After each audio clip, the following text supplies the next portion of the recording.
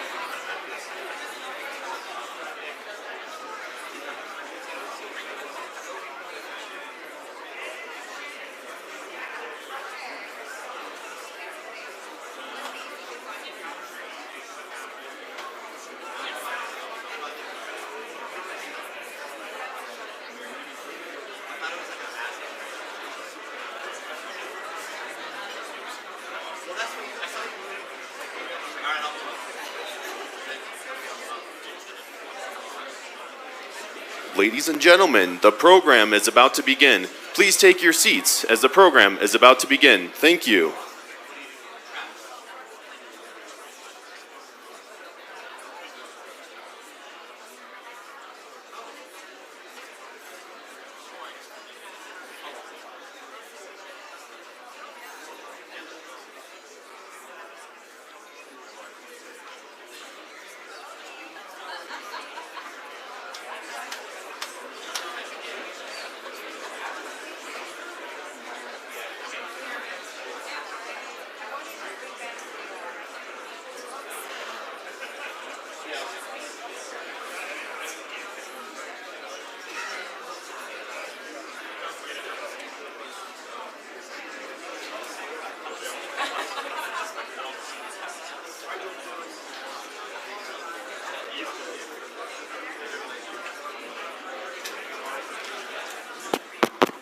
Good morning, everybody.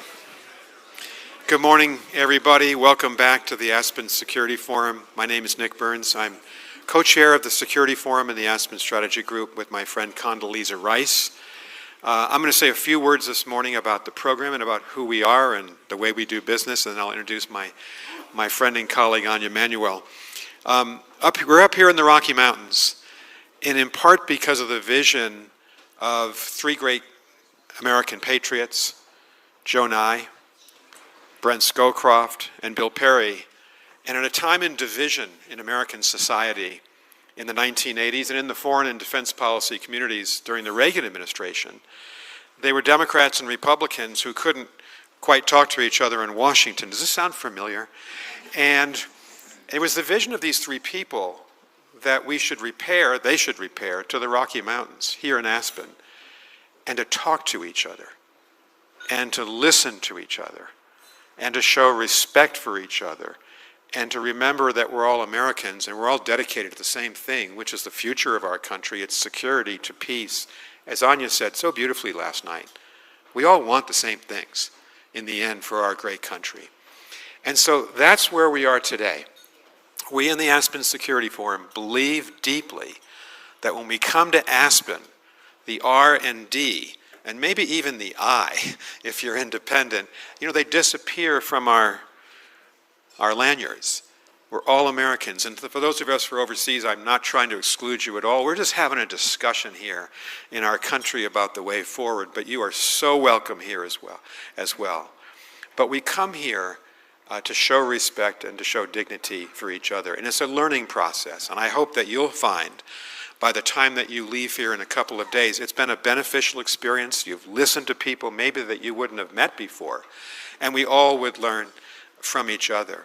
As we said last night, I don't know if all of you were there at Greenwald Tent when we opened this program, the Pentagon decided and other parts of the U.S. government that they weren't going to permit senior officials who had agreed to come and were on the original program to be with us this week. We thought that was unfortunate. We regret it very much, but here's our response. And we put out a statement, you can all read it.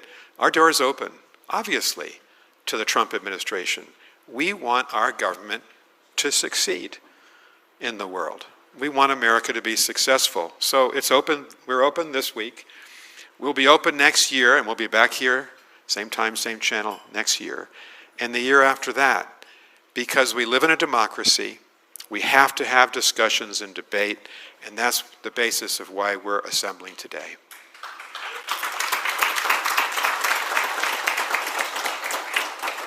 I got to say, too, as I looked at the program for today, it reflects the compelling nature of the world as it is today. And that's why we're so glad this is a global forum, that we have people from all over the world.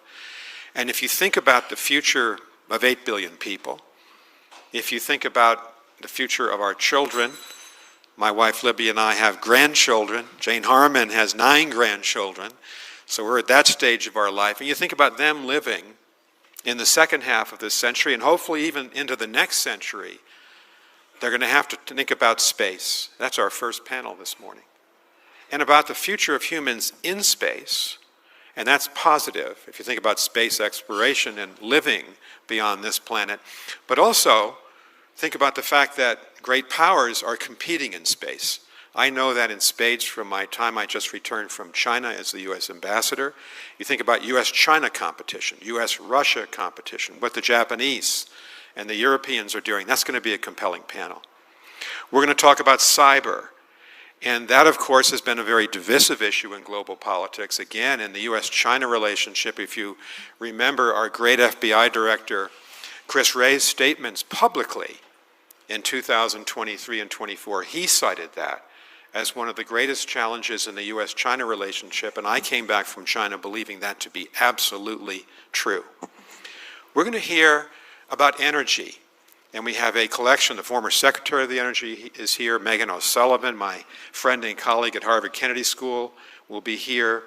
And that's going to be so important to talk about energy futures, the fact that we in the United States take great pride in now being the world's largest energy producer, but also the climate side, and the fact that you have to look at both sides of the globe's energy future. I very much regret that the United States and China are no longer talking about climate change. In our administration, John Kerry and then John Podesta were our 2 climate envoys. I spent a lot of time as ambassador not always agreeing with the Chinese government on climate, but understanding they're the leading carbon emitter in the world. We're the second leading.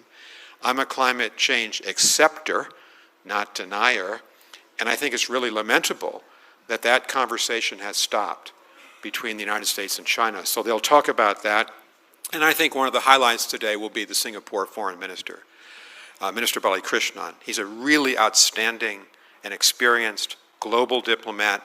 He's highly valued by countries and governments around the world. You know, Singapore plays this very interesting role in the Indo-Pacific. It's a city-state, and yet it punches so far above its weight. And I think Singapore has succeeded really from Deng Xiaoping's time forward to be almost the connector between China and the United States, and the country that really understands the United States and China best in that part of the world. And if you think about Singapore's trade picture, its largest trade partner is China, but its largest investor into its economy is the United States of America. So I highly value Minister Balakrishnan. I'll be introducing him later today. And then in the afternoon, we're merely going to talk about, I think, what is, if you look at the Wall Street Journal and the Financial Times most day, international trade and tariffs and the tariff wars and truces that are underway this year. And then 2 panels really thinking about 2 of the critical areas of the world. One on the Middle East and talking about the future of Israel.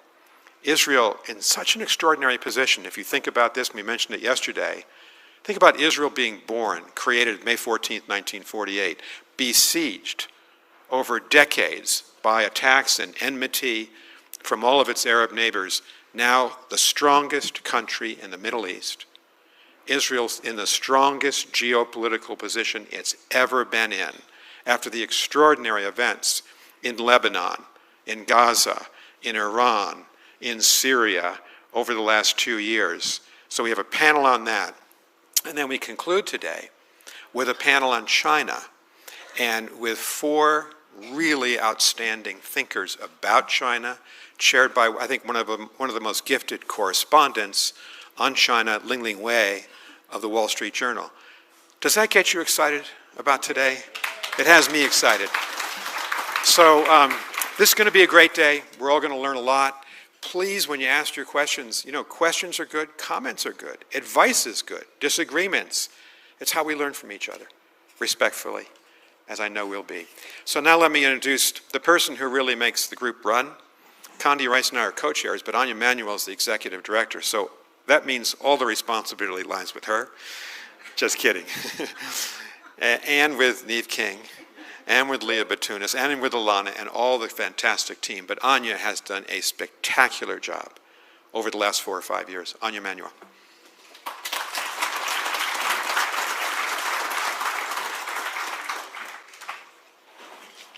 Good morning, everyone. Welcome to Aspen and to these beautiful mountains. I am going to start with a shout out to our truly unbelievable team here. We are tiny. We are only a few people who work on this year-round. I'm part-time, but we are led by the great Neve King, right here in the front. She's still working, she can't even look up. Leah Batunis, Alana Drimmer, Deb Cunningham, our Scowcroft Fellows, our interns. Please say hello to them and thank them when you see them in the hallways, because this is a big show to put on. We're very happy to do it every year, and we're so grateful to be here with all of you. So Nick has given you a really great overview of what you can expect to see the next couple of days. I'm going to give you just a couple of minutes on the spirit in which I hope we arrive here. It is an unbelievably complex world. I think more complicated than we've seen in many, many decades. And when you read the newspaper every day, you can feel like, gosh, how's this ever going to work out? You can feel pretty pessimistic. But what unites us all here, the reason we all come, is because we are unabashed idealists. Across all of the political divides that you see, I think there's something deeply human that unites all of us. We want to reduce conflict. We want to build stability. We want to create a more peaceful, prosperous world. That is the mission on which we're all engaged here, and that's what brings us together. And by the way, this aspiration crosses all political lines. President Trump has said repeatedly, he had another statement out last night about how much he just wants the killing to stop in Ukraine. He said a couple months ago, my preference will always be for peace and partnership, always. So that's what the president is looking for. President Biden told the United Nations last fall that our goal must be to end conflicts that are raging today and ensure that the forces holding us together are stronger than those pulling us apart. And that's what we're doing here. We're pulling ourselves together. But this hope alone isn't enough. So our theme for the next couple of days that I hope you'll share with us is to question a lot of assumptions. We're all experts here. We've got the rising leaders who are the new experts and who are already questioning the assumptions that the older generations have kind of clung on to.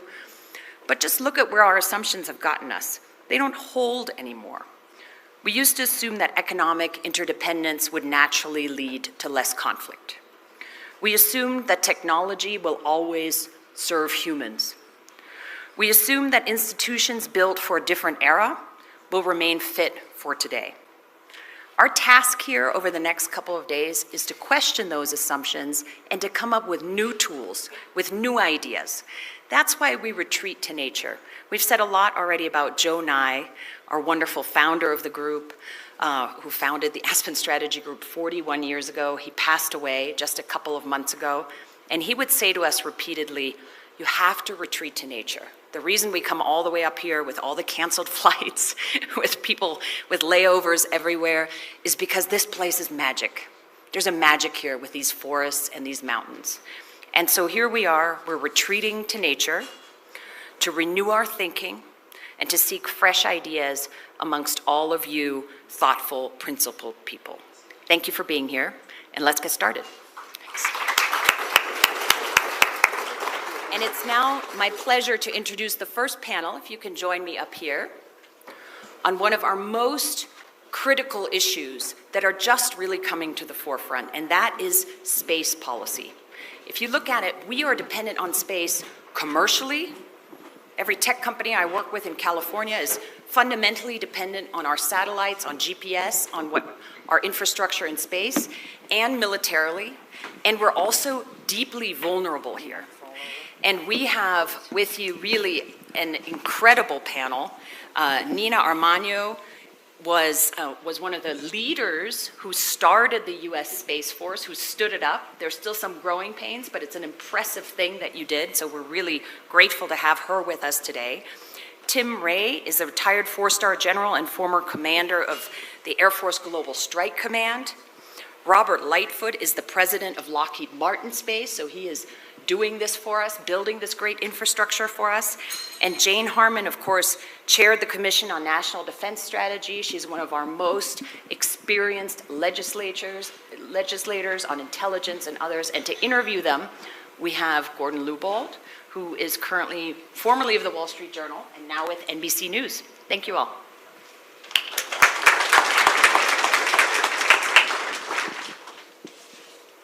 Is this right? Anyway, great to be here.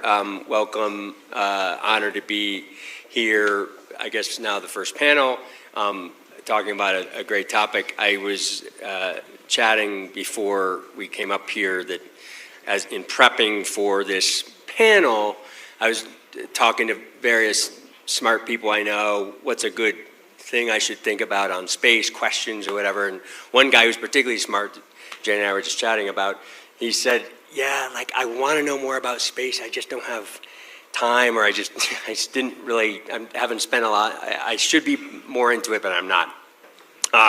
It's kind of like I should teach, or I should learn Mandarin someday, but I just haven't gotten there.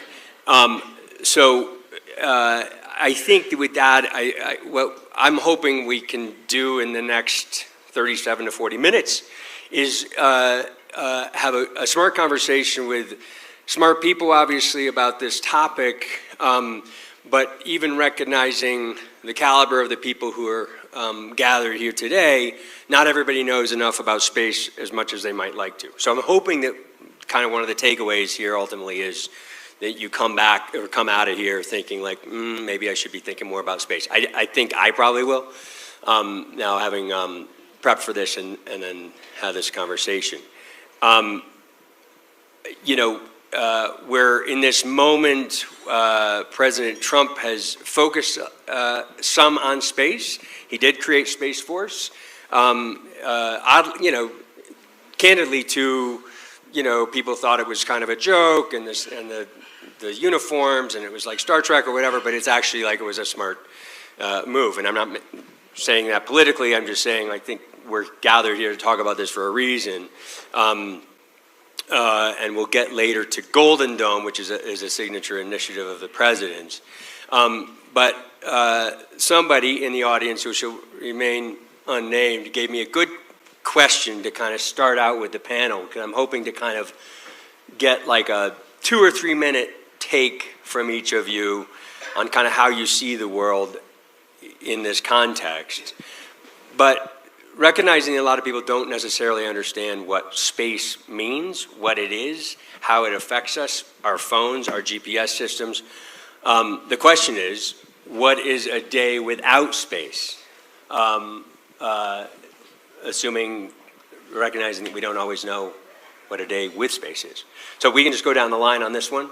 Jane, if you want to start, I'd love it.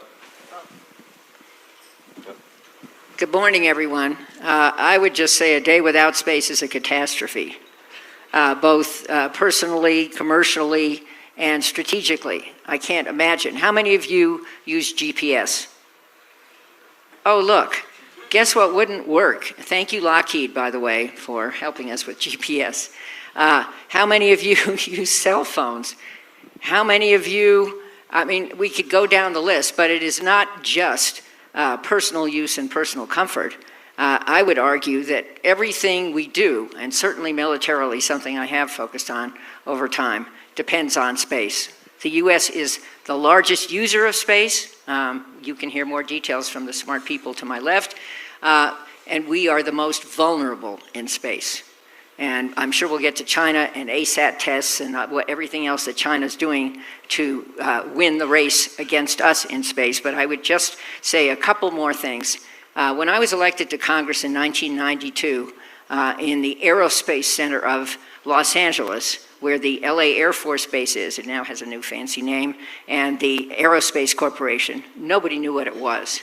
Nobody knew how you could have an Air Force base that had to do with space. And the firms that worked in space were small, but I mean the big names that you all know. But then, 20 years later, as our task force report for the Council on Foreign Relations, which Nina and I co-chaired, documents, there's been an explosion in space. And leading that explosion is not the US, it's China. Final comment, Mike Pence, whom I had served in Congress with for 5 terms, approached me during Trump 1 and said, we really need a space council. And he was the driver of the focus in the White House on space. I would say, in bipartisan fashion, that the focus in space lagged in the Biden administration, and with the exception of some guy who used to be my constituent, his name starts with E, wasn't really a focus of President Trump, and needs to be much bigger focus of President Trump and all of us. I'd like to just pull on the theme that Anya stated yesterday, the entire theme of this conference. Question your assumptions. We assume that we're going to have the capabilities that come from satellites. The United States military certainly relies on exquisite capabilities that come from satellites, from communications, strategic communications. All of our nuclear command and control go over satellite systems. Our weather, our missile warning, yes, GPS. Bringing it to this room, for the military, not one operation, certainly not any joint operation, but not even any single operation that happens in the Army, the Navy, the Air Force, or the Marine Corps. Nothing happens without space. So if you question your assumption, a day without space, this room would be dark. You would have had to pick up a map and walk here. There would be no air conditioning. We would not even be projecting our voices. And it's not because the satellites are controlling every single thing individually, but very specifically, it is that GPS timing signal that has become so important to everything we do, from running the timing on your phones, which coordinates everything else that happens with your phone, to the timing that runs our energy grid, our banking systems. It is that important. So assuming that space will always be there is a very dangerous assumption. And that's why Jane and I co-chaired this task force. Little plug. Go. Little plug. Please. I actually have some of our reports here for whoever would like one. I'll autograph, yes. Would you like to, Jane, with me? Okay, special autograph versions of our report. The reason I love our report is because it is so digestible. We set up the situation up front, which is our satellites are relied upon by not only the United States, but the world. They're vulnerable to attacks by Russia and China. We can get into the threat later if you'd like. The number of satellites in space are growing thanks to launches and mega constellations and our amazing commercial space and industry space capabilities. Debris is increasing, though, because of those launches and because of satellites that are aging out. And this all comes together in what I call a train wreck, unless we, as the United States, make a point to prioritize space. This is so digestible because it gives you 7 findings, 7 recommendations, and you can read it in about 5 minutes. We put everything right up front. Thanks to Jane Harmon, who cracked the whip on our task force every time we met. So, please, we'll pick up a copy at the end, and Jane and I will sign for you. Well put. Yeah, thanks for being here. My first chance to come to this forum, and so was hoping to just be in the forum, only to find myself on my drive up from Denver that I'm on the panel. So it's great to be here, sincerely. And I know many of these people here, so great opportunity. So where I come from is a couple of experiences I think that help shape this. Spent a lot of time in the nuclear community, and so what it means to operate the nuclear forces. A little bit of time in the acquisition community with some success with the B-21 and a few other things. And some success with the operational experience of being the deputy commander in Europe for a couple of years, from 16 to 18. But more recently, running business executives for national security, a nonprofit where we bring the business leaders, the non-defense primes, alongside the government to help them think about industry best practices. So I'm really much more informed now on the finance side of things and what it really takes to get done. When I first think of a day without space, you would all be wise to worry about nuclear command and control. For those of you who would like to see us not do nuclear weapons, you would like to know that we could not do nuclear strikes and turn them off, which is really dependent on space, or that if we needed to in that regrettable scenario that we could use it. Completely dependent upon space, and we have to be able to do it. But really, in a bigger sense, the things that we would call national security 10 years ago was a pretty small group of topics we could all quickly agree on. In 2025, that size of topics now expands to almost the entire society that we live in because of everything we do, from supply chains, grid management, energy abundance, not just energy resilience, but how we do our workforce, how we deploy capital. And I think now for us to go forward into this area, you're going to have a tremendous relationship between finance and freedom to be part of the underpinning conversation. You see the gridlock in DC, it can't get there by itself. So how you manage the development of capabilities in the public and the private sector and how you master that art, I think is going to be one of the things that define our success going forward. So that's how I see this as a really important part of that chapter. Great, Tim. Thanks. Robert, please. Yeah, I think my take on it is a day without space is simply chaos, right? I don't know if we really understand that. We talk about space. The folks that work in space, we understand that perfectly. I'm not sure the general public or a lot of people that are very educated understand that. And so when you think about what we began to use space for decades ago, it was to allow terrestrial operations on Earth, things that would happen, whether it was business, whether it was finance, whether it was military reasons, right, for that purpose. A fundamental shift probably occurred as we got more dependent on space. I think the fundamental shift was 2015 when the PLA decided, or China decided, that they declared space a warfighting domain. And when they did that, they actually changed the narrative, because everything we had built before that was to support things that are happening here on Earth. So we didn't have to worry about protecting that domain. So if you think about the domains, when we talk about domains, it's land, sea, air, cyber, and space. And I think cyber and space, and that's why I'm glad there are panels on both today, are the two that are least understood. You can see land, you can see sea, you can see air, you see planes, you see tanks, you see ships, right? So you get that fusion. You don't get to see satellites. And I think the understanding, if we can have one takeaway from today, would be this group, this thought leadership group that's assembled here, has a better understanding of your reliance on space and why we need to protect it and what's so important about that domain in our daily lives, but also in the security of our country. That's great, real well put. And also to drive home the point, we're not talking about just a day without space. Potentially, it's not like lights out and we lose power for some hours in our house. This is like potentially you don't just turn it back on, whoever attacks space or attacks the satellites that control our phones or whatever else. It could be a much longer term proposition. I wonder if we could just kind of dig down a little bit more on the threat posed particularly to the U.S. By our, as Americans, reliance on space and satellites and all the rest of it. Well, let me just back up and say, I think we understand that American capabilities in space are amazing.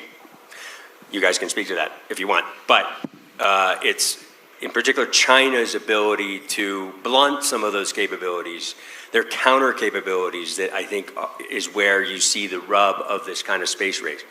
So I wondered if you could all just talk about that. Talk about the threat. And not everybody has to answer every question. Everybody can jump in. You all know each other. Jump in, argue, disagree, agree, whatever. But whoever wants to jump in first. Our satellites are vulnerable because when they were first designed and built and taken through a very lengthy acquisition process, there was no threat in space. And we are talking about, like, unfortunately, a 20-year cycle. Pretty much the same as a fighter aircraft, actually. I mean, you know, these exquisite military systems have had the luxury of taking years and years to develop.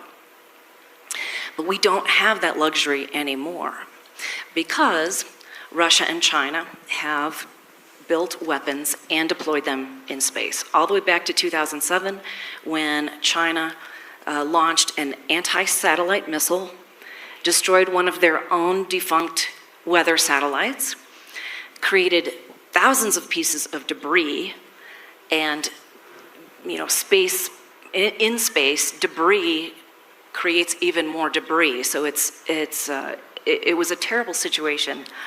At first, the community said, oh my gosh, how could they be so irresponsible?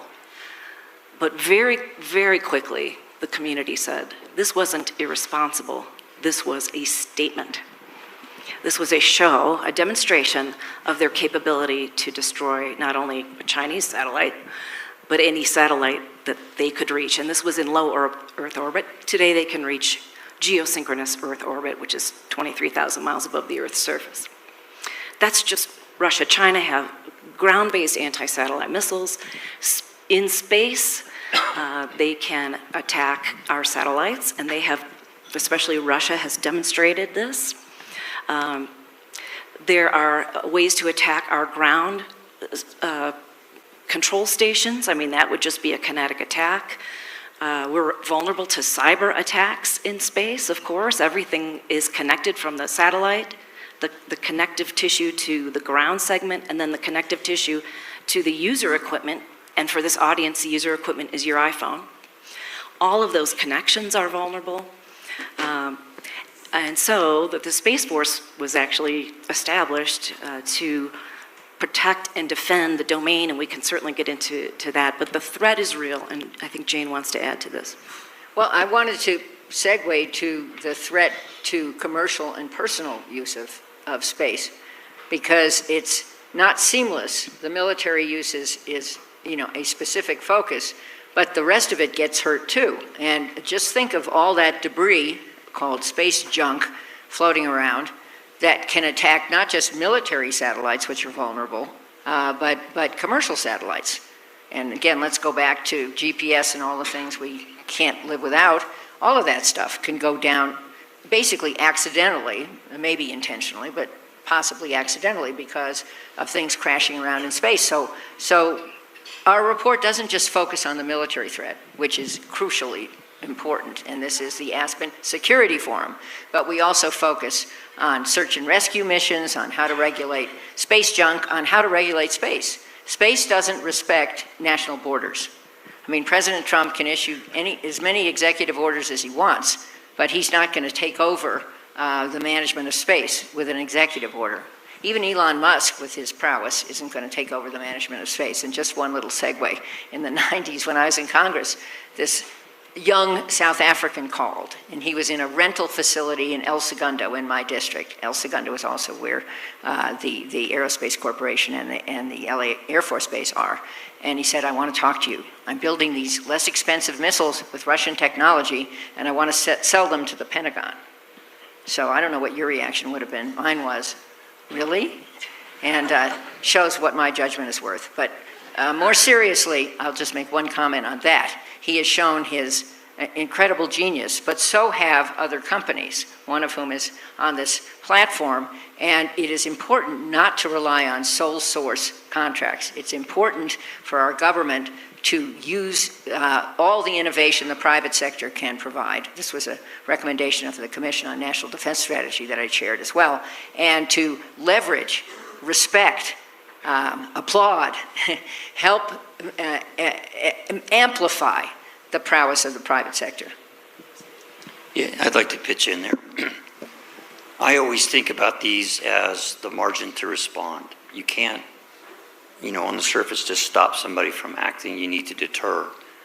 But the capacity to take a punch and respond appropriately is a really important part. And what Jane just said is a really important piece about what the industry can do. You've got a really big challenge in our country is that we've never scaled real capabilities since the end of the Cold War. We bought a lot of things for the war on terror, but we've lost that gene, right? So how do we tap into that innovation becomes a question of mastering the finance question of how we get the players on the field. You've got about $8 billion a year playing in the venture capital world, and it's pretty stable. But you're not seeing the private equity world come in because there's no cash flow, free cash flow scenario. So when you want to say go faster, tap into it, there has to be a realistic approach to the finance piece of it to actually pull it off. And so you're pretty healthy from a venture capital perspective. I think the relationship between the Space Force and the commercial space industry is really a great example. But because there's been that venture capital that's played, there's a pool to pull from. Other sectors of the industry are not as fortunate. So there has to become this acceptance of who can play and what we do with them. And the fact that we're not going to pull all those venture capital people across, you actually need to reconcile what you're going to do with the things you don't buy so that the Chinese don't buy them at dimes on the dollar. But to tap into that innovation, we don't have an innovation problem, we have an adaptation problem. We have a scaling problem. We are very good at innovation. How do we pick up those pieces, coherently put them together, and build margin is the real question. And that takes all those great recommendations and goes to the next. If you think you can go to Congress and make that happen, that's probably not a great strategy. But really knowing how we tap into the commercial financial markets to make that risk reduction a reality, I think that's going to be one of the formulas for success. Yeah, I think to pile on that one, I think that's really important. I've got a lot of my competimates out here in the audience that build these systems. And how do we bring in the new ideas but help them scale? You take a company like Lockheed Martin, we've got plenty of scale, we've got plenty of legacy, but we're also used to exquisite and bespoke. We do plenty of innovation, but others do innovation too. And how do we partner as opposed to compete, right? And that's the way we're going to deal with this threat, because the one thing that I think the biggest threat we have is time. We can't buy time. And if you look at the threat space, in the last, I forget the numbers, I think since 2015, China has increased the number of satellites they have for intelligence, surveillance, and reconnaissance by 500%. 500%. I don't have time to go be bespoke and perfect and everything. I need to get capability on orbit that deters. This is a deterrence discussion, not necessarily a defend and defeat discussion. So our ability to, as maybe a more established company, to work with folks like the General's talking about, we've already been doing that. We're doing that in several places with our technology demonstrations, but that's the way the country is going to be more successful, I think, going forward. The other piece of that, really, if you think about threat, I know we're talking about in space, the threat is can we get the workforce? How do we excite the next generation to come into science, technology, education, STEM roles, right? Engineering and math. That's drying up. China's graduating ridiculously more engineers than we are. And so how do we incentivize that as well so that we've got the workforce? I mean, in some cases, it's not about the money, it's about the time and the people. So. And the infrastructure. Yeah, good point. Could I just add a PS about the United States Congress? Anybody ever heard of the United States Congress? Anybody care about the United States Congress? I admit I bailed at a time when it was becoming more partisan and headed the amazing Wilson Center for 10 years. Sadly, that is going away due to drastic cuts by this administration. But my point is that Congress does have a role, a big role here. It did have a role, it does have a role. For one thing, the proposed budget cuts NASA by 25%. And if you think about what NASA does, I'm sure you're all aware, a lot of it is hard power, helping our military project power. But a huge amount of it is soft power through all of the ways that it excites the world about space. The Artemis Accords, which are a program to enlist states to go to Mars. And sadly, with less money, that's not going to be funded. And things of that nature, all of the advanced ways we have viewed into space and the gift we've made to the world about what we can see in the universe. It's just astounding. So Congress can restore those cuts, and why I wanted to raise this topic is Congress is working on a bipartisan basis to restore the cuts to NASA and maybe even increase NASA's prowess. It's a key agency, and Congress also could help assure that we recreate, fund, and use a space council to coordinate activities in the White House, which has atrophied both under the Biden administration and now under this administration. So good. By the way, I want to come back to the debris thing at some point because I think it's fascinating, but to kind of stay on this theme for a second. Nina, I wonder if you could just talk and help educate our audience a little bit about Space Force and about, in the context of what we're talking about. Like, what does it do? Like I said, people kind of made fun of it initially because they thought about the uniforms and like, this is silly, but it's relevant, certainly to this conversation. What do they do and how can they help protect the U.S. in this context? Well, let me start by saying that Netflix series called Space Force would still be running if they knew me, because I was the first director of staff for the United States Space Force as we were standing up. I have tons of material for that show. A new career. It was hilarious, especially at the beginning when they showed the rivalries among the services, and the poor Coast Guard was always at the bottom of the rung no matter what. Sorry, Coast Guard, I love you. We can't function as a nation without you. But they really, then they got silly. But they would have had a lot of really good material from me. When we were standing up the Space Force, the impetus was the threat. There needed to be a group of experts that could control their own budget, well, be given a budget, control the expenditure of that budget, control their people and develop their own workforce, and focus on space each and every day. And that's what the United States Space Force is doing. It came from the Air Force. It was a major command. It was Air Force Space Command, and largely Air Force Space Command just moved over and became a service. That's what it looked like the first few weeks and months, certainly, of the Space Force. And what I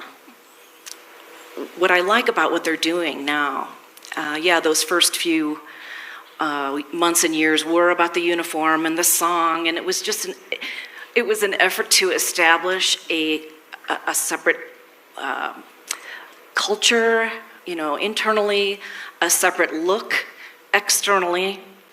But what I like what they're doing now, I mean, there are doctrine documents being written about how not only to protect and defend in space, but how to ensure that those capabilities that we have continue to operate through conflict, so that the Army, Navy, Air Force, and Marine Corps, in all domains, air, land, sea, undersea, can continue to function, to win wars.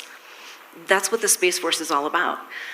But there's a new domain, and in space, with the threats I did explain earlier, there needs to be a very deliberate approach to not only protecting and defending our satellites, but just like any kind of other military, we are now starting to talk about defenses and offensive capabilities in the space domain. Congress is on board. The Department of Defense is on board. Wasn't there a cut to the Space Force budget, though, and then maybe reconciliation helped it out? But the Space Force budget is flat. The first couple years, you did see almost a doubling, but it has been flat. And I have been critical of a flat budget for the Space Force. They are mission-focused.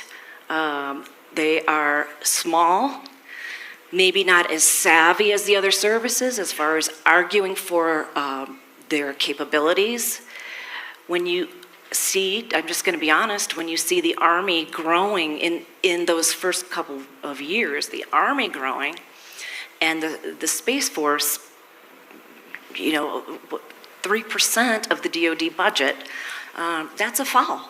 And you're right, the reconciliation bill has very much boosted space capabilities, or has the promise to, as well as Golden Dome. I want to come to Golden Dome, but Let me throw something on top of that, because I was on the sidelines watching it, know Jay Raymond pretty well, and listened to how he thought about it. I think if we prevail as a nation in the next 50 years, one of the most strategically important decisions we made was to build the Space Force. It will be an elemental move, because you went from an intel perspective in space and a lot of very expensive programs. You needed somebody as savvy as these guys to grind the gears with Congress to shift, because that was really a very ungraceful transition, but there was no other way, right? And you can't get this without Congress. But I'll always admire the strategic wisdom to go down that path and to create this DNA. And I'm a strategic nuclear guy, but I'm their biggest fan because of how they did it. It was a huge lift, but you really needed those experts in the room making Congress allies and to get those big shifts in the programmatic piece. But I think it's going to be a game changer for us going forward. I'm just fascinated by the debris thing, so I just want to come back to it really quickly, because I'm pulling from the report that we can now plug it once again. 40,000 items in space that are bigger than 10 centimeters long, traveling at speeds of up to 18,000 miles per hour, which, by the way, I didn't know that was a thing. But that's just like a tangible thing that people can kind of like grasp onto. Okay, there's a bunch of litter up there. So how do you manage the problem? How do you work with allies and potentially adversaries to manage even that problem? Anybody? Hey, I just want to see if Robert will jump in here wearing his NASA hat. Just talking about the practical impacts of debris on the International Space Station. I think I was going to actually mention the speed, right? I don't think people realize that, to escape Earth, you have to get to 17,500 miles an hour. All those rockets that go, they look really pretty, but ultimately that's how fast they're going. If you're going less than that, you're going to re-enter. Okay, so all this debris is cruising around up there, some greater than 18,000. So think about something here getting hit by a piece this big that's going 18,000 miles an hour. It's going to destroy it, right? And it doesn't have to completely disintegrate it. Well, the International Space Station, the walls on the International Space Station are pretty thin. And we used to deal with what we call micrometeorite debris all the time. And there's actually safe havens for the astronauts and the cosmonauts, where you would get a warning from what's the Space Force now. They're just tracking all the debris. You have a potential. You can't move the space station. Sometimes you can get it out of the way. Sometimes you can't. And people would have to go to their safe haven in case it got hit, because it would depressurize, and then it's a bad day. It's a Hollywood movie kind of thing that's not good. So that was part of and by the way, it's in low Earth orbit. So this debris, no matter where it starts, is ultimately going to come, decades, by the way, in some cases, it's ultimately going to come down and re-enter. And so I think that's the challenge, is everything between those debris sites, the anti-satellite test you talked about, anything from there to basically the atmosphere is in danger. Is this the common problem that the U.S. can work with allies and others to Yes, solve? and this is one, I think, some of the lower hanging fruit that we could work on. Much harder issues are nukes in space. I'm sure we're going to get there. And the China challenge, that. But everyone has an interest in satellites not being destroyed accidentally by space junk. And satellites are hardened now. They're much stronger, more resilient than they used to be, but not totally.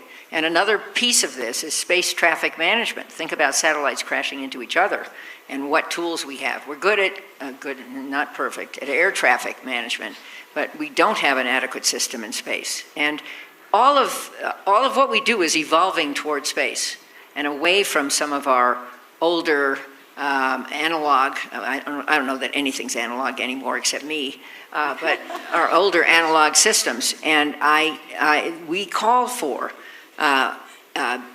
global systems, if possible, to manage issues like this. And the hope is that it would from more mundane commercial traffic issues, it would somehow build the trust that's necessary to do what we really, really need to do, which is to have rules in place to regulate space so that we don't have a nuclear war in space, catastrophic, obviously. And those rules should be put together and established by a group of international experts, bringing in commercial space and the space industry, literally bringing them to the table for policy decisions and establishing rules of the road in the space domain. One of the things that makes this probably the scariest for me is that there are no rules. There are no rules. Ships have to pass to the right of each other, left, well, whatever it is. Correct. Ships, okay. You drive in our country, you drive on the right side of the road. You drive in some other country's left side of the road. Back to horse riding, it's left. I'm not a horse rider, but I learned this during our study. You keep the other person on your left. Nothing like that in the space domain. And so, with all of this extra activity up there, be it nefarious or just the fact that China is growing exponentially in space and using space like we do in the United States, there is a chance for a miscalculation. That is and then you add to it that we don't communicate with China. Ambassador Burns mentioned it yesterday. Communication is the biggest thing, the biggest breakthrough that we need to make with China. Supposedly there is a hotline between the Pentagon and China. I've never seen it. T-Ray? I've not. Oh, okay. He's not confirming nor denying. There is a line. I don't know if they pick up. They don't pick up, right? The United States is the one who does space traffic management. It's a small squadron in Colorado of military Space Force guardians. They do it for the world. And they email China when there's going to be a collision or a potential collision. And do you think they get answers from those emails? No. So we need an international approach, and we need China to be at the table with us. We can explore that further, but I want to hit, if this thing's right, we have not that many remaining minutes. I want to hit Golden Dome real quick because I think it's again, kind of a signature initiative by the president. I think it's a tangible thing that people can kind of be like, understand kind of a system of systems to defend the American homeland. It's in its nascency. I'm not sure that there's a strategy necessarily that the administration has settled on. I think for various reasons, and we'll leave it at that. But the president did throw out a $175 billion number. I think somebody suggested to me that that number was maybe pulled out of space a little bit. But does the U.S. need a Golden Dome? What's changed since President Reagan suggested Star Wars years ago? And is the president's vision, such as it is, realistic for everybody? I'll tell you, divorce yourself from the source and embrace the idea that you now have two nuclear triads you have to deter. The Chinese are hammered down on matching us. Your triad is ancient and really struggling. You've got to rebuild it all. You can't keep up with two. So for every two I build, they just have to build one. You have to go there with missile defense. You saw my time in Europe. I was the three-star who would run the integrated defense systems with Israel. It's a numbers game, bottom line. But the homeland is no longer sanctuary on many dimensions. And you cannot deter, with one triad without changing the relative magazine depth of our adversaries. You got rogue actors that we did great with the North Koreans, but this is something that is going to be paramount. It's going to be key to our survival. It's going to be a huge infrastructure bill. It's going to be a huge tech bill. It's a big space piece, but we don't have the luxury of waiting to debate this. You're out of time, and Time's the you need to enemy. do it. I think the general said it well. The difference between now and the Reagan era, two things. It's the threat space is totally different, and the capabilities of our adversaries are not just ballistic missiles, right? That's what we protected against. Now we have hypersonic glide. ICBMs, hypersonic. Yeah, which is a tough putt. It's just a tough putt, right?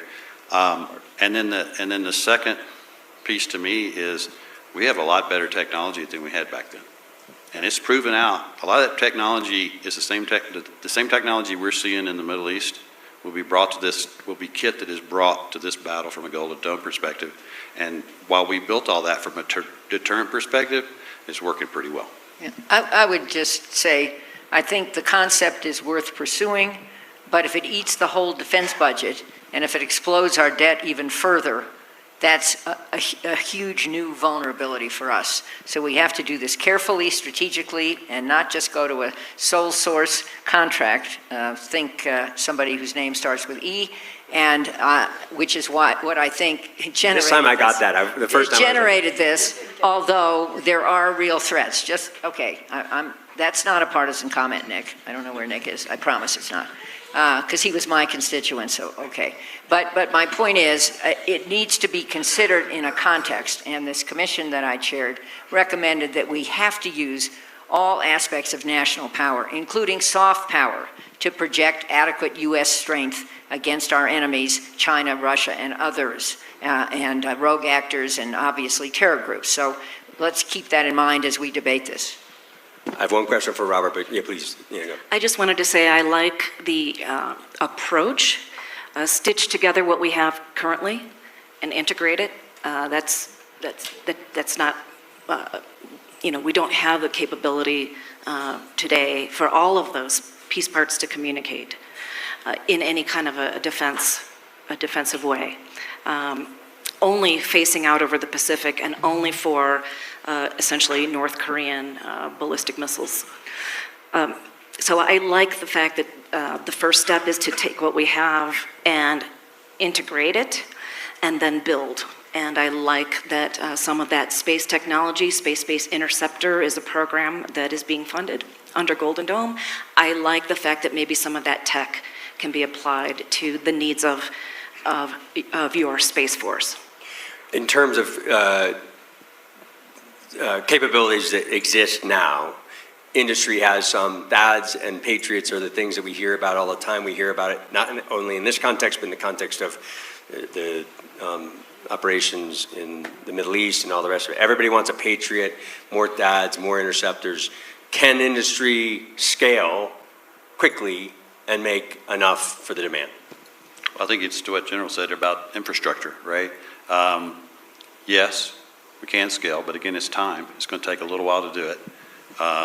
And I think what you'll see, I mean, not to make it political, but the administration is now looking at funding munitions ramp-ups, and that's in the reconciliation as well, recognizing what is that magazine depth, what are we going to need to go do that forward, and so those fundings happen, and industry's ready to take that on.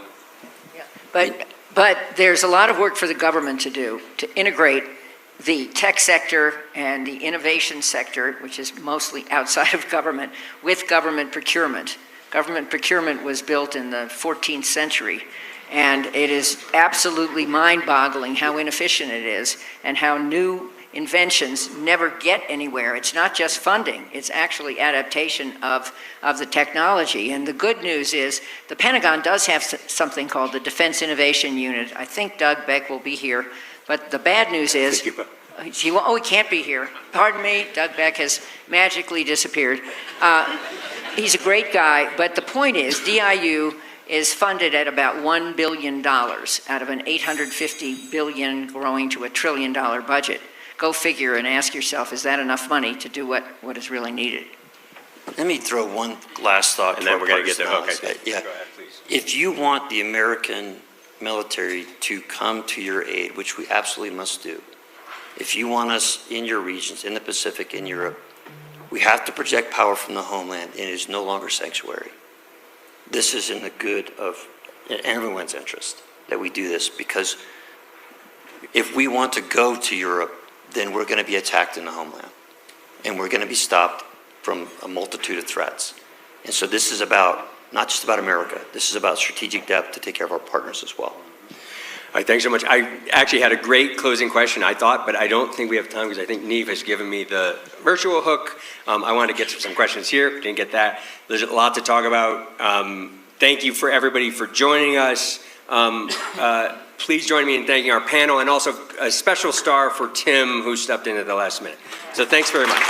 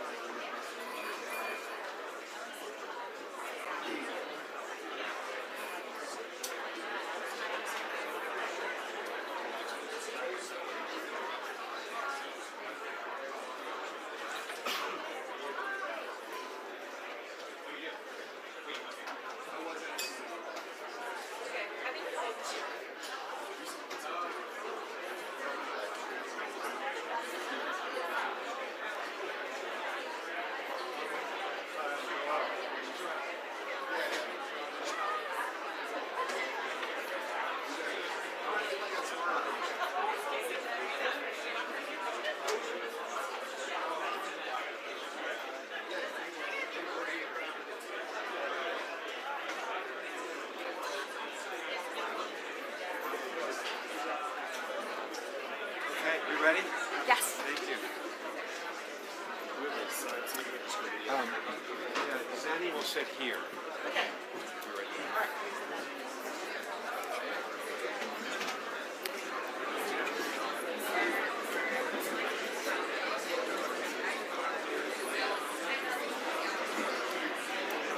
Okay, everybody, please take your seats if you can. Hey, Neve.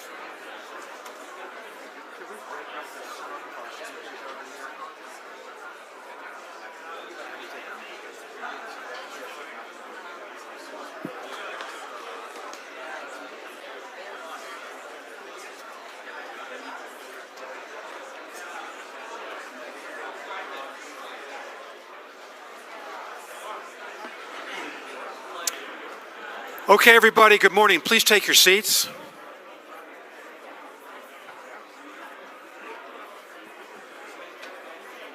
Please take your seats, everybody.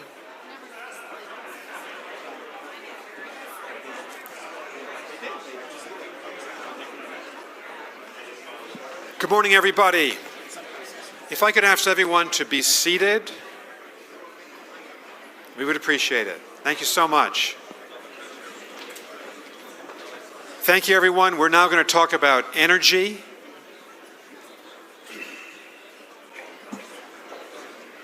When we think about power among the great powers of the world, you think about the metrics of power, traditionally military or diplomatic or economic.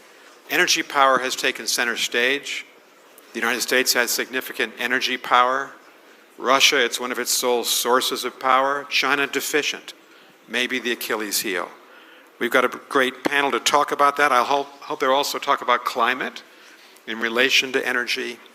But here we have Dan Brouillette, former Secretary of the Energy of the United States, Jorel Sampaio from the Brazilian Foreign Ministry, an energy expert, Jason Bordoff of Columbia University, founding director of the Center of Global Energy Policy, and last but definitely not least, my good friend and colleague at Harvard, Megan O'Sullivan, who's written a great book called Windfall, on global energy trends. And we're so happy that Zanny Minton-Bedos, the editor-in-chief of The Economist, is going to grill these panelists. Thanks so much, Zanny. I'm not going to grill. You just want me to do the same treatment that I gave you yesterday. Thank you, Nick. Thank you. Welcome, everyone, to this conversation about energy security in a changing geopolitical world. I think it's worth reflecting that if we had had this conversation, 5, 10 years ago, and certainly if we'd had it in Europe, but I think probably here too, we would have expected to be talking about how do we transition affordably and sustainably away from fossil fuels in a decarbonizing world. That would have been the focus of our conversation. Today, that may be part of it, but it is certainly not the only focus of our conversation, because the world is so different, as Nick has said, and as Anya has been telling us, that geopolitically it's transformed, economically it's transformed. Gone is the world where we want to integrate everything in a globalized world. We're now much more focused on industrial policy and resilience. And we are in the midst of this enormous shock revolution that is artificial intelligence, which has also transformed the energy landscape. And so I think energy security means something very different today than it did 10 years ago. And what I want us to do in this conversation is kind of explore that. And I think now, if you think about a country's energy security, you are thinking about literally the security of your energy supplies, but you're also thinking about affordability. You're also thinking about, do you have enough energy supply to cope with the AI revolution? You're thinking about reliability, you're thinking about supply chains, you're thinking about a whole manner of things. And just to give you a sense of the scale of the change, we are suddenly in a world where energy demand looks very different than it did a decade ago. And electricity is what is going to drive the AI revolution. And just a couple of stats. In the developed world, in the rich world, energy consumption was essentially flat for the last couple of decades.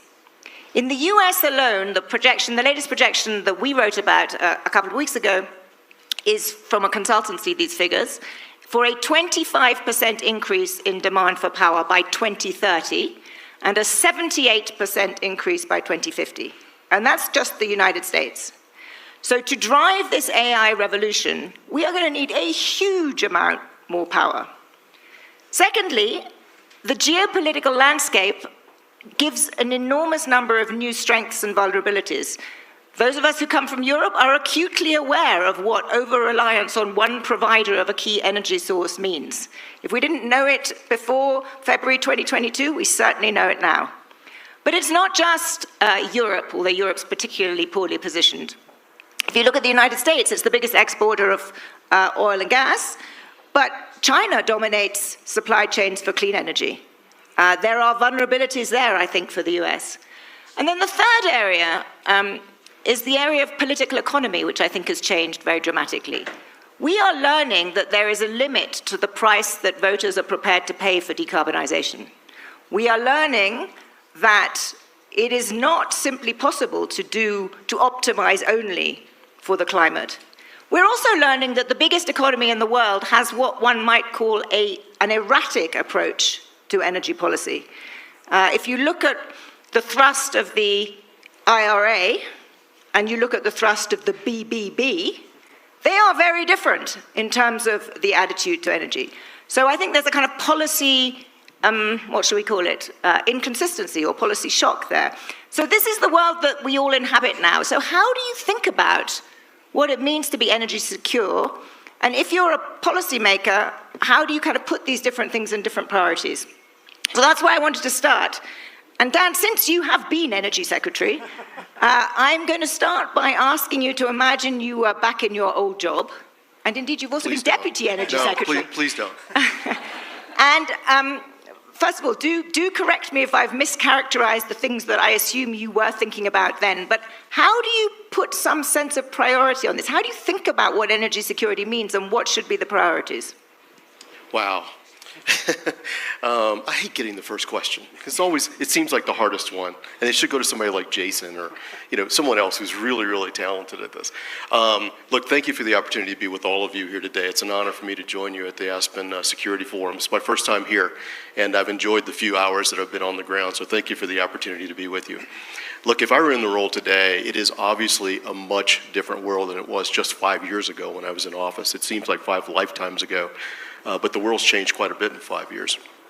But if I were thinking about it today, I would approach it in much the same way that you just articulated. I think over the course of the last decade, perhaps 2 decades, we tended to view energy policy almost exclusively through the lens of climate and its impact on climate, which is important. I'm not suggesting that's unimportant. It is important. But it gets a bit risky when that is your primary lens by which you approach these things. The world has changed quite a bit. The points that you made about the whiplash effect, those are my words, not yours, obviously, but I mean the changes in policy direction, I think are most acute at the congressional level and perhaps at the senior-most levels of the elected politicians in the U.S., meaning the president and the Congress. I will tell you that in my experience at the Department of Energy, my experience in energy policy differently is that looks a lot different when you talk to the technical experts, or you talk to the industry, you talk to the people who actually live in this world. And Jason and I have had this conversation many, many times. The things I did as Energy Secretary to advance things like LNG exports, natural gas production, were simply building on what Ernie Moniz did as Secretary and what Jason Bordoff did when he was a leader in the department as well. So there's a continuity there too that we often don't recognize, and I just want to make that point that it's not all back and forth all the time. But as I think about one fan over here. And that's why I think these kinds of conversations are very important. So thank you again for the opportunity to be here, but thank you for the good work that you do. And I'll just make a couple other points real quick to set the table. If I were back in the office today, I would be looking very closely at the regulations that need to come out of FERC, the Federal Energy Regulatory Commission. Not many people know this, but the FERC has this dotted line report to the U.S. Secretary of Energy, and some of the legal authorities that are currently granted to that, quote, independent agency are actually derivative authorities that were granted to the U.S. Secretary of Energy. So if I were back there today, I would be looking at some of these and finding out which ones can I bring back to the department so that we can look at this regulatory structure in the United States a little bit more holistically than what is perhaps being done. And the reason for that is because what we just talked about, the increased demand for electricity as a result of AI, as a result of trade policy, increased manufacturing, whatnot, all of those things are true. And my fear is that we won't build the generation that is necessary to meet that demand under the current regulatory regime. And that's not the fault of utilities. They're just hamstrung by the current regulatory regime. So I would be looking very closely at that, and we can talk about what the details of that might look like. That's a really good point. So that it's greater cooperation, greater regulatory. So you'd start with the regulatory area as being one where there are sort of low-hanging fruit. Jason, I assume that you would agree with that. I'm going to come back to you with the international stuff in just a second. But since Dan mentioned Jason, let's assume you were Energy Secretary. And which perhaps in another world you might have been, but tell us what you would do if you were in that job. Now, what would be your way of thinking through the priorities? Thanks again to Anya and the whole team and Aspen Security Forum for having me back, and thanks to Secretary Bouillet for being here and for those kind words. He was really a fantastic energy secretary, and he was focused on the energy policy goals don't really change. The mechanisms to get there, the approaches may change, but energy policy wasn't really a phrase people used until the 1970s. Energy was about energy security. That's the history of energy policy in World War I and World War II. How do we make sure we have enough energy supply? So energy security, energy affordability for economic growth and economic competitiveness, and sustainability and environmental protection. That's sort of the lens with which you should think about energy policy. And to your points in your introduction, Zanny, Megan and I wrote in the New York Times around 4 years ago. I think we concluded an op-ed with a line like, if climate ambition comes into tension with security of supply, affordability, or reliability, climate ambition will lose. And I think that's kind of where we are today, because I do think it's correct. I think climate is an urgent problem, and we need to focus a lot more attention on it, but we are recognizing that we need to do multiple things at the same time and think about energy security, think about affordability, and think about sustainability and decarbonization all at the same time. The world is very different, though. We're in a world now that is becoming more competitive, more fragmented. If you think when Megan wrote the book that was mentioned in the introduction, the US was undergoing the largest increase in oil production of any country in history. We were in the middle of this enormous shale revolution to bring more supply to market. Electricity demand was flat. Renewables and batteries were falling 70, 80, 90% in cost, largely because China was making them cheaper, and now that's a bug, not a feature. And so the whole way we need to go about thinking about this is quite different. So we need to think differently about domestic sources of energy, and as you said in your introduction, for all the rhetoric around drill, baby, drill, that means build, baby, build, more than anything else, and it means power, it means meeting rising electricity needs, that's going to mean natural gas, it's going to mean nuclear, it absolutely needs to and should mean renewables as well. We're going to need permitting reform to make it easier to build in this country. Again, we should be thinking about efficiency and reducing demand. That also helps make you more energy resilient. We learned that about a month ago, despite the fact we are a net exporter of oil now. After importing 60% of our oil in 2008 or 9, we were still really worried. Our president was really worried if something happened in the Strait of Hormuz because prices are set in the global market. We'd be more resilient if we used less, not only if we produced more. And we need to be moving much faster as well to think about what's happening in the rest of the world, so we can come to that in a moment. But I think that is kind of at a high level the approach that is consistent with what Dan said. It is consistent. This is wonderfully, bipartisan committee. This is exactly what we want here, a very sensible list on both of you. Megan, can we now open the aperture to a more international perspective? And as Jason said, the world is very different than when you wrote your book. But can you tell us, at a sort of big picture level, who sort of wins and loses in terms of energy security in the current framework? Like, how do you think about energy security globally, given where we are now in terms of demand and geopolitics? Sure. And thank you for hosting this panel. And I'm disappointed I don't get to be energy secretary. I have much greater ambitions for you. I'm thinking Secretary of State, actually. We're going much bigger. Well, on that note, let me say that I think this shift to focusing on energy security is really a global one. It's not just the US doing it.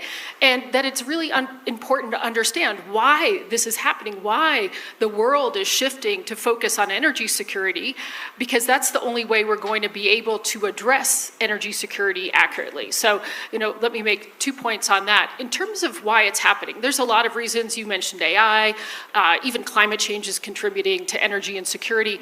But I'd say the biggest one are the changes in the geopolitical environment. So Jason referenced, and so did Secretary Briette, the last couple of decades really being, in retrospect, a kind of global energy age where we had abundant energy, the shale revolution, decrease in price in renewables, and we had a copacetic international environment. We had international cooperation, and we had increasing globalization. You put that all together, countries felt pretty comfortable from the US to China to rely on the market for meeting their energy security needs. And now we're in a different world where you're in a geopolitically competitive, great power rivalry situation, and where protectionism, not globalization, is the norm.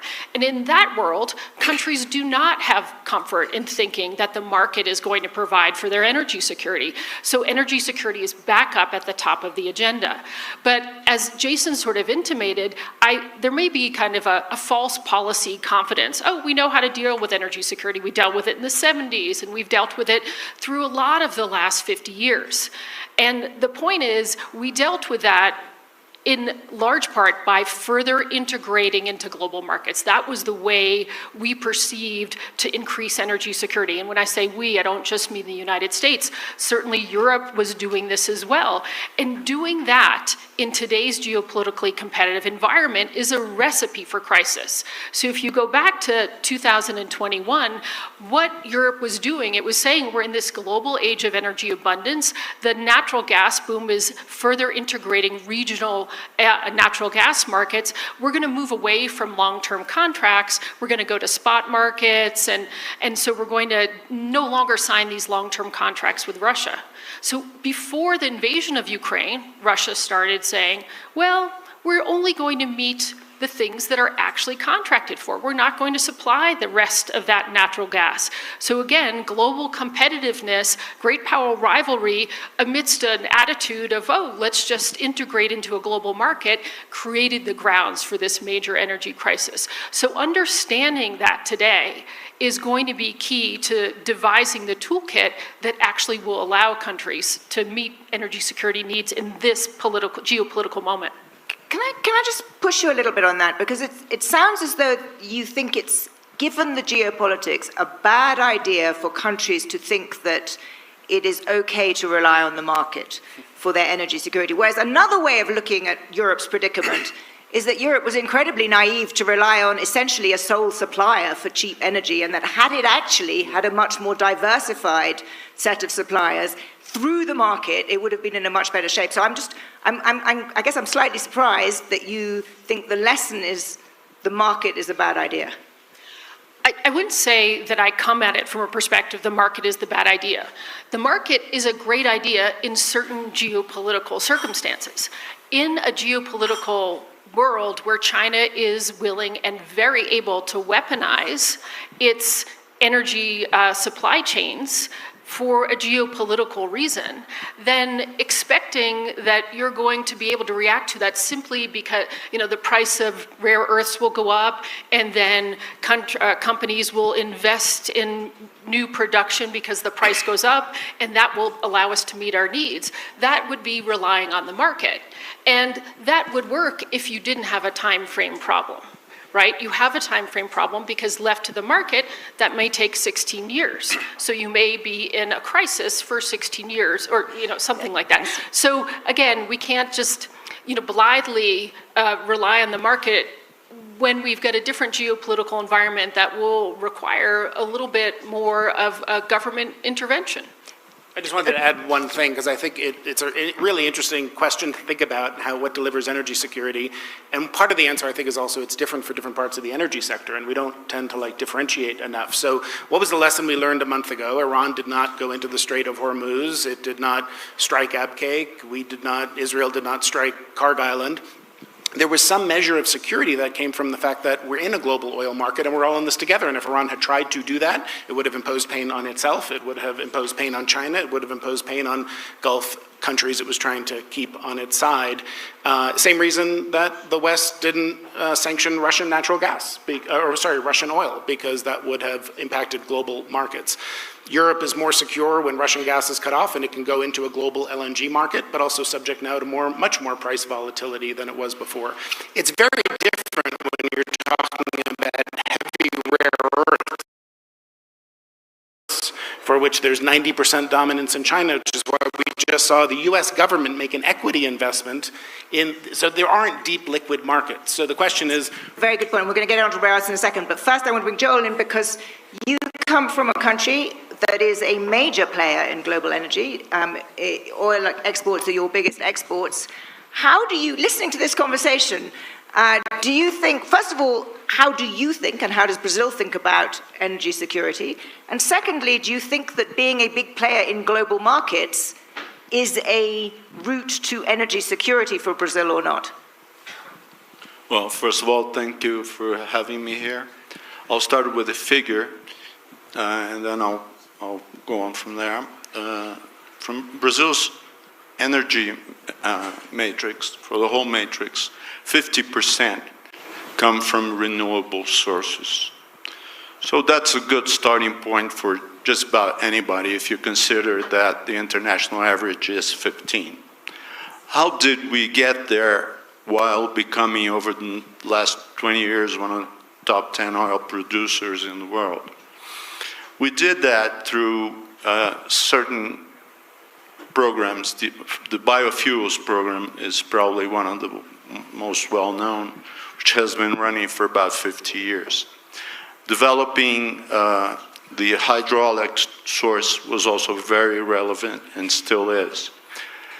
Cooperating with our neighbors in terms of energy since the Cold War era, where there were certain rivalries with Argentina, for instance, related to the peaceful use of nuclear energy. And there were certain rivalries related to territorial disputes, which were solved through, for instance, the Itaipu power plant with Paraguay back in the 70s. So we have developed a mix that both addresses the need to security and also addresses the need to environmental care. And in that regard, I think Brazil has a few good stories to tell. It has a few good experiences to share. Give you an example. Biofuels amount to about 20% of the whole matrix, and that means, for instance, ethanol is an option to just about everyone in every car, and we have specific technologies known as the flex fuel cars, which you can fill your tank up either with ethanol or gasoline. So there are lots of features in Brazil's mix that should be looked upon. But both for oil and more broadly, being part of global markets has been an important part of Brazil's ability to achieve that mix, right? Yeah, it's true. So with that, let's move on to rare earths particularly, and it's maybe slightly tangential, but it's important for energy policy broadly, because I think you raised something really interesting, Megan, which is, given the overwhelming reliance on China and given China's clearly manifest willingness to use this power that it has in the last few months, Dan, back to you. What should the US do? What should we do? Yeah. Start mining here in the United States and start developing some of the processing capabilities that we lost over the last 2 decades. And in order to do that, again, to that point of electricity generation, these are energy-intense processes. So we have to develop more generation here in the U.S. Look, I think, I want to go back to what you were saying, Megan, because I was really struck by your comments as well. I agree that global markets have increased our collaboration with other suppliers, other buyers, other sellers, producers, if you will, of both crude and natural gas. But I wonder if there's been, in the course of the last 3 to 4 to 5 years, a great power rivalry around renewable energy. I mean, we saw the United States pass the IRA, which, many argued, I don't know if I agree with everything that was said, but some argued that these were just great subsidies for renewable power. And then we saw Europe's reaction to it with their Green Deal. I mean, I remember distinctly some of the news stories where they were quite upset that the U.S. was starting this race, if you will, to develop more and more renewable power. So in that sense, perhaps there was some geopolitical tensions, too strong of a word, but rivalry to develop these technologies. And when I look at what China's doing today, I think they read those cards pretty effectively. They said, wait a minute, if these two powers are going to subsidize these and we're going to develop these technologies, they clearly do not have the storage capacity available to meet this 24/7 demand that everybody thinks is going to come on. We'll start to invest in the areas that we know they're going to be dependent upon in the future. It's not unlike what OPEC and OPEC Plus do from time to time, where they increase production, store more fuel, and make it available to the market when the market appears to be short. So I'm curious about reactions on that, and whether or not that is even remotely accurate, or do people agree with it? I think, Megan, to you, I think just as the resident European here, I think what we were really cross about with the IRA was the protectionism in it that didn't give us access to it. Well, that too. But Megan, why don't you answer that, but also perhaps give the example or tell us how you think the Gulf is playing this game, because that is a region that is shifting from, great strategic power in one energy market now with, huge investment in data centers and so forth in the new world. So put that in context too. Sure. Dan, I agree with a lot of what you're saying, that there was, and I would say there still is, although maybe the US isn't playing the game, but there was kind of a geopolitical competition around renewables. And many of us thought, oh, we have to switch gears. We always thought we're going to address global climate challenges through international cooperation, through the COP, through all of these, global agreements. And maybe we're actually going to get the advances we need by competing with China, compete to get the best experiences and the best technologies. And so I think the IRA would have never happened if China were not so out in front in terms of being competitive on clean energy. So it was part of the impetus and part of the reason that the votes were there for it.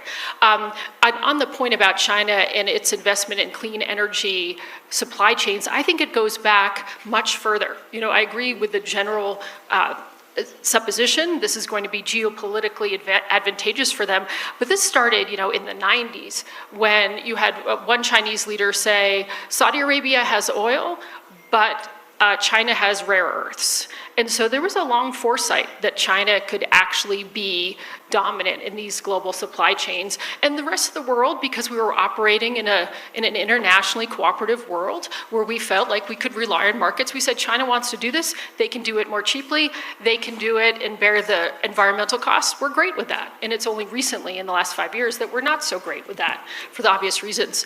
In terms of the Gulf, the Gulf, particularly I would say Saudi Arabia and the UAE, are really playing into this in a very, very significant way that I think will really accrue to their geopolitical and economic advantages. They're in the midst of managing an uncertain but somewhat inevitable energy transition, and they're thinking about what are the other sources of strength in their economy.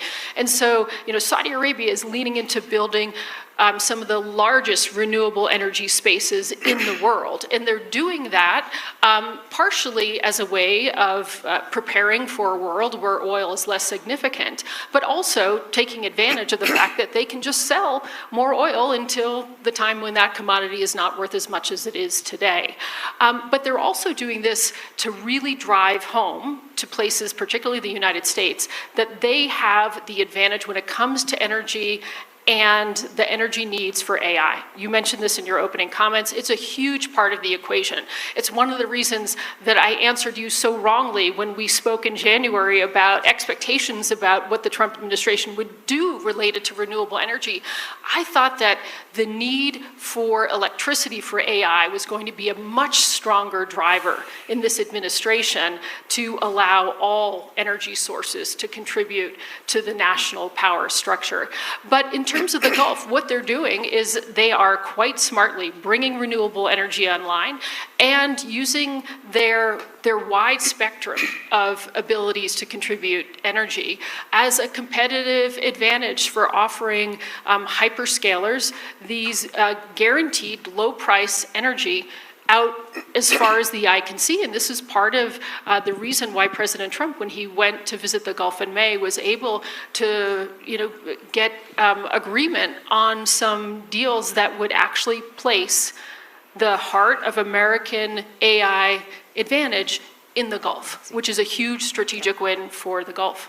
Thank you. I want to make time for a few questions, just to give you a little bit of warning. But first, before that, a couple more questions for you guys. Jason, Megan just mentioned that she and I were on a panel earlier, with you actually, earlier this year, and she had a very different expectation of what would happen in terms of the whether or not the tax credits for renewables would be so dramatically curtailed. And she's just laid out the logic for why she didn't think it would be the case. But that begs a question that I think we have to ask ourselves, which is, from the outside, the whiplash in US energy policy doesn't seem to me to be the hallmark of a particularly sort of thoughtful strategic plan for the country. And I wondered if you could tell me what the strategic logic was behind it, and if there wasn't one, how much damage that will do.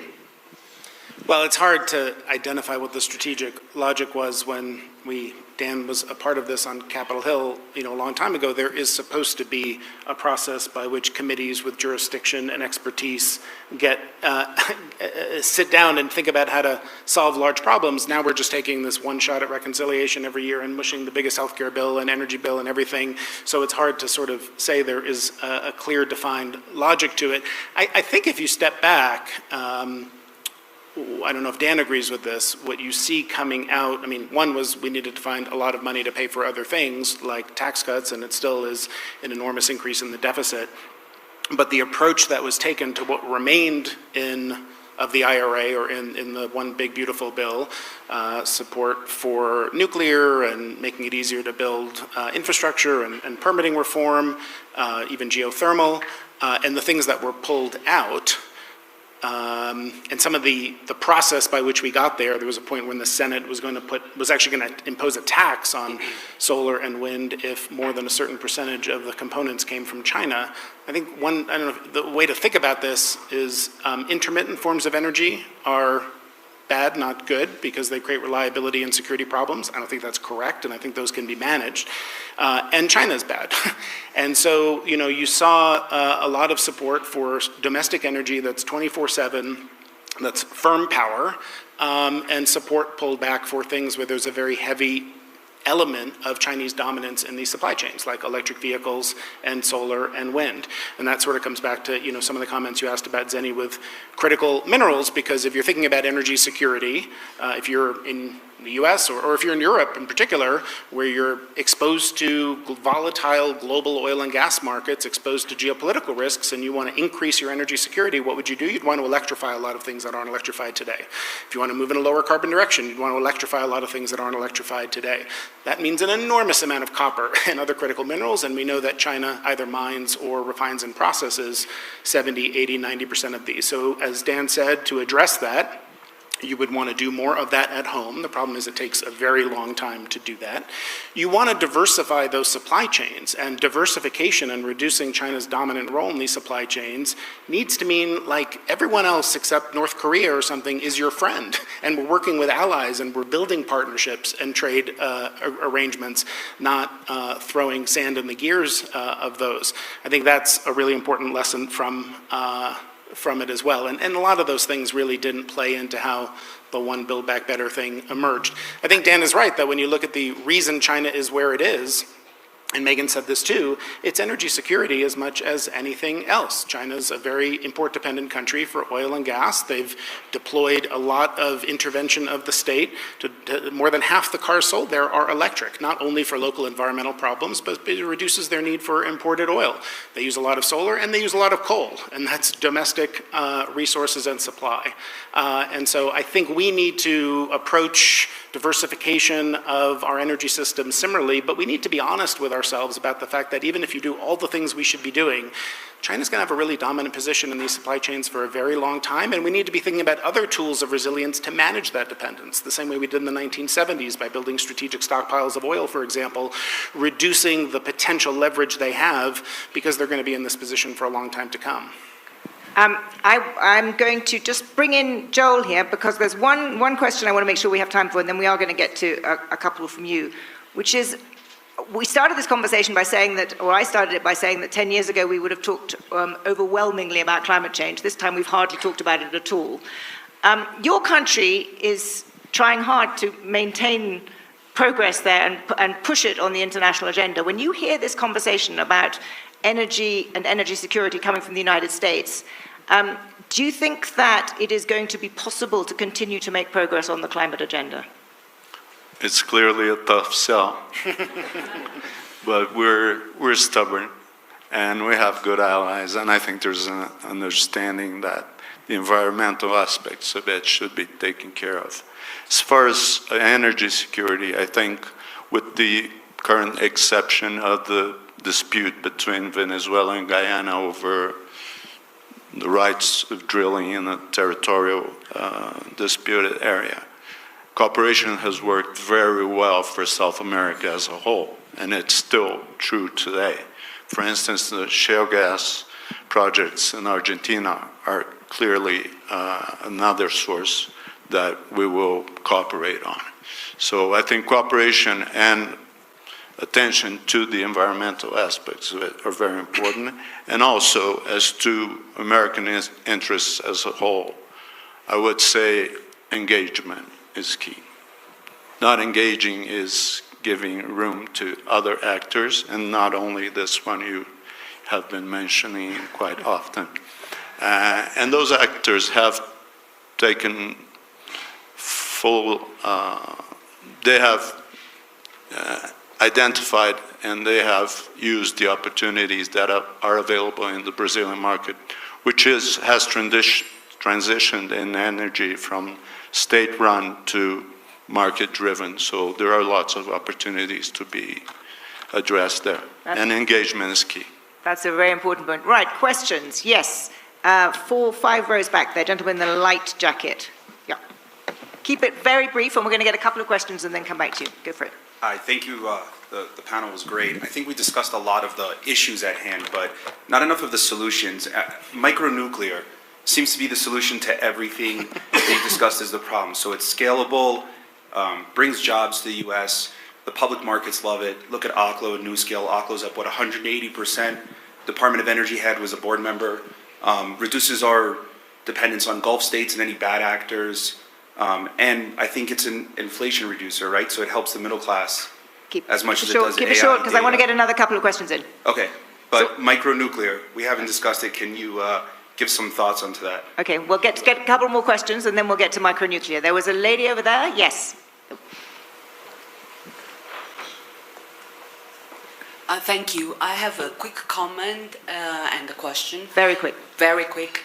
The comment is that the Department of Energy Office of Science Laboratories are doing amazing, innovative research at TRL 23 that can save, that can very much have impact on energy security, with cryo data centers with factors of 3 or 10 for AI data centers. And also particle colliders and particle accelerators can be used for fabrication.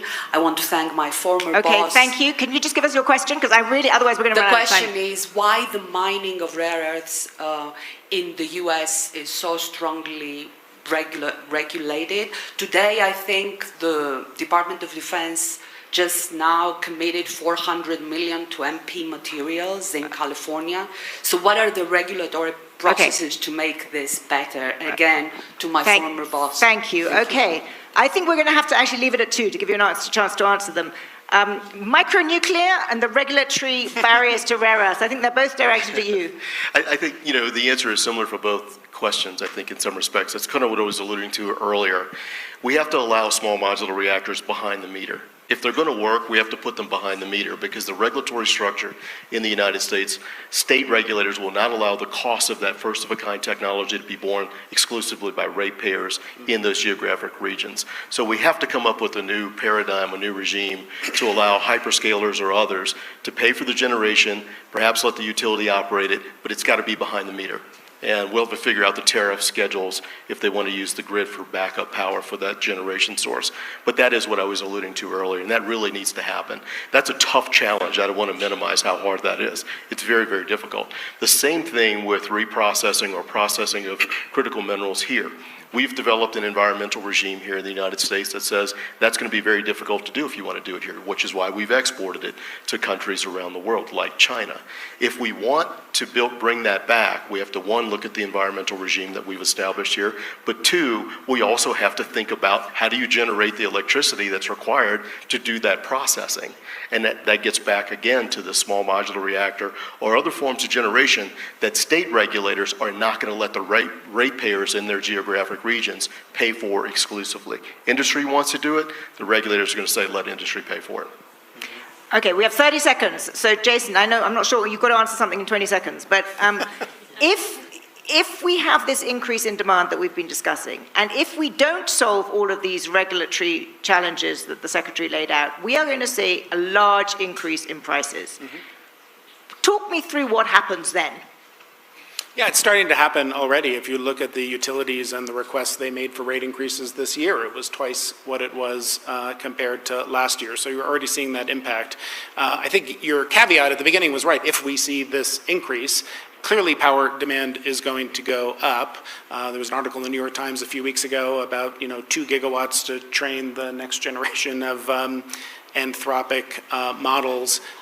Just to put that in perspective, 2 gigawatts, I think, Dan, it took 11 years and $35 billion to bring Vogtle online. Coming to the point about nuclear, that's 2 gigawatts. And to put it in scale, New York City is roughly 6 gigawatts on an average day. So for all the reasons Secretary Briette talked about, first-of-a-kind risk, bringing those costs down, I am optimistic about what's happening with advanced nuclear technology and how much capital is really going into the space now. And there's a real geopolitical reason to do that, too. 80% of the reactors under development in the world today are China and Russia. So there's a reason for us to have leadership there. There's like a caveat to keep in mind. There's a Forbes op-ed I came across the other day from 1999, and the headline was, "Dig More Coal, the PCs are coming." And it was about a study at the time that the internet would consume half of US electricity. So people do tend to draw like straight line exponential increases. And the technology does become more efficient. The same thing happened with cryptocurrency. I'm not saying power demand is not going to go up, it is, but there is a wide error band or uncertainty band around that, and probably a lot we can do to use energy more efficiently as we're doing that. We're still going to have to make it easier to build, and we're still going to need a lot more power generation in the US for sure. Well, you've had some good ideas here, and if you have the bipartisan committee that we've seen on this panel, it might actually happen. Thank you all very much.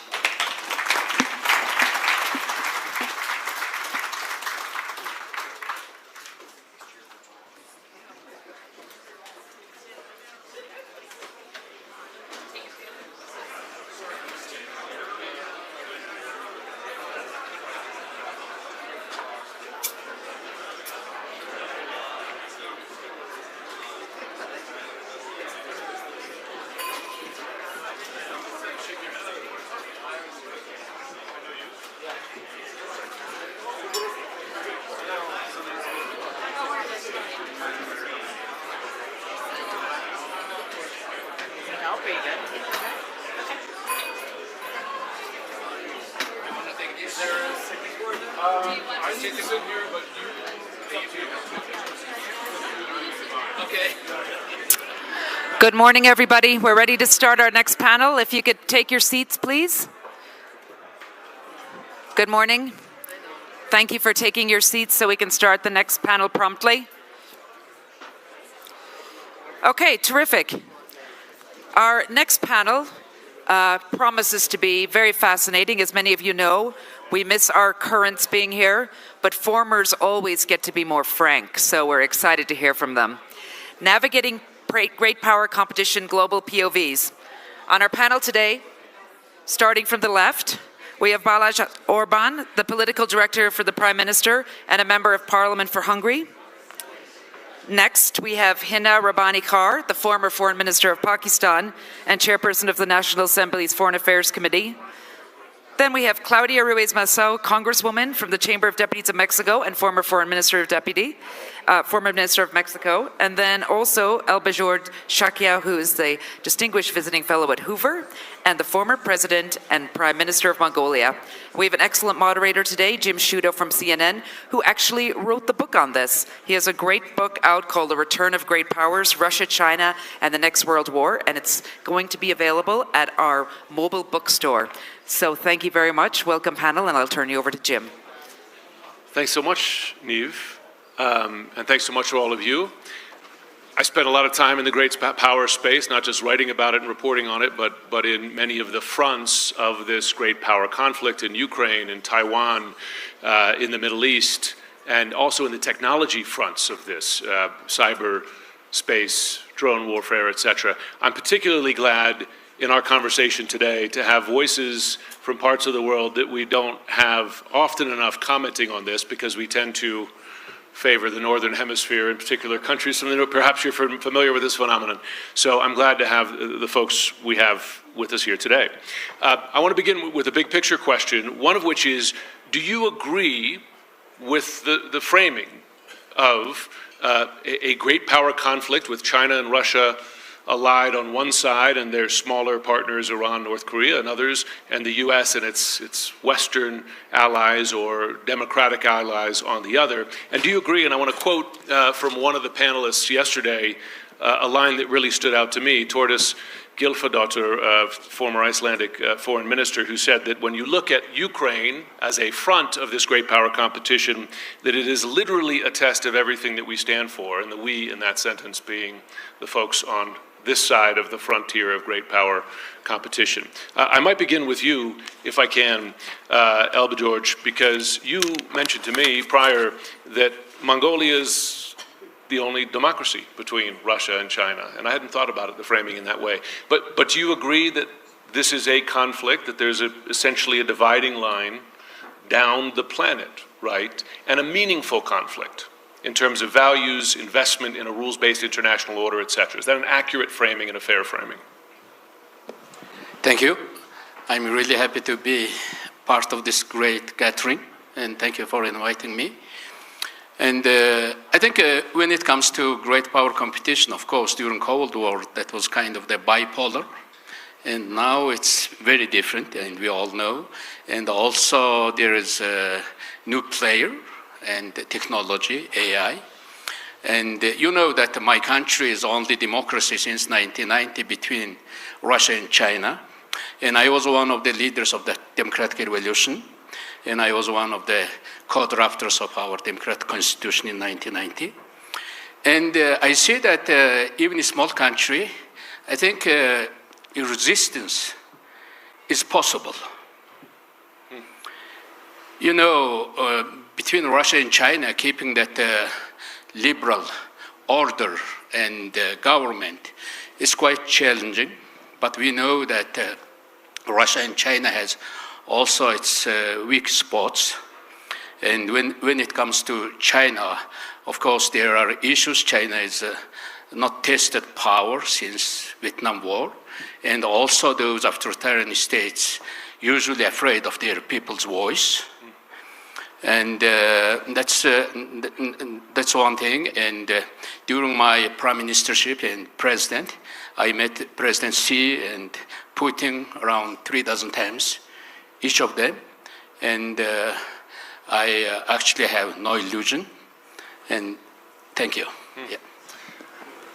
Balázs, your Hungary in Europe has often been a contrary voice on Ukraine as relates to other fellow NATO allies.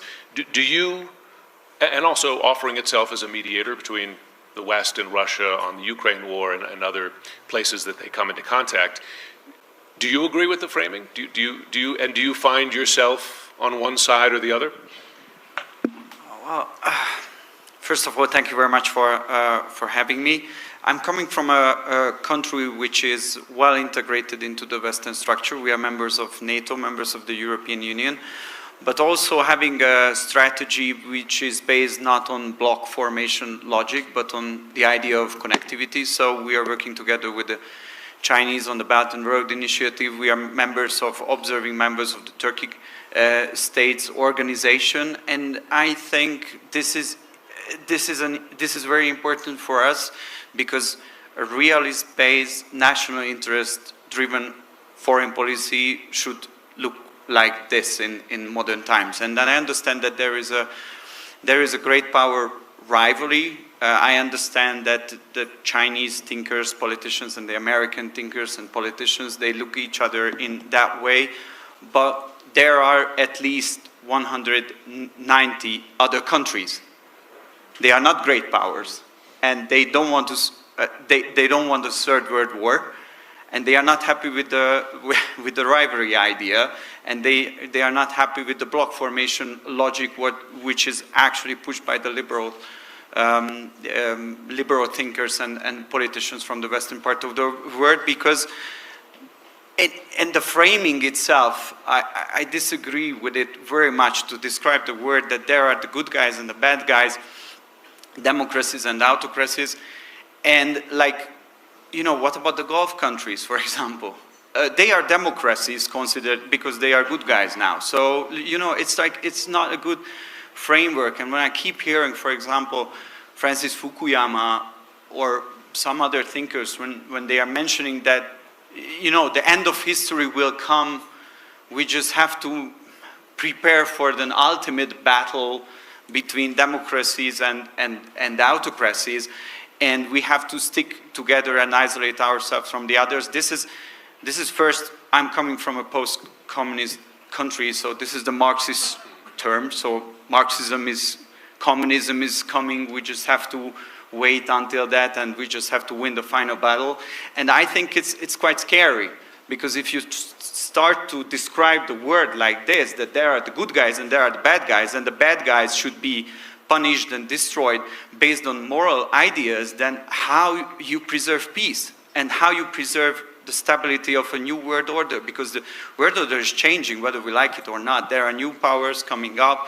There are some unfortunately declining, like the European power is declining. So I think we should rather focus on figuring out a different framing, not so hostile towards each other, but more friendly, because the challenge of our generation will be about how to preserving peace in this very tensionous environment.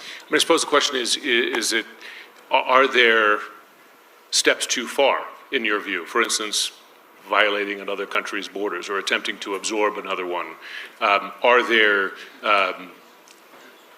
Is the idea of choosing your own representatives a value that Hungary, as a member of the EU and NATO, sees as having intrinsic value and something worth fighting for? Or is it just a matter of what works for you, works for you, what works for us, works for us? I think these moral aspects are very important, and I have my own moral aspects. I'm an elected politician by the Hungarian people, so my job is to represent their interest at home and on the international stage. I think that's also a moral position. What I see that currently in Ukraine, you mentioned Ukraine in a question, there is a proxy war between Russia and the West in Ukraine, and this is not good for my country. I think it's not good for Europe, because economically we are declining, energy prices are skyrocketing, inflation, high interest rates, and so on and so on. So Europe is already losing on this conflict. So I think my moral responsibility, I'm not questioning any other's decisions. Ukrainians have the right to fight. That's their decision. But my idea would be that, if something is bad for my country and my people, then I should be against it.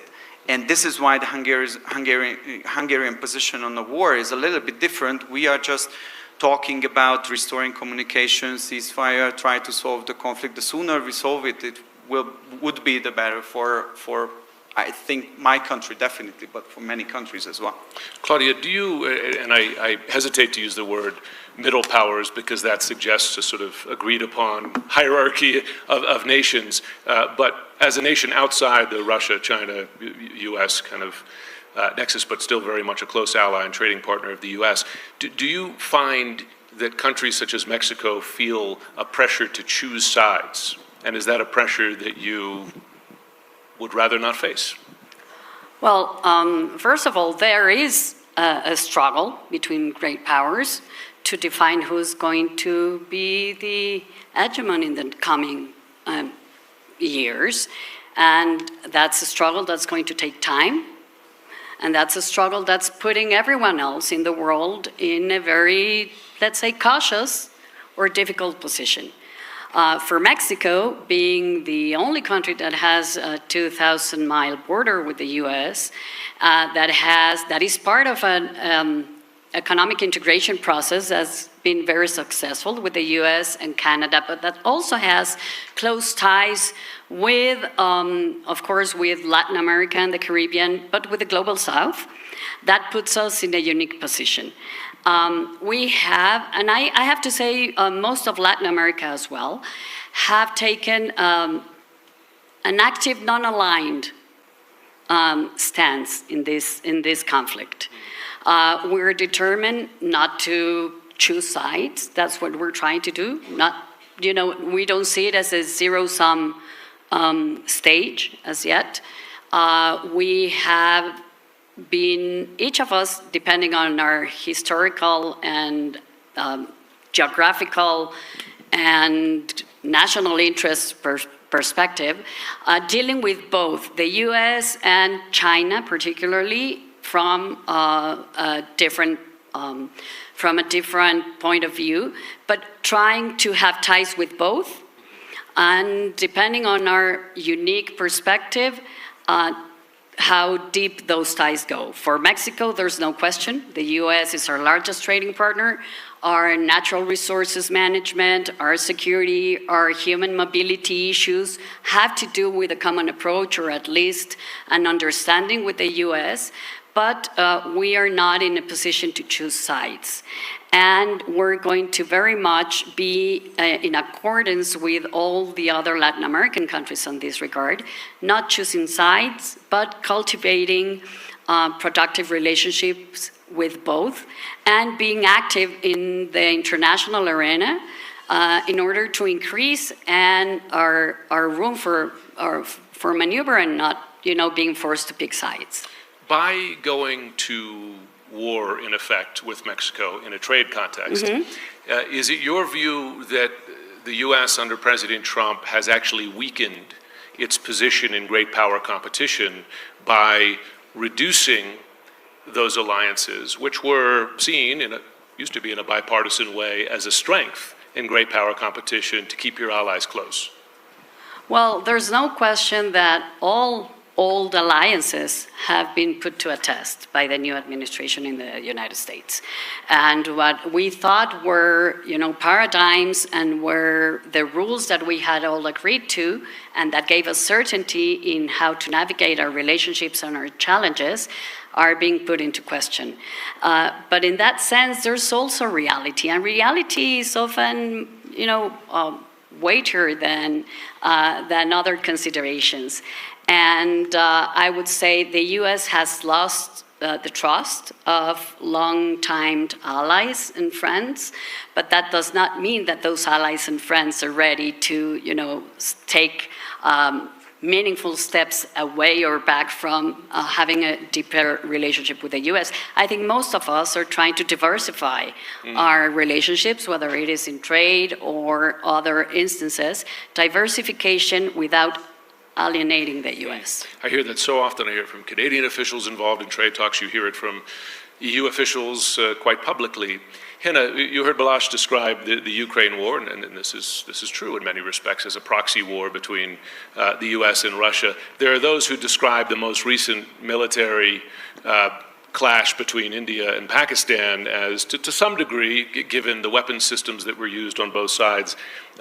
Where does Pakistan fit into this? Into that competition, and where do your interests lie? Okay, so I'm not in a contest for popularity over here, so whatever I say is likely to be deeply unpopular, because I think, first of all, I would question your saying that Pakistan-India conflict in some ways was representative because of technology of a proxy war, because if it was Chinese technology on one side, there was also American technology on the same side, which is Pakistan. And then there was French, American, and many other European technologies and Russian technology on the other side. So I think it's the people who won or not won the war. I completely disagree with this framing. And as someone who, as foreign minister between 2010 to 13, had been schooled by the liberal order about the lack of wanting to compete in a world where others were more efficient, let them be, let your industry die, it's fine. Do not put any more money in military spending, even if you have a hegemonic power, on your doorstep, on your east, which might attack you anytime, because those were not the values, those were not the things, that was not how the world was emerging. The world was this great place where we could all coexist peacefully, right? So when we consider the time of today and we act as if we had no choices, I tend to disagree with that, because I have seen in the last 10 years with a bit of alarm and a great deal of disbelief as to how we have chosen, in some ways, competitive conflict over coexistence, because in my assessment, for the reasons of continuing to retain hegemonic power or hegemonic status rather than for the good of the world. Because if we were really grappling or competing for the good of the world, we would be talking about who's going to police the world. We'd be talking about how we're going to take care of AI. We would be talking about lethal autonomous weapons, which we see in war theaters all over. We're going to be talking about who's going to lead climate change. Those are the threats that the world is facing.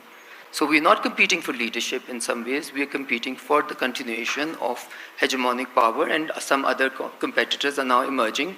So the emerging power, be it not militarily in my view, because we all know that the US is still at top in terms of its military spending, and the next 11 countries or so do not equate to the spending that the US does, whether it does it efficiently or inefficiently.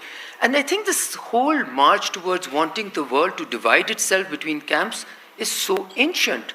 It's almost reversal of everything civilization has taught us and everything that we learned as humanity post-World War II. So we're in this cycle of unlearning. I do not know for what. I genuinely cannot explain to myself, to my countrymen. And so Pakistan really chooses to be a country. And by the way, I do want to say that the impact of this competition, or whatever you want to call it, I look at it as containment, is not only within the Western Hemisphere.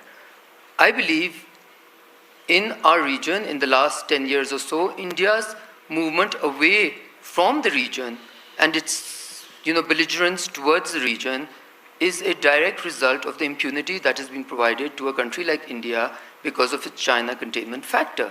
So this has a huge impact all over the world. And I believe if we go in the direction that we're going, we are marching towards an age of unpeace that we're seeking out ourselves. Are you making the case, in effect, for a spheres of influence model? In other words, you do it like as you like it in your backyard, we'll do it as we like it, which, by the way, is an equally antiquarian, right, approach to the world. I'm not saying it. I mean, sure. History moves in cycles, as you know. But are you making a case for that? As you know, there are some in this country, including Trump himself, who has at times, not just by words but also by actions, made a case for that approach, that balance of power. No, actually, I'm not at all making the case for spheres of influence. You know what I'm making a case for? I'm making a case of universality of what used to be called the international law-based order and was then called the rules-based order, and there was a competition whether it's international law-based order or rules-based order. And now let's say even rules-based order, the universality of that. So what that means is if your ally does something which is against human rights or something else, and you sanction them with the same, you sanction them equally as you do when your enemy or who you view as your enemy does it. And allow me to also, in contesting for unpopularity, also say the way these wars were waged, both on Iraq and Afghanistan and the interventions in Syria, Libya, etc., have not left a lot of confidence for the bearers of the liberal world order. So when we sit here and believe that the autocrats of the world are threatening our great liberal order, it's not them who are threatening it. It's how we actually conducted ourselves in how we disabused or abused human rights, liberal values. Everything that we do within our geographical borders tend to be very, and not have the same actions when we're outside of her. It's almost as if they're people of lesser God. And all of it I would maybe want to, sort of summarize in one line, which is that all men are equal, but some are more equal than others. And if that continues to be the case, others have ears so they can hear what you say when you talk about great values, but they also have eyes and they can see what you do also. And that has created a lack of credibility, which predates, by the way, in my assessment, President Trump and his coming into power. Claudia, I saw you nodding. I feel you have a response, and then I'll come to you, my friend. No, I totally agree. I would say, going back to your question with regards to the Ukraine, as an example of how countries in Latin America see what's happening in the world in this great power struggle. Of course, everyone agreed, in Latin America I'm talking about, that it was something we had to condemn. But how did we condemn it in the region? We all voted in the UN to condemn with the language used by the UN resolution. But individually, the countries varied in how they condemned it. Few straight out said, I condemn the invasion of the Ukraine.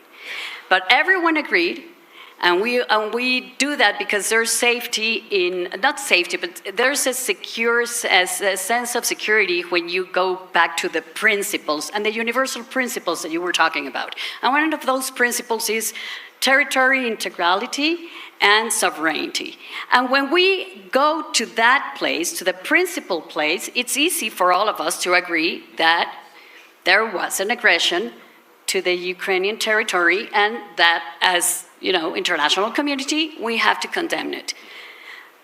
But how strongly we condemn it, how strong the language we use, that varies from country to country. So it is easy for us to agree within the UN framework, but not as easy to navigate that individually vis-a-vis our own relationships with those great powers. So I think that's one of the issues that are facing middle powers in the terms that we're talking about them in this panel. And in that sense, I think we all benefit from having those universal rules, principles that bind us together, because those principles and rules help us navigate our differences in size, strength, might, economic power, or military power. And that is, I think, the issue that makes this current struggle between the great powers and the new order that's going to emerge, an opportunity for mid-sized powers or emerging countries, because it is an opportunity to try and be part of the definition of what that new world order is going to be like. Is it going to be more inclusive, more representative of different countries and regions, more sustainable? And that's in all our interests, but it's definitely in the interest of middle powers and middle countries, not necessarily for the great powers. So sanctity of borders is one that's clearly being challenged today. The war underway today is one attempting to absorb an entire country. The other one is self-determination, and given you took part in a country claiming that right, and Mongolia democracy it's had its ups and downs, but it survived since 1990. Do you, listen, this comes down to a fundamental philosophical values disagreement that goes back many centuries, but do you believe that self-determination is I don't want to ask the philosophical question, universal right, but in the context of this great power competition, listen, you look at folks on either side of the divide, two systems on the other side do not have self-determination, and while imperfect, the countries, and I'm not saying good guys, bad guys, on the other side do. Is that universal? Is it worth fighting for? Is it in the interests of those defending it? When it comes to great power competition, I think there are two things really important. And one thing is building that alliance and keeping that alliance. And I think it's equally precious as moon landing. And also other thing, we have to keep our enduring commitment to freedom. I really believe that God has planted in every human heart the desire to live free. Even that desire crushed, that rises again. When we talk about the building alliances, I think we need to think about the people. If you build alliances with the people, that's actually long-lived. And politicians come like seasonal birds. Come, they go. But people are staying. If you are committed to their rights, to human rights, to democracy, to freedom, that alliance usually live longer. In Mongolia, like a small democratic example, when Putin announced a big mobilization, I called, video call. I called, I made video message. I said, please don't go for the mobilization. Come to Mongolia, those military-aged men. You come to Mongolia, and through Mongolia you can escape. And more than 100,000 military-aged people escaped that mobilization.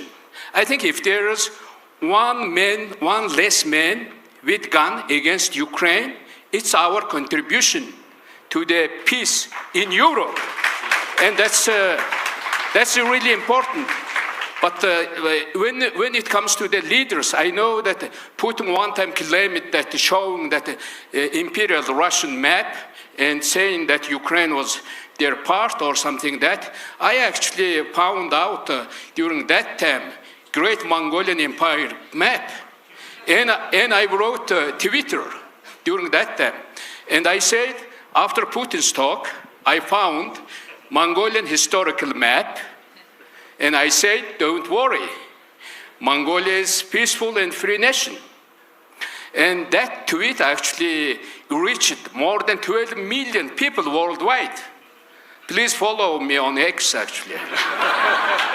And there are ways. I think human voice is the most important invention. All other inventions we invented still. That's very important. When I was in office, also in Mongolia, we talk not only for our freedom, we talk for the freedom of other people. I had a chance to lecture at Kim Il-sung University in North Korea. Wow. And they agreed on one condition. And they said, Mr. President, don't mention 3 words. They say human rights, democracy, and market economy. But I did not mention those 3 words. But I titled my lecture, No Dictatorship Lasts Forever. And actually that lecture cost me my meeting with Kim Jong-un. But in freedom activists in South Korea, they picked up my lecture and they flew using the air balloon to the north. I think you have to keep that commitment to freedom and to alliance. You know, human rights, freedom, things. In 2000, I studied in John F. Kennedy School of Government. During that time, great John Nye was dean of our school. I learned during that time, you know, that soft power thing, it actually talks about power of attraction, power of attractiveness. As a human being, we attract to each other. You know, American attractiveness always associated with freedom. With freedom. When America comes, usually that country, that continent, Europe and other countries became free. That's the universal. And you have to keep that commitment. That's really important. Sure. I mean, listen, as you know, there are challenges to that today in our own country. I might, if I can, because I want to get your responses, and I'm sure you have thoughts, but ask it from a slightly different angle. Does the portions of the rules-based international order, right, this kind of catchphrase that relate to rule of law, right, is that a universal interest, right, in that it serves everybody? It's just folks will often make the point that free shipping lanes in Asia helped grow China's economy much as they did America's economy, and we're seeing today a challenge to, we're seeing the cost of the loss of free shipping lanes in the Red Sea, right? That matters to a lot of people. Ships sinking in the Red Sea, in the Strait. Is that something worth defending? And do you see one side of that divide as being a better champion of the rule of law than another? I'll start with you only because I was looking at you, but Hina, good. Thank you. You caught me because before I became a politician, I was dealing with constitutional law, and so I was studying rule of law. What does it mean? And I think we all agree in this room that without rule of law, no country can be successful. But what does it mean exactly? We use it as a universal term, or we pretend that it has a universal meaning, but it hasn't. So when it's quite a modern expression. Albert Van Dyce, a British constitutional lawyer, brought back this expression in the late 19th centuries, and he was saying that rule of law can only exist in the United Kingdom and nowhere else, because that's a concept which fits only for the Brits. And we use in a translation, for example, there is a German word, Rechtsstaat. And if you say in English, rule of law, then they translate it to German as Rechtsstaat. but it's like a state, but it means like a state based on law, which is different than rule of law. So it's like, even from the wording, it's understandable. When the Germans started to use the word Rechtsstaat, they meant something different. It was important for them, but it had a different meaning. Well, let me give you a concrete example. So, if you disagree with your government, are you more likely to go to prison in China and Russia or fall off a balcony there than here? Concrete. So it's like, I try to be concrete. There is a way of life, what we Hungarians admire. It's based on freedom, based on individual liberty, based on community-based liberty. But there are other structures as well. So if you talk to other people, probably they would say they have different values. They have a different mindset. They want a different functioning of the state. Is it my job to lecture them? Is it my job to convince them that my way of life, it's how should be done by them? I don't think so. To your point, you're an elected member of parliament, and the prime minister was elected as well. Yeah, so to your point. Of course, let me give you, we are Western countries, it's a freedom-based society, but there are different societies where there are different priorities. So my question, which is important, is if we follow the liberal foreign policy agenda, why should we put on the top of the priority list this? Because we experienced that there was a foreign policy establishment which was very hostile towards Hungary for like years. There was an ambassador who was marching in the front line of the Pride parade. They were sanctioning us because we were not in line with their Ukraine policies. Is it serving the interest of the United States? They canceled the dual tax agreement between Hungary and the US. And in the meantime, there is a tax agreement still between Russia and the US. They made the investment of American companies harder, actually, in Hungary. Does it serve the interest of the United States? I don't think so. And we are here at this panel. We never met before. We never spoke before. Hungary is a NATO country, but not the biggest and the strongest one. Pakistan, important country. Mexico, important country. Mongolia, important country. We never spoke before, but we are in the same line.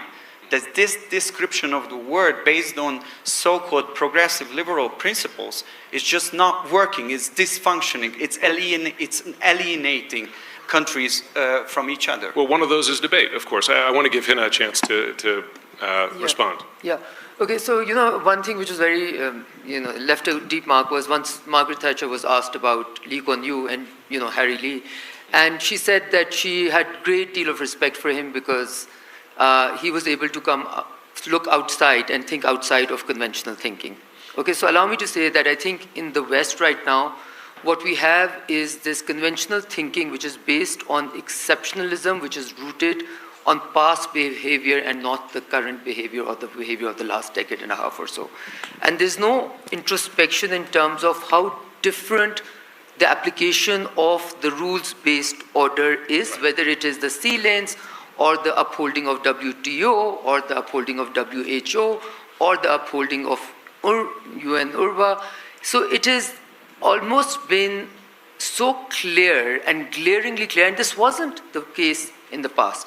This has changed, this has happened in the last 2 decades, and I think there's a lot of room for introspection in terms of what has actually gone wrong. And much of that has been the lack of universal application of the same rules across the board. So when you say we feel very strongly about human rights, but only selectively, then others. And I want to also say and break the myth of, the others don't white. Others have been taught and have actually bought your values more than you think. They are absolutely espoused to those values, but they are espoused to those values to be shared and implemented universally. Yeah. So I think that's... Well, to your point, listen, no one would claim the U.S. is upholding the values of the WTO in the midst of a global trade war. Please, you both have thoughts. Yeah. And quickly, if you don't mind, Yeah. I'm watching the clock. Yeah, thank you very much. Neve will kill me. Never encourage aggression, never encourage invasion. If you give that 20% of Ukrainian territory for the Putin's term, I think that will be signal to China, take Taiwan forcefully. And because of that, I know that now these authoritarian governments actually alliance. That's not theory. Now it's fact. You know, North Korea becoming silently that ground force in Europe already. 10,000, 14,000. Now we see that news that they're going to commit for more 30,000 military. And plus Iran, and working with Russia and China, silently working with Russia, and that's already battle-tested alliance already there. It should be kind of the wake-up call to the West, to the free world, like in 1957, that Sputnik things, you know? Sure. It should be wake-up call. Don't encourage that invasion and aggression. And you have to keep that. I see that war is obsolete. You know, in Mongolia we say that bad things in history actually teaches and good things in history actually teaches. But when we see that from the history, war become obsolete, and we have to show those to those aggressors. If only, Claudia, please. I'd like to say this. When we talk about rule of law, or we talk about liberal democracy and its principles and values, and we talk about free trade, and all these rules-based order being called into question, it is in no small measure because of the misuse of these concepts and these institutions by great powers. And that has allowed, let's say, not liberal, not democratic, or illiberal countries to call this system into question. And, I mean, we've seen President Xi Jinping, which I respect and even admire in some things, but become the champion of free trade and multilateralism in some instances in past years. And that is because the US has lost the moral high ground as hegemon, because of the way it has used and abused these institutions, and because, and I say that not just in terms of the US, but all of us that believe in liberal democracy, that believe in free trade, that believe in globalization, because we sometimes forgot that all of these free trade and democratic institutions are a means to something, and they're not an end on themselves. And they're a means for people to have better lives, to have their dignity recognized and upheld, to have more prosperity, and to have more security. And we've lost sight of that, and that is why this system is being called into question, and the leadership, the US leadership of this system has been called into question because, and not only with this administration, but because of the abuse they have made of these institutions. I still believe in democracy, I still believe in human dignity and liberal democracy principles, and this is the way. But we have to rethink the new order that we want. We do not want to reinstate the old order. Even, I think it's better than what we have now, this uncertainty, but we have to start thinking about the kind of new world order that we want, and what's the place going to be for all the countries that are part of the international community. And rule of law, I think, is essential for that. Officially, we're over time. Do we have 5 minutes to go to the audience? Eve, would you? Maybe 2 questions? One question, great. All right, so who's the lucky winner? You raised your hand first. Brief, if you don't mind, and if you have someone in mind on stage to ask, real quick, and I'll leave it pretty broad so anyone can answer. So obviously we talked about Ukraine. I'm curious, thank you so much for sharing your international perspectives with everything going on in the Middle East, conflict in Gaza, the strikes on Iran. What is your perspective from your perch on those happenings? Who volunteers in 30 seconds? I think, if you are tallest boy in a class, you have a responsibility.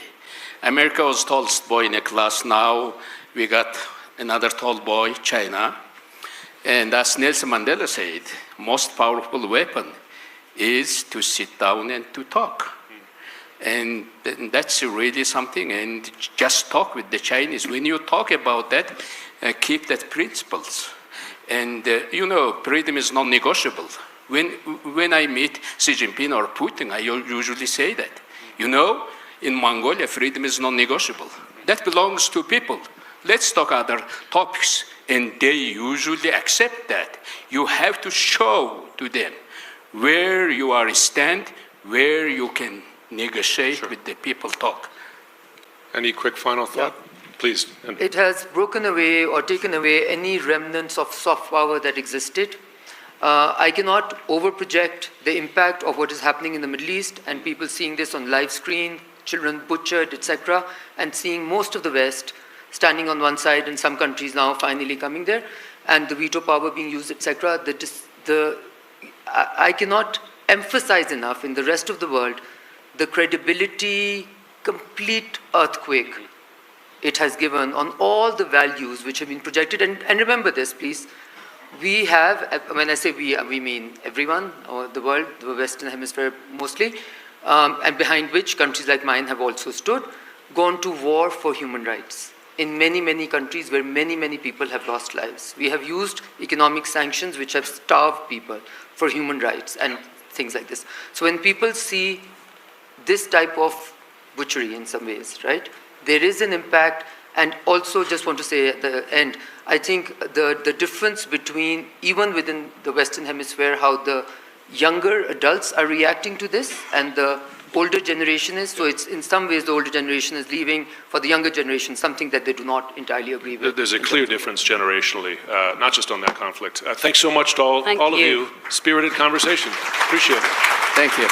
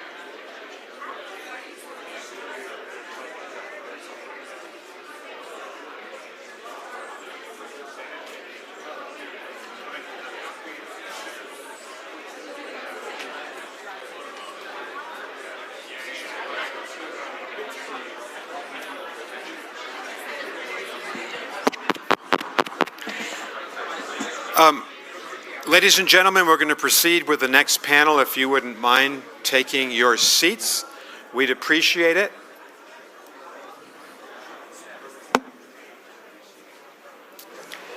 Thank you so much. Please take your seats, ladies and gentlemen. Come into the room. Thank you. And maybe just over here we could, thank you. As I looked at the agenda, please take your seats, ladies and gentlemen. Come on in. As I looked at the agenda for this conference, I actually think that the appearance of the Foreign Minister of Singapore, Vivian Balakrishnan, is actually one of the most important sessions we're going to have. Singapore is a very close partner of the United States. In fact, I believe the United States is the largest investor in the economy of Singapore. Singapore is also, in the tradition that Singapore has had, a country with strong links to China. I see as a diplomat Singapore as a country that punches about 1,000 times its weight in the international system. And one of the Asian leaders who understood both China and the United States best was the great Lee Kuan Yew. And so I'm really happy that the minister is here today to talk about his experience, his country's attitude towards the evolving great power situation in the Indo-Pacific and in the world. And Minister Balakrishnan is going to be interviewed, I think, by one of the most knowledgeable correspondents on China and the United States, and that's Dimitri Sevastopoulou of the Financial Times. So, gentlemen, thank you so much for being with us. Thank you, Nick. Thank you very much. And Nick, it's embarrassing that your Greek pronunciation is better than mine, but thank you. Vivian, it's a pleasure to have you here. Great to see you too. I think if you put both of our countries together, we'd have the population of the size of a mid-sized city in Guangdong, but Singapore and Ireland both punch above their weight, as Nick said. You've been in this role for 10 years, roughly as long as Wang Yi in China. You've...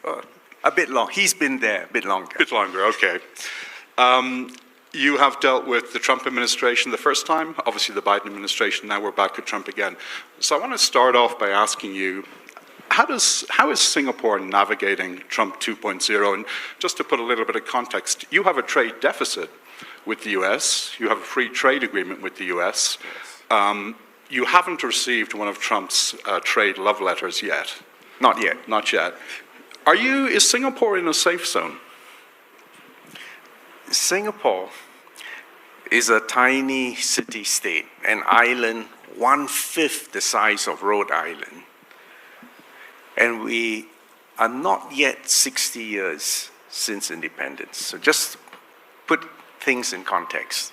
Small place, heart of Southeast Asia, but our trade volume is 3 times our GDP. So I say all this so you understand where I'm coming from. Next point is because it's only been 60 years of independence, we have, in a sense, had a turbocharge to our economy from 2 large factors: Pax Americana and the reform and opening of China from Deng Xiaoping. And just to give you again some context, some sense of the numbers involved.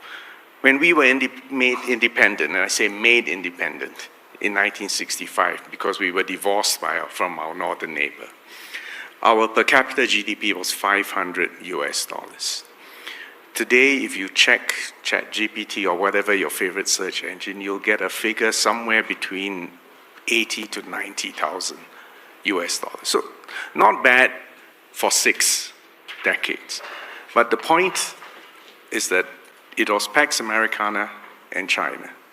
And let me just, what Pax Americana did was that the US, which was the ultimate victor of the Second World War, and actually the ultimate heir of the Industrial Revolution, was a very unusual victor, because it usually, victor collects the spoils, imposes its will, life goes on. The US in 1945 embarked on a unique, historical, unprecedented action. Rebuilt those it vanquished, Japan, Germany, Marshall Plan for Europe. It actually envisioned and underwrote in blood and treasure what we today call rules-based multilateralism, globalization. The UN, the WTO, the World Bank, the IMF, in a very ironic sense, a hegemon, but a magnanimous hegemon, actually created multilateralism. And because that set the stage for globalization, do you see how a tiny city-state in Southeast Asia with no hinterland, no resources, and in fact very much like Ireland, by making ourselves relevant, hospitable, and to facilitate the expansion of multinational corporations. And today, I think in Singapore and Ireland, we both have more than 5,000 American companies. And that has been a turbocharge to our economic development. So when we say we kind of like the Americans to be around, we even like, even better, the American investments. And we believe in free trade because Singapore's trade volume is 3 times our GDP. Can you understand? It's not a negotiating point, it's lifeblood. So just to give you some context of where I'm coming from. And I think there are quite a lot of parallels with Ireland. So I can't let you escape without answering the question, which is Singapore safe? Are you in a safe zone, or do you expect that life is going to get more difficult? History is replete with the carcasses of small states.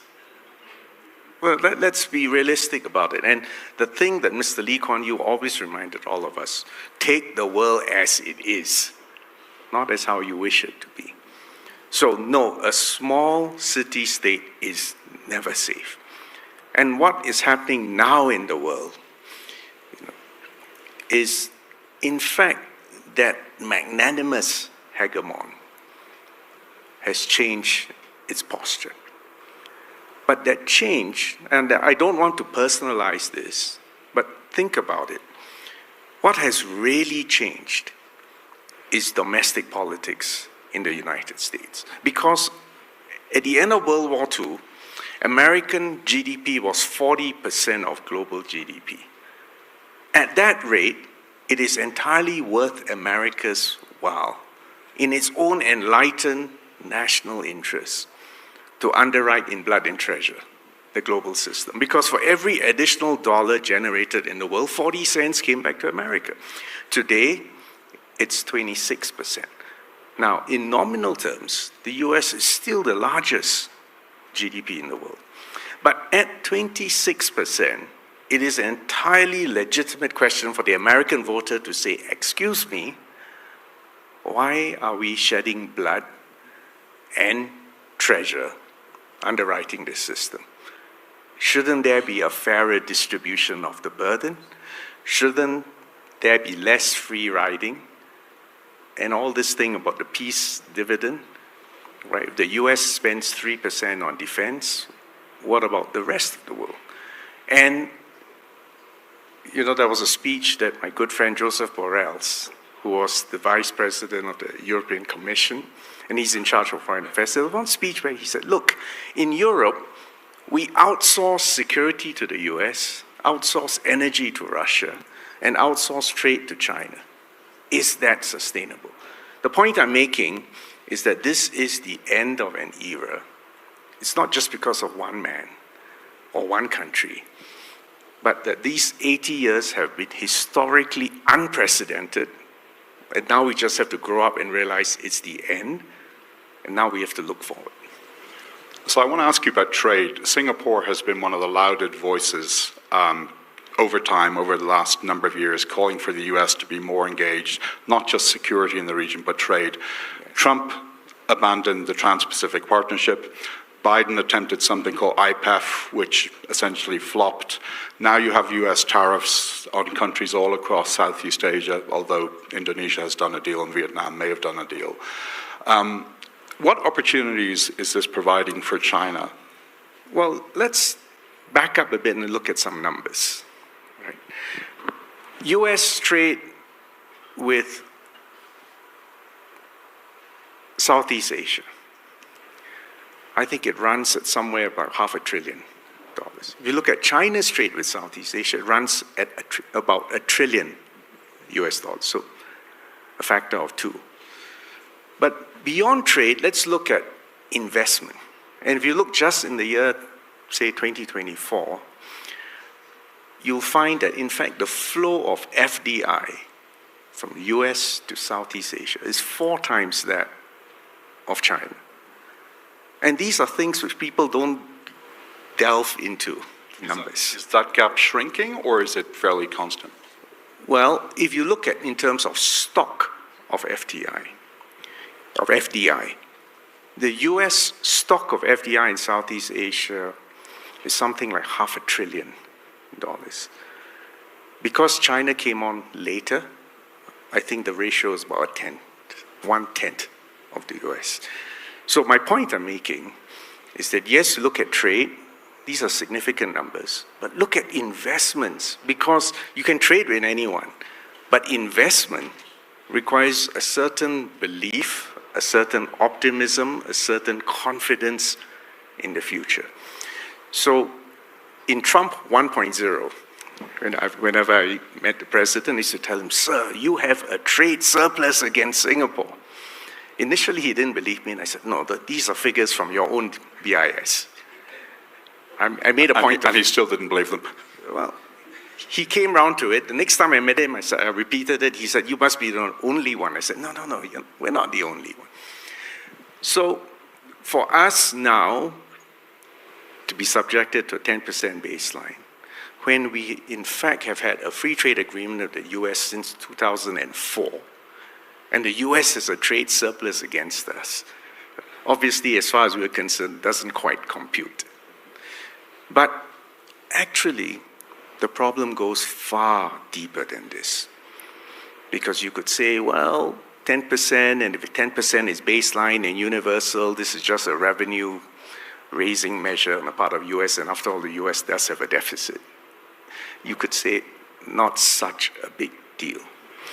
But it goes far, far more than that, because it, in fact, is a repudiation at a very fundamental level of this principle called MFN, Most Favored Nation, which is Article 1 of GATT, a foundational article of the WTO. And if the US, of all superpowers, abrogates this, it gives ideas to everyone else in the room. So my point is, instead of a rules-based global system that promotes trade, you now have a system where every trade agreement becomes a bilateral arm wrestling match. And can you see how hostile that would be to a tiny city-state with trade 3 times our GDP? So we're worried at that level. But there's another level in which what's happening now is deeply worrying.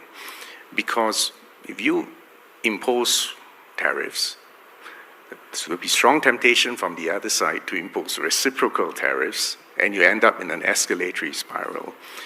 So far, not there yet, but if things really get off the skids, we're back in the 1930s. And we all know that was not a glorious period for economics, for globalization, and for peace and stability. So yes, we are deeply worried.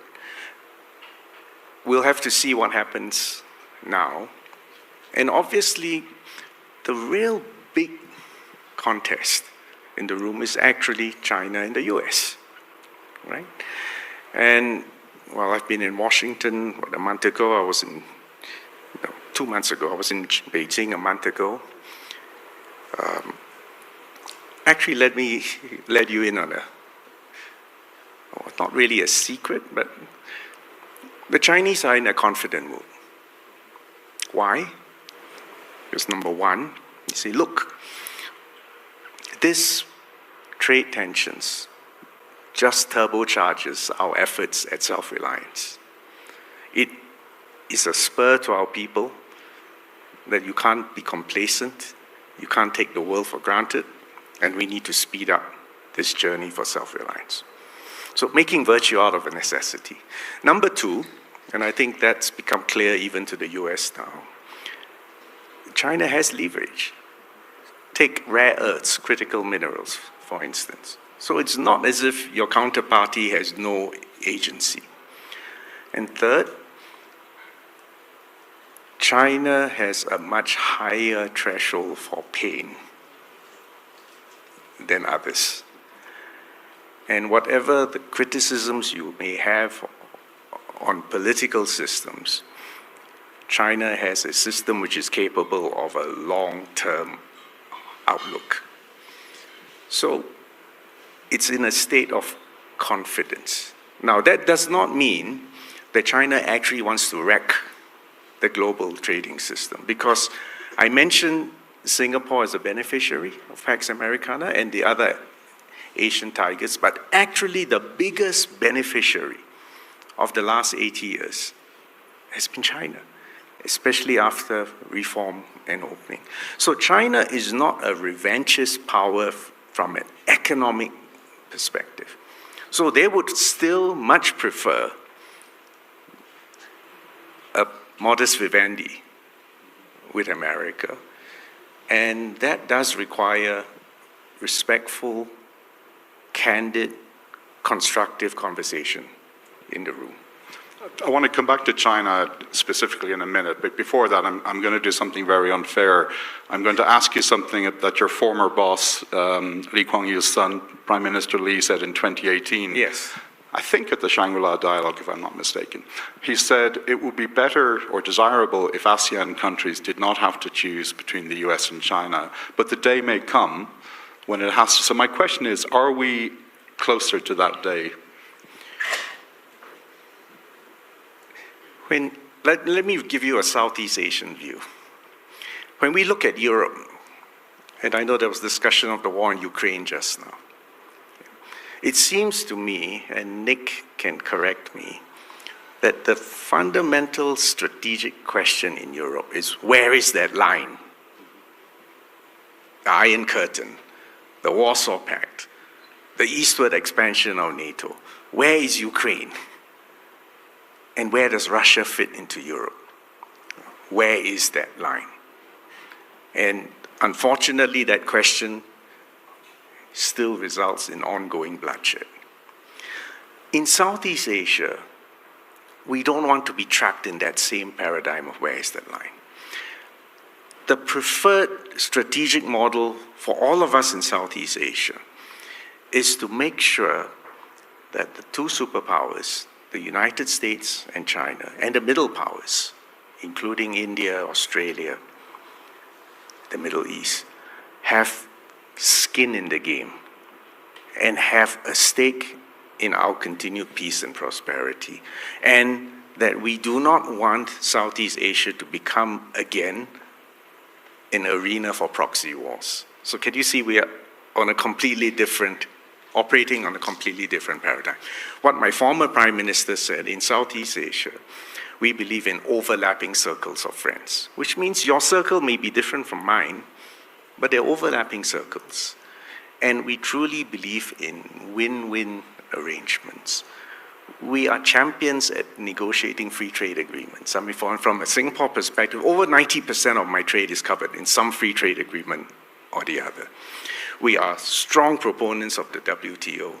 We engage in multilateral, plurilateral arrangements, but we still make all these stepping stones to ultimately a free trade area for the world.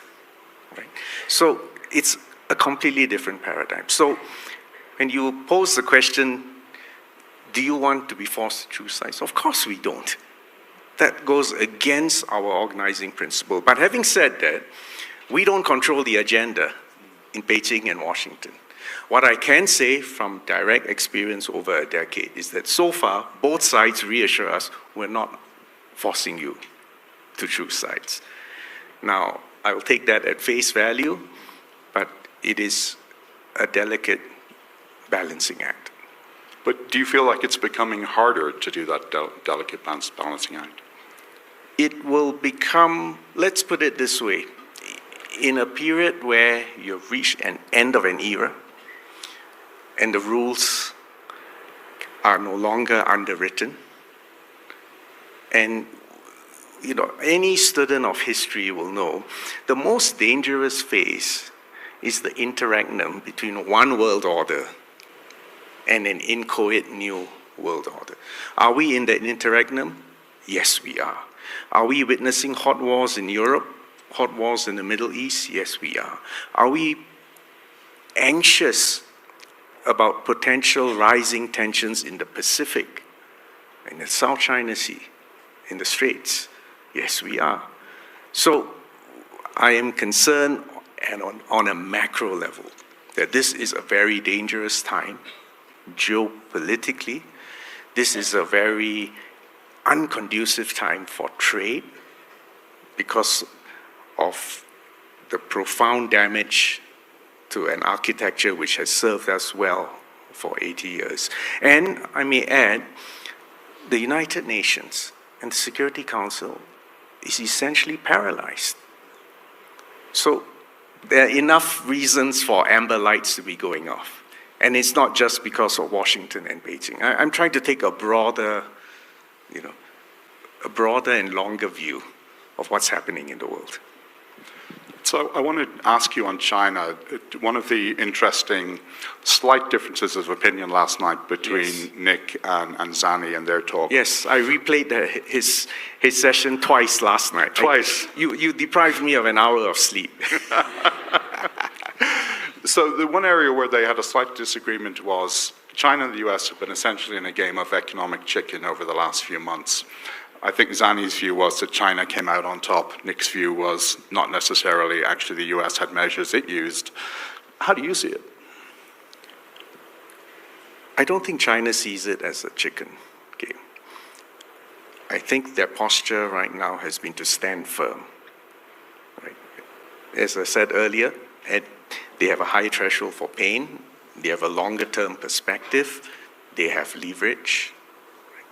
But at the same time, they would still much prefer the system continues with appropriate reform, right? So they're still holding out. And it's not just China. Frankly, the rest of the world still holds out hope that a reformed global architecture, politically and economically, will emerge. And maybe let me answer what we are trying to do in Southeast Asia. For Singapore and my Southeast Asian neighbors, we have ASEAN. And within ASEAN, we are focused on bringing down systematically and comprehensively, not just tariff barriers, but non-tariff barriers. Because in fact, intra-ASEAN trade can and still should expand. We are also members of overlapping multilateral free trade agreements. So for instance, we've got the Regional Comprehensive Economic Partnership, which is the 10 ASEAN countries plus 5, China, Korea, Japan, Australia, New Zealand. Singapore, and I think another 3 more ASEAN states, are also members of the CPTPP. Now, the TPP, which is its predecessor, is worth unpacking. The predecessor to the TPP was the P4. In fact, it started off as Singapore, Brunei, New Zealand, and Chile. 4 little minnows. It is only after Japan and the US got interested that the TPP became a trans-Pacific big deal. Now, I know you said earlier on that President Trump pulled out the TPP, but it is worth remembering, even before the election, Secretary Clinton also backed off. The point here is, again, not to personalize it, but to understand that within domestic politics of America, there's been a pushback against globalization, free trade, impact on industrialization, and so on, and so forth.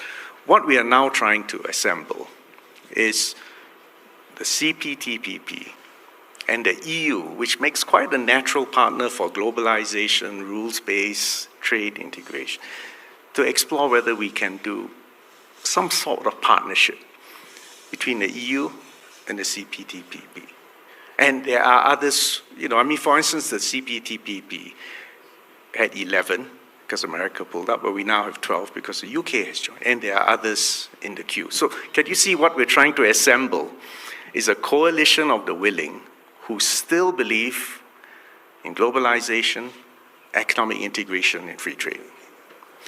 But we still hope that America will come back in some form or the other. And we're leaving that door open. So I'm going to ask one final question, and then I think we'll have time for one question from the audience. On Taiwan, Admiral Paparo sadly is not here this week, but he has said over the last few months that the Chinese military exercises around Taiwan are not just exercises, they are rehearsals for an attack on Taiwan at some point in the future. Does Singapore share that view? Singapore has a long and complicated relationship across both sides of the straits. You need to understand that Singapore is the only political entity outside China and Taiwan where 74% of us have Chinese ancestry. This gives us both a special vantage point, a special understanding, but also puts us sometimes adds additional stress to us. Let me put it to you this way. We have long-standing friendships across both sides. To answer your question specifically, we do not believe that kinetic action is inevitable. We don't believe that. And I do not believe that that is China's first choice either. But having said that, strategic ambiguity, which prevailed now for 53 years, America did enough to deter China from embarking on kinetic action, but it also projected enough ambiguity to deter Taiwan from declaring independence. But over 53 years, the relative power has shifted. And also, although everyone proclaims that they are maintaining the status quo, you know as well as I do that everyone is salami slicing, slowly but surely. So that's why this is a moment of danger. But if you accept my hypothesis that kinetic action is not inevitable, then the question becomes, well, how are you going to avoid that? And how do you reduce the chances of accidents and miscalculations spiraling and escalation? And again, the standard diplomatic answer, which I think Nick and I will certainly agree, is you need to sit down and talk, arrive at a modus vivendi. You need to make sure you deploy forces in a way that they don't even accidentally get into collisions. And mind you, there was a collision. I think it was in 2001. I think the Chinese plane crashed with loss of life. The American plane was severely damaged but managed to land in Hainan. And there was intense negotiation. I don't know whether Nick was involved at that point. No. There was intense negotiations and, a solution was found. Can you imagine a similar incident today? And if you can't even pick up the phone and be sure that someone on the other side is going to listen, it's far more dangerous. So our hope is that there will not be a war, since it's not inevitable and it's unnecessary, but that everyone can calm down, talk, and there are many situations in diplomacy which cannot be resolved overnight. Territorial disputes, for instance, and I know something about that in Southeast Asia. And sometimes diplomats need to understand you need to leave it to future generations. Right? But don't prematurely push, because sometimes instead of putting things together, you get a rupture. And that's not in anyone's interest. So I'm making the plea for strategic patience and engagement, and to organize, the prospect of a modus vivendi between the US and China. If that happens, bear in mind, the biggest thing that's happening in town now is the technological revolution. AI, quantum, biotech, energy. And our greater anxiety looking forward is that for 2 to 3 centuries, the world has essentially been working on a common scientific application stack, which means we make a discovery, you publish it, you patent it, you get a temporary monopoly, but the world benefits from it and others get to work on it. This common stack planetarily has been a formula for rapid advances in science and tech, innovation, and we've been beneficiaries of it. If you get a hard attempt to bifurcate that stack, 3 things happen. You will cause inflation because you're no longer organized on the principle of comparative advantage and efficiency and sharing and competition. 2, you get a more disrupted relations because you have less to lose from just chucking the whole kitchen sink at the other person. And 3, you will slow down progress.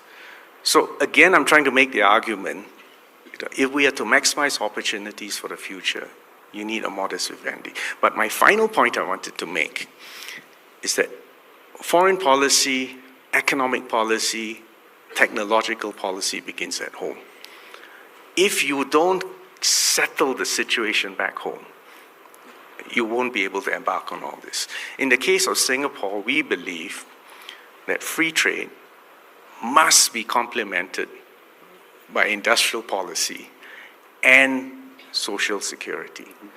If you don't get this triad settled, and instead you get polarized, divided people who feel that free trade has been an exercise in deindustrialization, unfairness, greater inequality, you will never generate the political consensus to make the necessary compromises internationally to put ourselves to be ready for the future. So that's my closing pitch, that if you believe in free trade, globalization, rules-based globalization, you need to pay attention to your domestic factors, and the 2 things, industrial policy and social security. And by the way, on industrial policy, I don't mean picking winners and losers. I mean focusing on education, on infrastructure, on connectivity, and giving your people the skills and the confidence to go out there and harvest the opportunities that the new technological revolution offers. And you need to work on your Gini coefficient.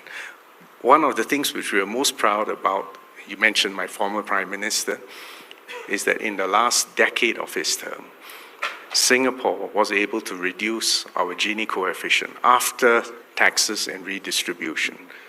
It fell from 0.4 to 0.36. And we'll hope to continue to work on that.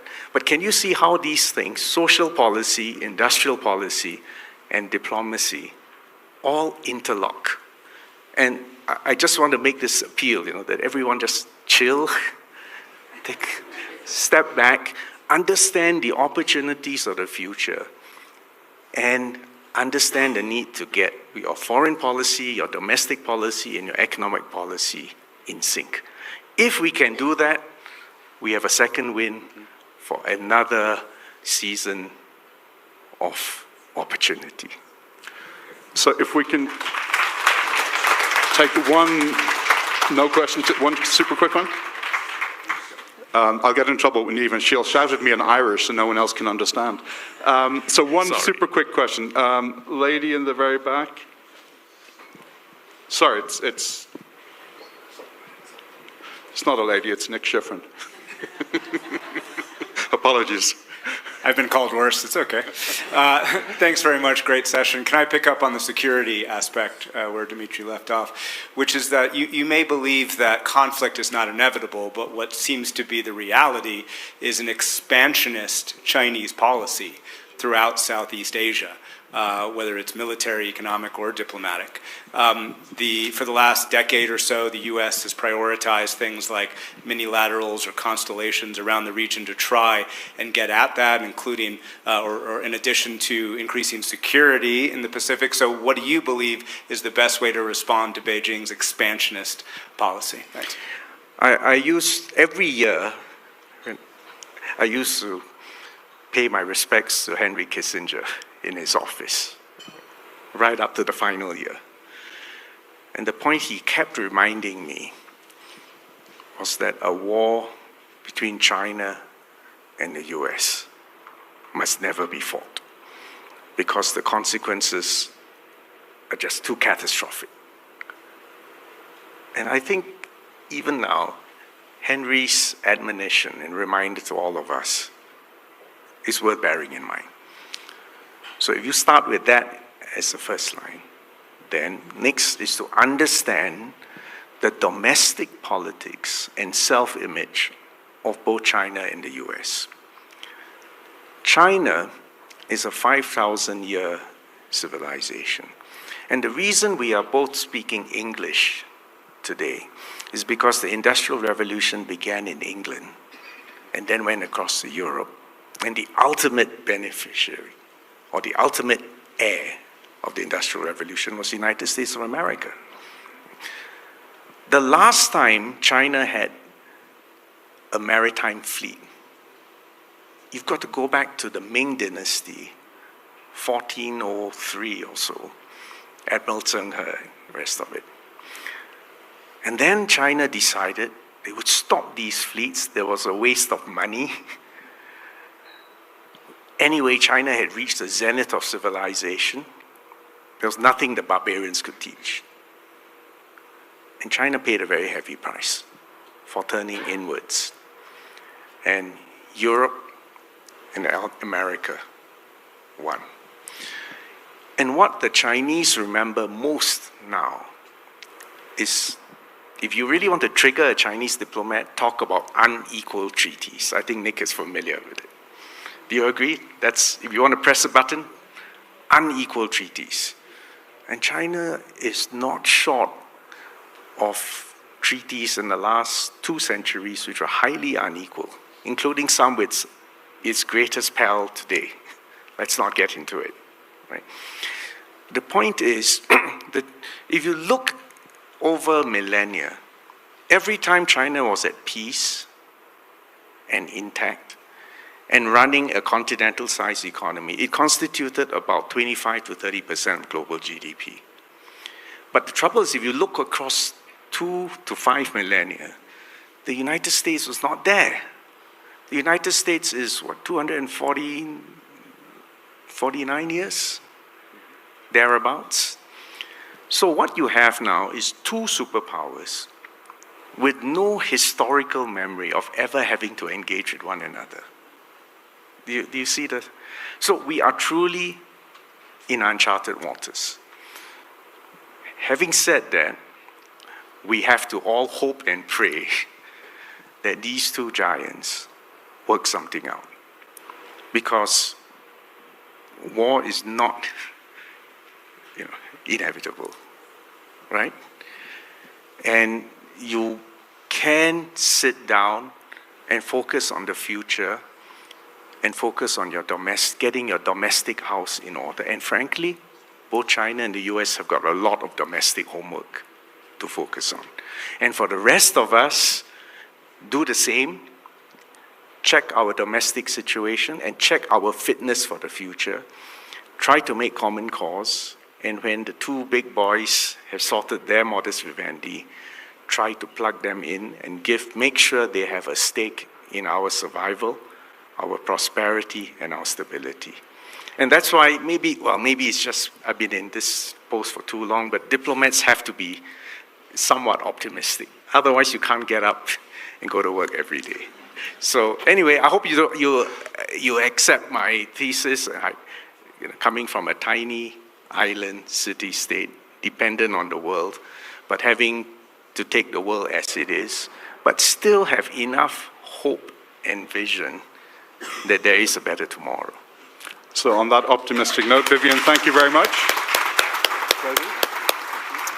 Thank you, Minister Balakrishnan, and thank you, Dimitri. We'll take Minister Balakrishnan's advice and chill for a little while. For those of you who'd like to go hear our book talk, we've got Edward Fishman on his book Choke Points downstairs with the Wall Street Journal's Alex Ward. Lunch will be provided down there. Otherwise, lunch is out in the Marble Garden tent and also in Davis Commons. And we look forward to reconvening at 1:30. Thank you.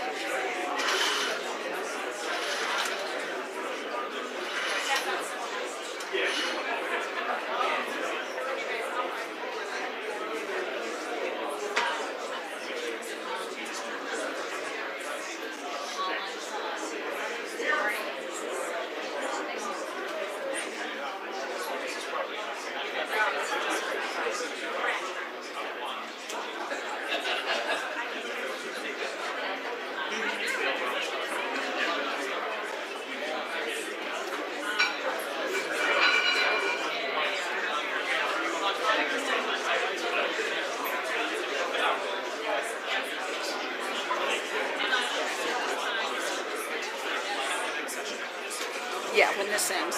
Thank you.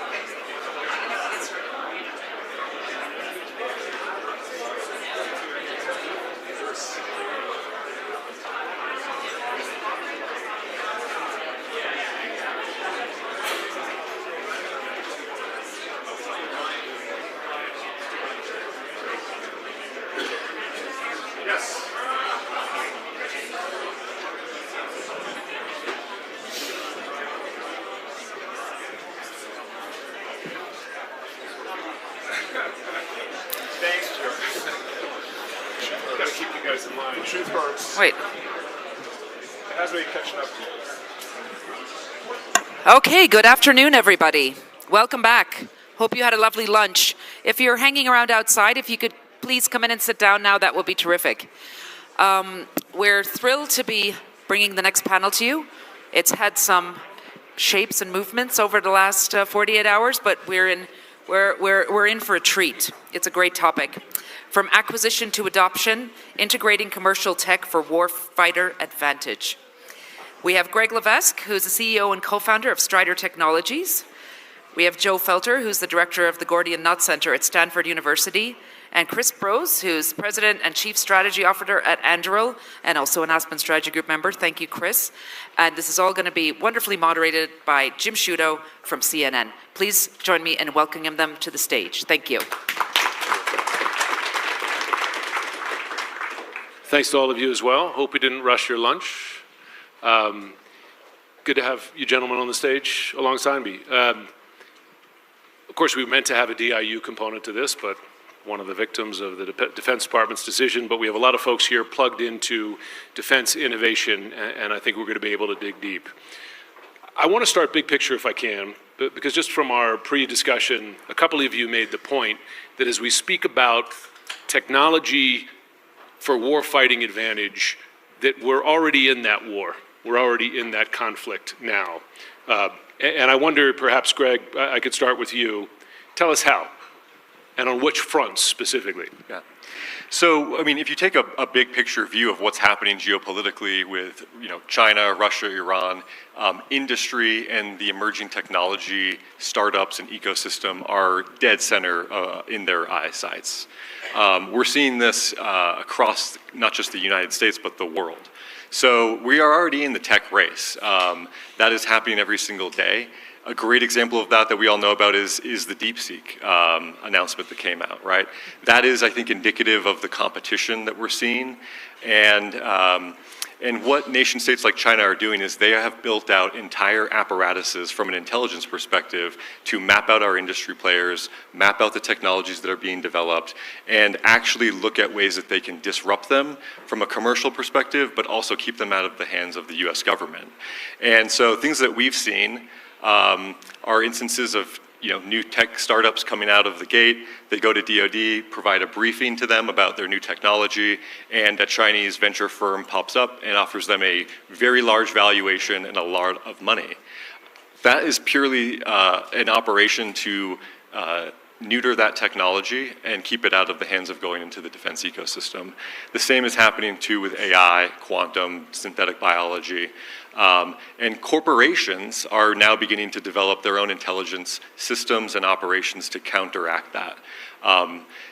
In 2017, the US Trade Rep Office pegged the cost of just China's IP theft in the United States at upwards of $600 billion per year. I can tell you, confirm that is happening every single day. There's not a Fortune 500 company that we've interacted with that has not been dealing with this problem for a decade or more. Joe, if I could ask you to use your seat at Stanford to answer another big picture question. So if we're already in this conflict, who's winning it from a technology perspective? Yeah, well, we're going to find out. And just dialing up a little bit more, we're in a very different kind of war than the last time we confronted a near-peer competitor. I talk about the Cold War in my classes at Stanford. I might as well be talking about the Civil War or World War I. They just glazed over. The Cold War was the last century. A few people, some gray hair out there with me, remember the Cold War. We prevailed in that conflict, if you will, against a near-peer competitor.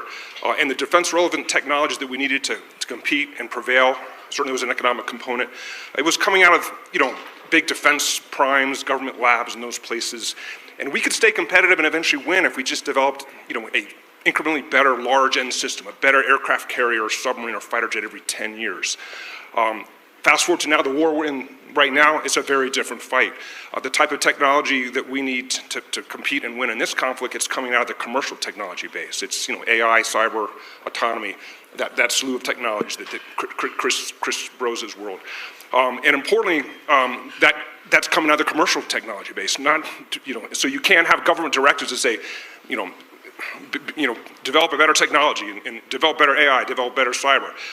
Now we have to identify and adopt and deploy those commercial technologies at speed and scale if we want to prevail and win this conflict. So it's a whole different kind of fight, but we're still fighting it with legacy acquisition systems that helped us win the Cold War. So we need to close that gap, and we're doing it in many important ways. We'll probably talk about that a bit more with you. So it's gospel that you have to do, or we have to do that faster. There has to be more integration hand in hand with the technology sector, the private sector, and you have to leapfrog the old procurement system. You can't wait 10 years to approve a system and then 5 years to build a submarine, all that kind of stuff. You call, Chris Brose, what's necessary a Moneyball military. So I wonder if you could briefly define that and then answer, is it happening? Yeah, thank you. And I appreciate you flagging that paper that I wrote for the Hoover Institute. I basically try to make sure that I bring my life back to baseball metaphors and references. So mission accomplished. What I talked about in that is really building off of what Joe said, which is, when I look at the US military or an allied military, I think we have to kind of basically break it into two parts. There are the large, exquisite, expensive sort of legacy systems which are very important and still very relevant. Like, I dismiss the notion that all this stuff is obsolete. Long-range bombers, nuclear submarines, things like that. They are very unique systems that we need to do very unique things. But they can't do everything. And our acquisition system cannot be basically optimized only to think about how you kind of develop and acquire those types of systems. So, what I was seeking to do, with this sort of a Moneyball concept, if, those of you who are familiar with Michael Lewis's book or watched the movie, it's this notion of how you deal with disruption. How do you basically see yourself differently and put together, kind of an offsetting capability that is affordable, that is achievable, that's capable of winning. And I think that's all this other stuff that we're talking about, right? It's autonomous systems, it's low-cost, mass-producible weapons, it's AI-enabled technologies that have very different attributes than long-range bombers and nuclear submarines. They need to be thought about differently in terms of how you define the requirements for them, how you develop them, how you buy them, how you refresh them and modernize them. But I think ultimately, the vision as I see it is these two different kinds of military capabilities have inverse attributes, but they're inherently complementary. You need the new with the old. I think that is a key lesson of Ukraine. It's not that all the old stuff is obsolete. It's actually, if you pair the old stuff with the new stuff, all of it becomes wildly effective, in a learning and adaptive military organization. So I think with respect to how we buy this, we just need an entirely alternative pathway in the Pentagon, in allied defense ministries, for how we bring very large quantities of lower cost, more intelligent military systems to bear in our formations. Greg, you made the point, you have an intelligence background, that the intel world has a similar problem and a similar need to accelerate and perhaps do Moneyball intelligence. I mean, is that happening?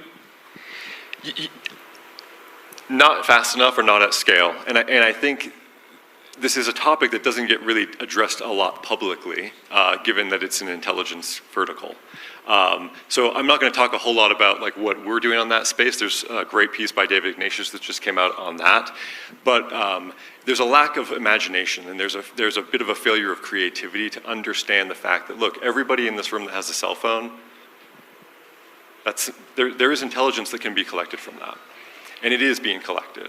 I will tell you that we are seeing that our adversaries are ahead of that power curve in their use of modern technologies, ubiquitous technologies to spot, identify, recruit talent, to pinpoint where our operations might be happening.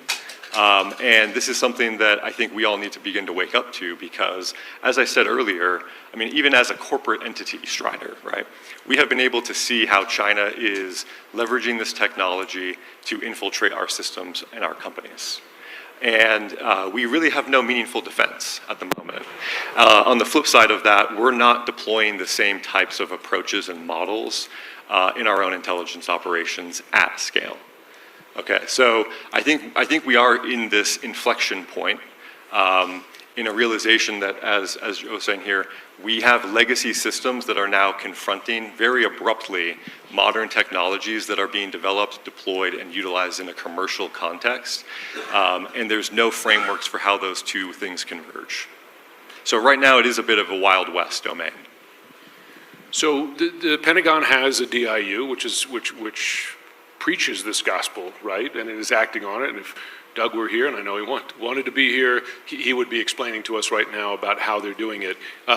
Joe, so I'm going to ask you to speak for your sense of how well the DIU is doing in this space. Is it accomplishing this transformation? I would say the short answer is yes. And I was with Ash Carter. This I think is finally realizing Ash Carter's vision for it. Now over 10 years ago.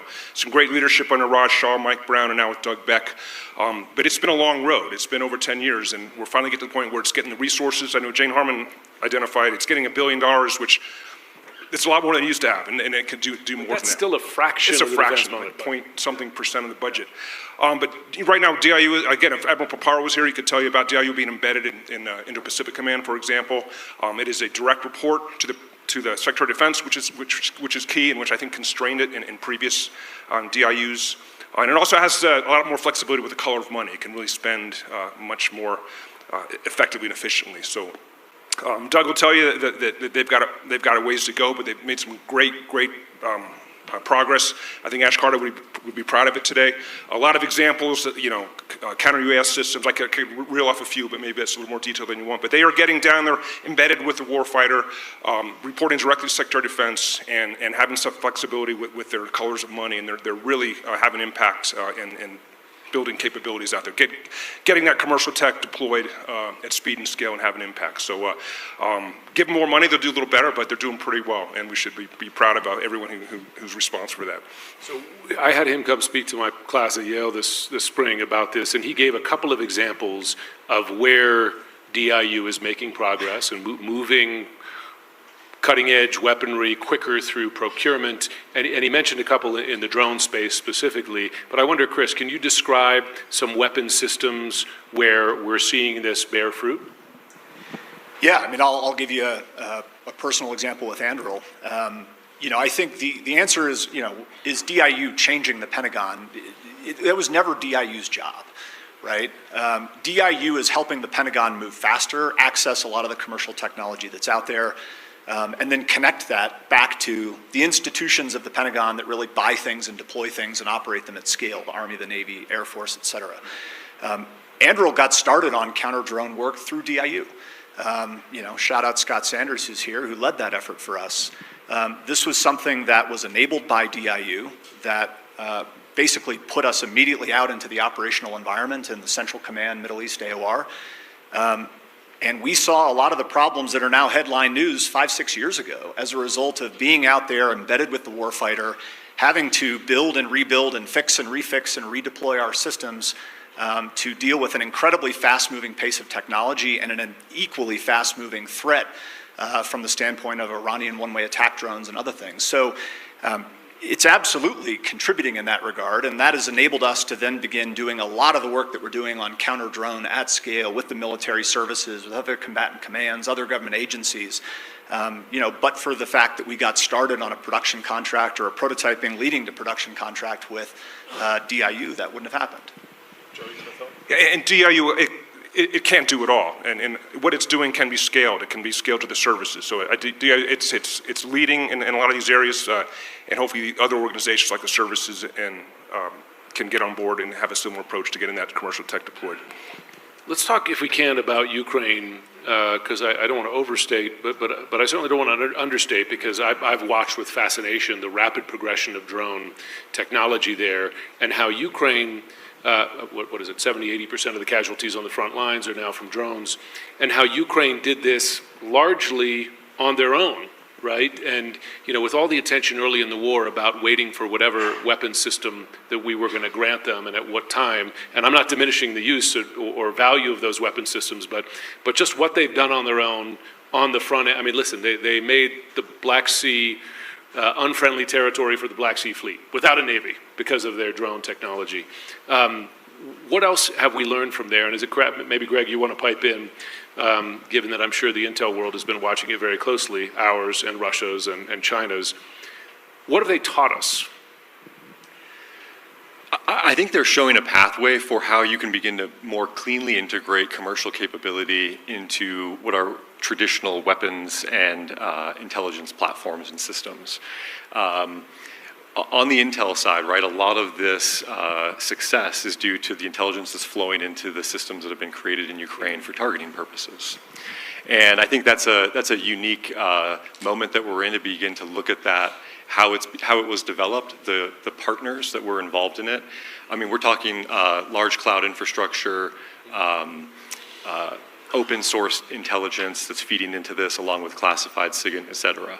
So this is a fusion that's coming together in a pretty unique way, where it's traditionally, in many respects, siloed.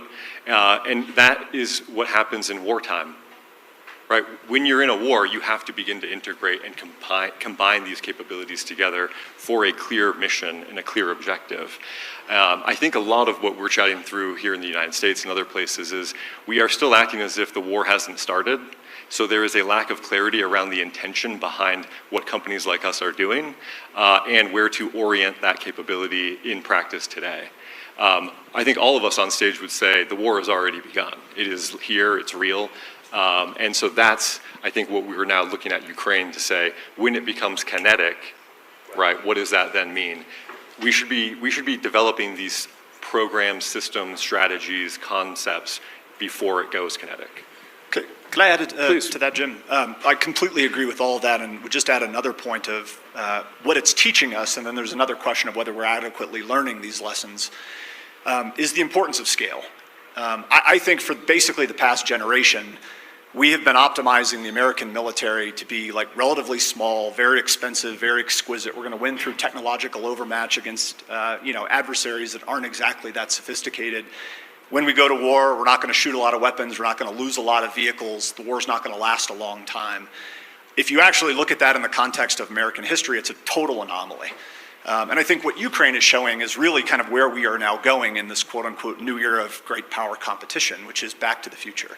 The volume of systems that they are needing to produce, regenerate, lose, produce, regenerate, is almost inconceivable, I think, in like a US DoD Pentagon context. I mean, Tim Ray spoke eloquently on these questions of scale earlier today. I think we're off by an order of magnitude, the number of military systems that we need to build, right? I mean, we've had years and years of war games where we run out of all of our critical munitions in the first 8 days of the war.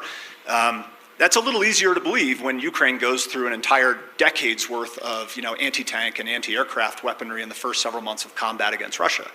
So the things that we're thinking that we're going to go to war with are not rapidly producible, they're not rapidly replaceable. And when we shoot them all or when we lose them, we're not going to get them back quickly. And I think the lesson from Ukraine is, in addition to all of this legacy capability that's very important, boy, we better start creating this Moneyball military or sort of complementary set of capabilities that are defined by the ability to mass produce them, to lose them quickly, to replace them fast, to change them and adapt them as new circumstances, threats, and technology force you to. The thing is, I've been hearing that for years, right? Particularly when it comes to munitions, right? They talk about, let's say, in the nightmare scenario of a conflict over Taiwan, how quickly anti-ship missiles, you name it, would disappear, hours, days, etc. We just passed an enormous, big, beautiful bill. I mean, is there any money in there for being put in the right places? I think the answer is yes, and I think to be determined. I think there's a lot about that bill that people are still digging through. I think how exactly all of those dollars are going to get, kind of laid out is still a work in progress in the, Department of Defense. But, my sense is that when you have this conversation, which I agree, it's been ongoing for years, but it feels like, we're starting to converge a little bit more around the idea that we do need these complementary set of capabilities. I think the challenge is, great, we now agree. So show me the programs that are really delivering on the scale that we need, right? And that's not DIU's job, right? That is, how do the military services change themselves? Like I think, Dan Driscoll and the Army is doing an enormous amount to change the Army. I think the Air Force is doing a lot, but I think we're still a far cry from the ability to do this. And what I would tell you is, I don't think it's going to cost an enormous amount of money. In the overall scheme of the defense budget, I'm not saying we got to allocate half of it to this stuff. I actually think we could change on the timeline that we need to the degree that we need with probably 2%. Wow. It's just a question of then how do you marshal that in the service of new programs that accomplish those objectives. So, Joe, how are our adversaries doing, specifically China? And I mean, it's a different system, right? They don't have to go through an appropriations process, but how are they doing, and are they ahead of the game? I think they're certainly closing the gap. And they have a lot less constraints than we do. I mean, certainly continuity of leadership. I mean, Xi Jinping is arguably emperor for life. He can look out to 2049 and say, I want to get here and have these incremental goals to get there. We have a little different political system here, and that creates some challenges. They don't have to deal with the same challenge like with IP, with their state-owned enterprises. They just have a lot more efficient and effective ability to identify goals and objectives and marshal their national resources to get after them. I think we still have huge advantages, and I hope to have a chance to chat before the end. As far as our human capital, I just feel like when you want to talk innovation, there's nowhere better than, with all respect to our international folks, the U.S. just does it better than our adversaries, and we just have to find ways to harness that. But China is closing the gap. They have gotten ahead in some technology areas, and they're closing in almost every technology area. So, game on. We are on notice, and we have to respond just like China. They're using a whole government approach to include advances in technology. We have to respond with a whole government approach, and I think we have a lot that we can do better. So they're not ahead, but they're closing, and we need to have this wake-up call. And let's learn from the lessons of several 100,000 dead Russians, and not wait for 5,000 sailors to be at the bottom of the ocean in the Taiwan Strait before we have that wake-up call, the epiphany we need to make some progress. Those war game scenarios, whenever I read them, do you mind just add on to that? Scare the hell out of you. Look, I think we actually are behind in some ways. And I'll give you maybe just one point on that. We are behind in understanding the intention. You don't build intermodal amphibious assault platforms for fun, okay? And we still are sitting here acting like this can all be negotiated. So I'm of the viewpoint that the competition is beyond a commercial one. Okay, this is not for market share. This is for the technological dominance of the future. This is for the emerging system that we are already all talking about, and we can all see and feel it. The legacy system is not working. So now it is up to us to reimagine what that looks like. It's not simply a reform of an acquisition process. So it starts first in grounding ourselves in what is the reality of the situation that we are in, and how do we understand the intention of our adversaries, which I'm going to tell you they are sharing with us. And on the commercial front, right, like you see this in the intelligence. We have it, we know what it is. There is a lack of ability to action it because of the legal constructs we have from World War II. Look, to charge someone with economic espionage today in our country, which is happening every single day, you literally need a piece of paper or some kind of document that shows that they were tasked to go do that.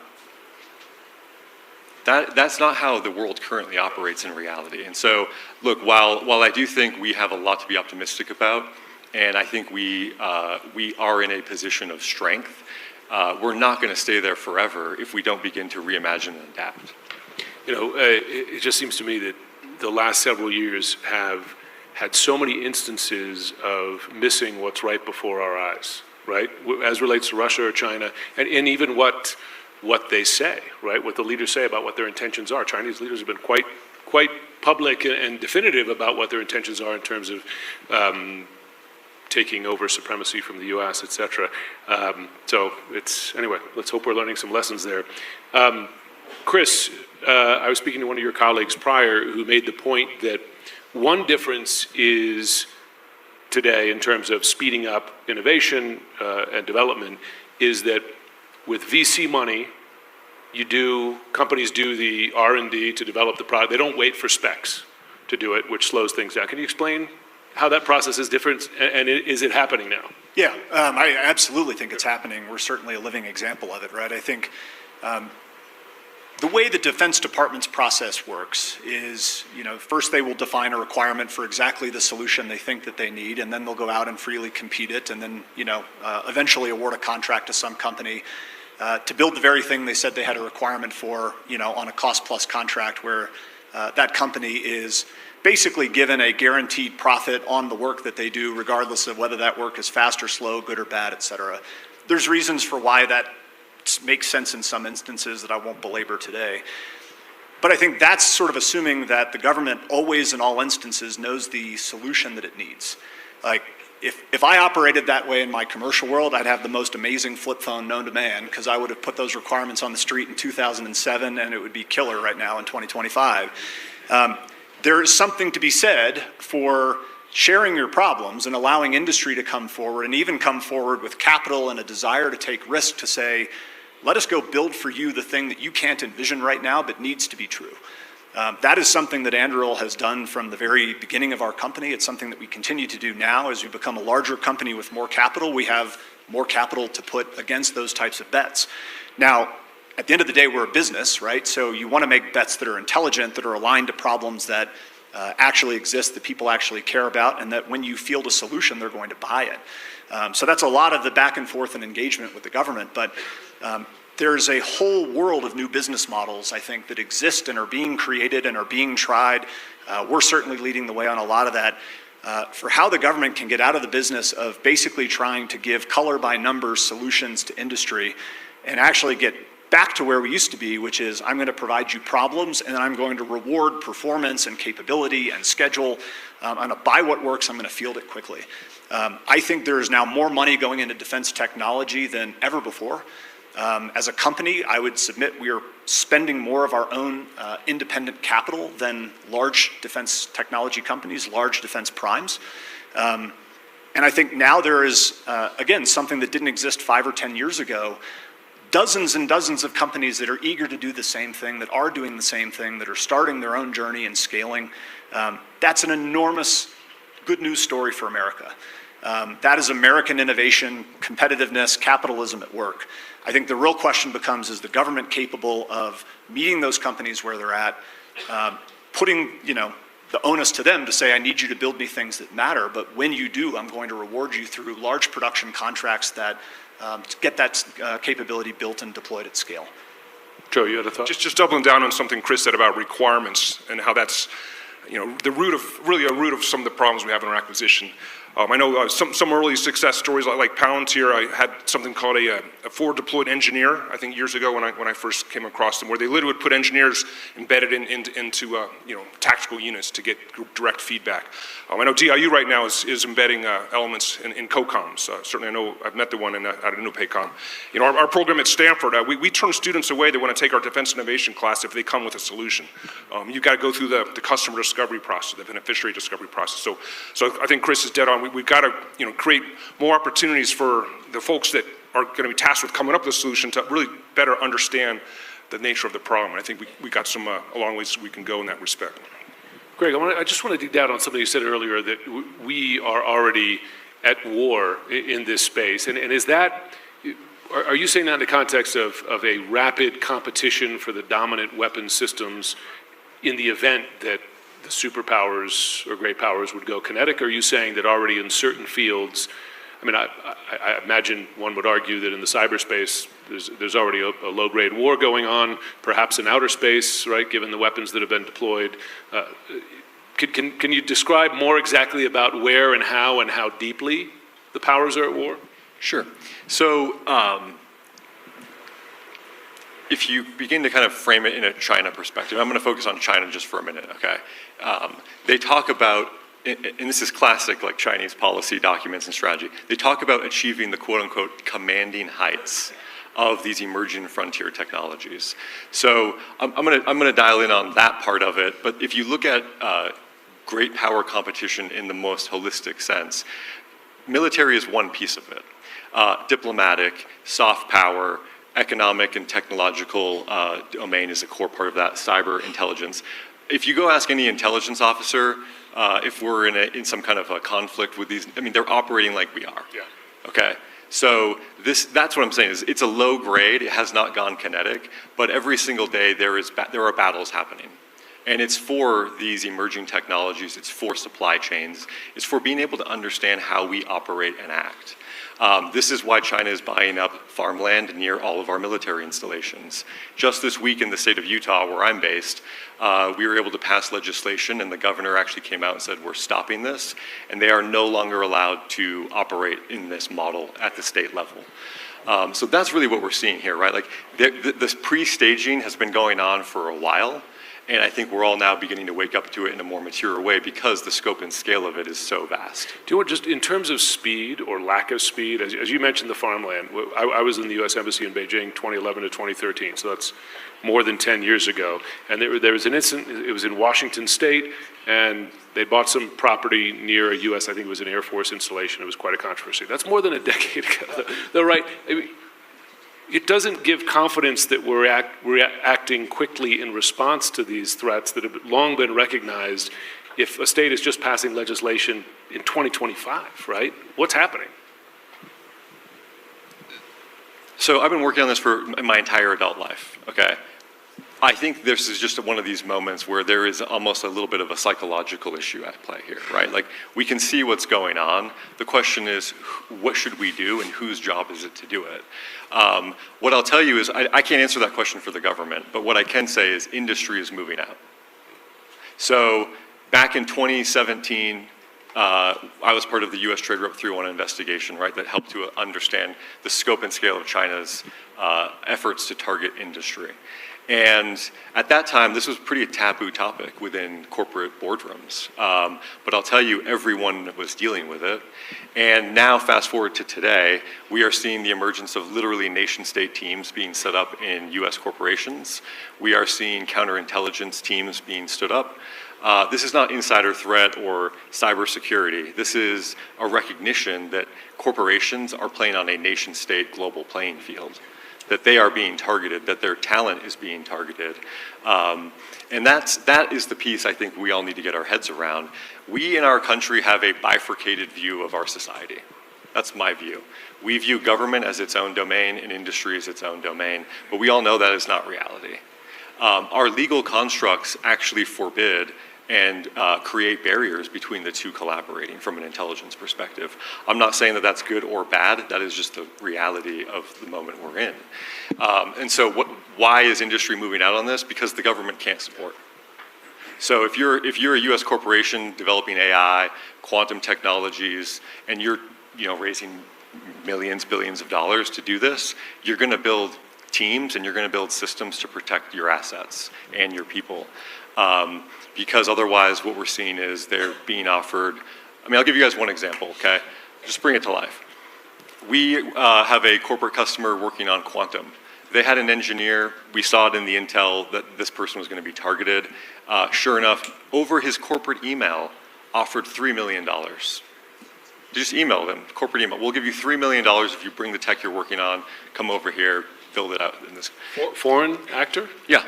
This was a nation-state intelligence service. So look, this is why I'm sharing with you. This is not, the rules of the intel game have changed rapidly beneath our feet. It is across every element of our society. And so at Strider, our mentality and our view is we need an all-of-society approach, and intelligence is the shared truth. Intelligence is the shared kind of platform for us to understand what's going on and then act in a way that drives our national security forward. So I like to say, look, national security, I think, is too important for us to leave to the government alone. We all need to be a part of it. It does raise the question, though, right? If corporations are making these decisions, I saw Sam Altman speak. I'm sure most folks here have seen him speak in some context describing AI and aware of the potential dangers, et cetera, but also acknowledging the lack of oversight, right? With enormous capabilities moving quite quickly. I don't want to impugn defense contractors or the work that you do. I'm just saying there's reason for oversight. Is it happening? I can assure you oversight is alive and well. We deal with oversight from every which way constantly. But look, like the serious point that I'd offer is, for Andrew, right? I mean, we're at the leading edge of building out AI-enabled weapons, autonomous systems. Like, we are pushing the boundaries of technology.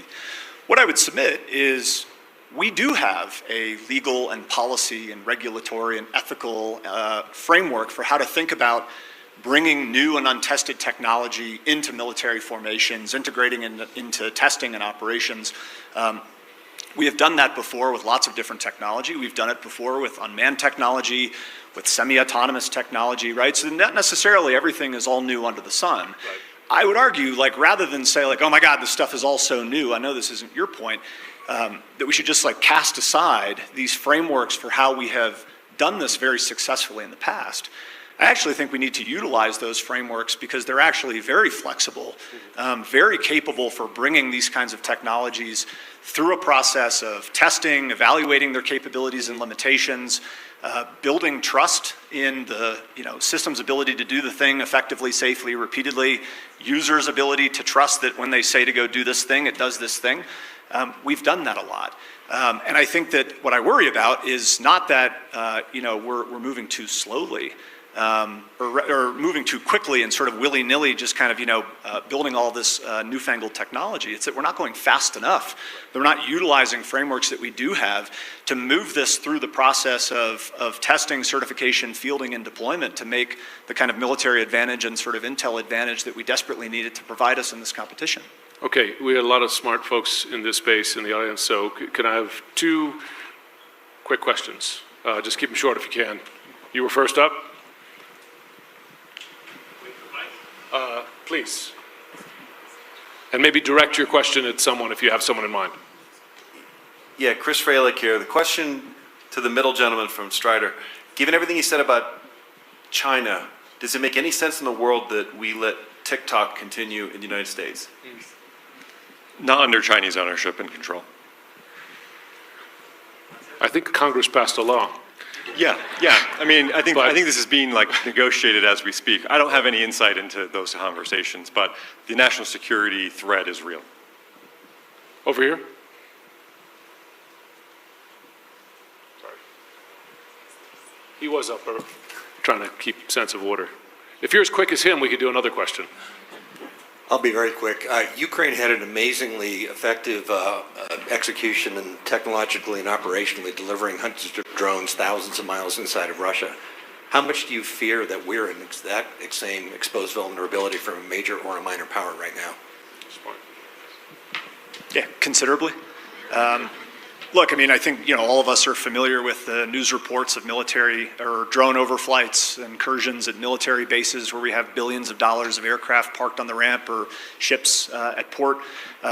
Weird things that are happening in New Jersey, aside from other weird things that always happen in New Jersey. This is headlines again and again and again.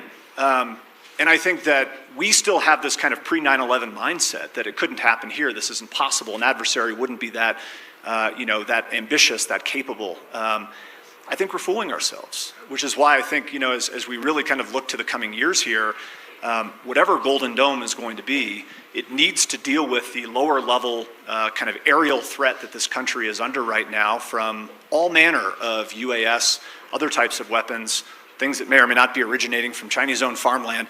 Like, we're not in nearly the position of safety that we need to be in, and there are technological solutions that can help us, that are available right now to do that. Don't forget balloons, right? I think one more here, this will probably have to be our last. Thank you very much, Brigitte Tazelaar, the Dutch ambassador. What is your view on the allowing the NVIDIA H20 chip to be exported to China, and maybe more broadly, the export control regime on semiconductor? I mean, look, this is a great point, right? Which is the foundational elements of technology are what is being negotiated right now. So Jensen Huang went and met with President Trump and got a license to go sell these into China. Our export control regime, our economic toolkit, in my view, is outdated. Slapping a company on a sanctions list is meaningless. You can create a new company overnight. When we block a transaction, I'm telling you, literally what will happen is you'll just see another entity pop up down the street, and then they will apply for and receive a confirmed application. This is happening all the time. So look, we need to also step back and say, what is happening within industry? How does business operate? What are the constructs that guide their activity on a daily basis? Because that's where our adversaries are hiding in place at the moment. As Chris noted too, to answer that first question around some of the domestic threats, look at the commercial activities of nation states in our country. They're focused on strategic assets, ports, land near bases, but we all look at it, because we're American, right? We look at it through a commercial lens. It's not commercial. Chris, Greg, Joe, thanks very much. Thank you.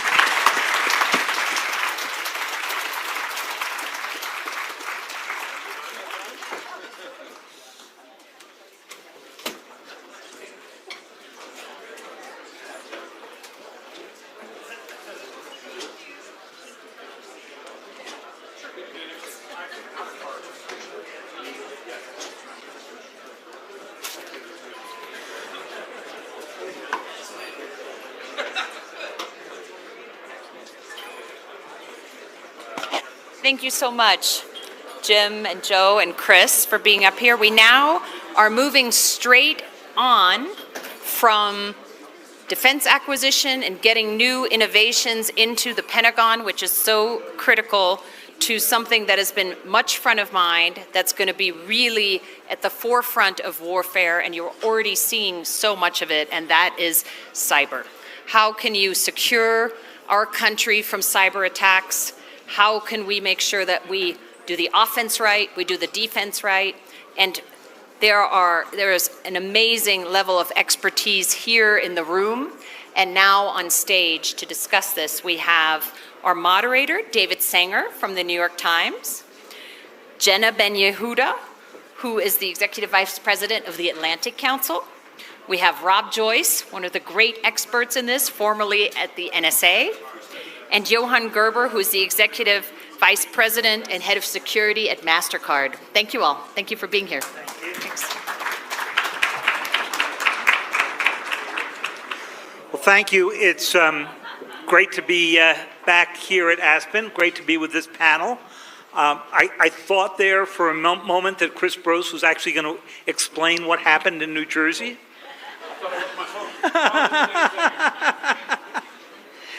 And but no, we're going to have to get him at the cocktail parties and figure that out.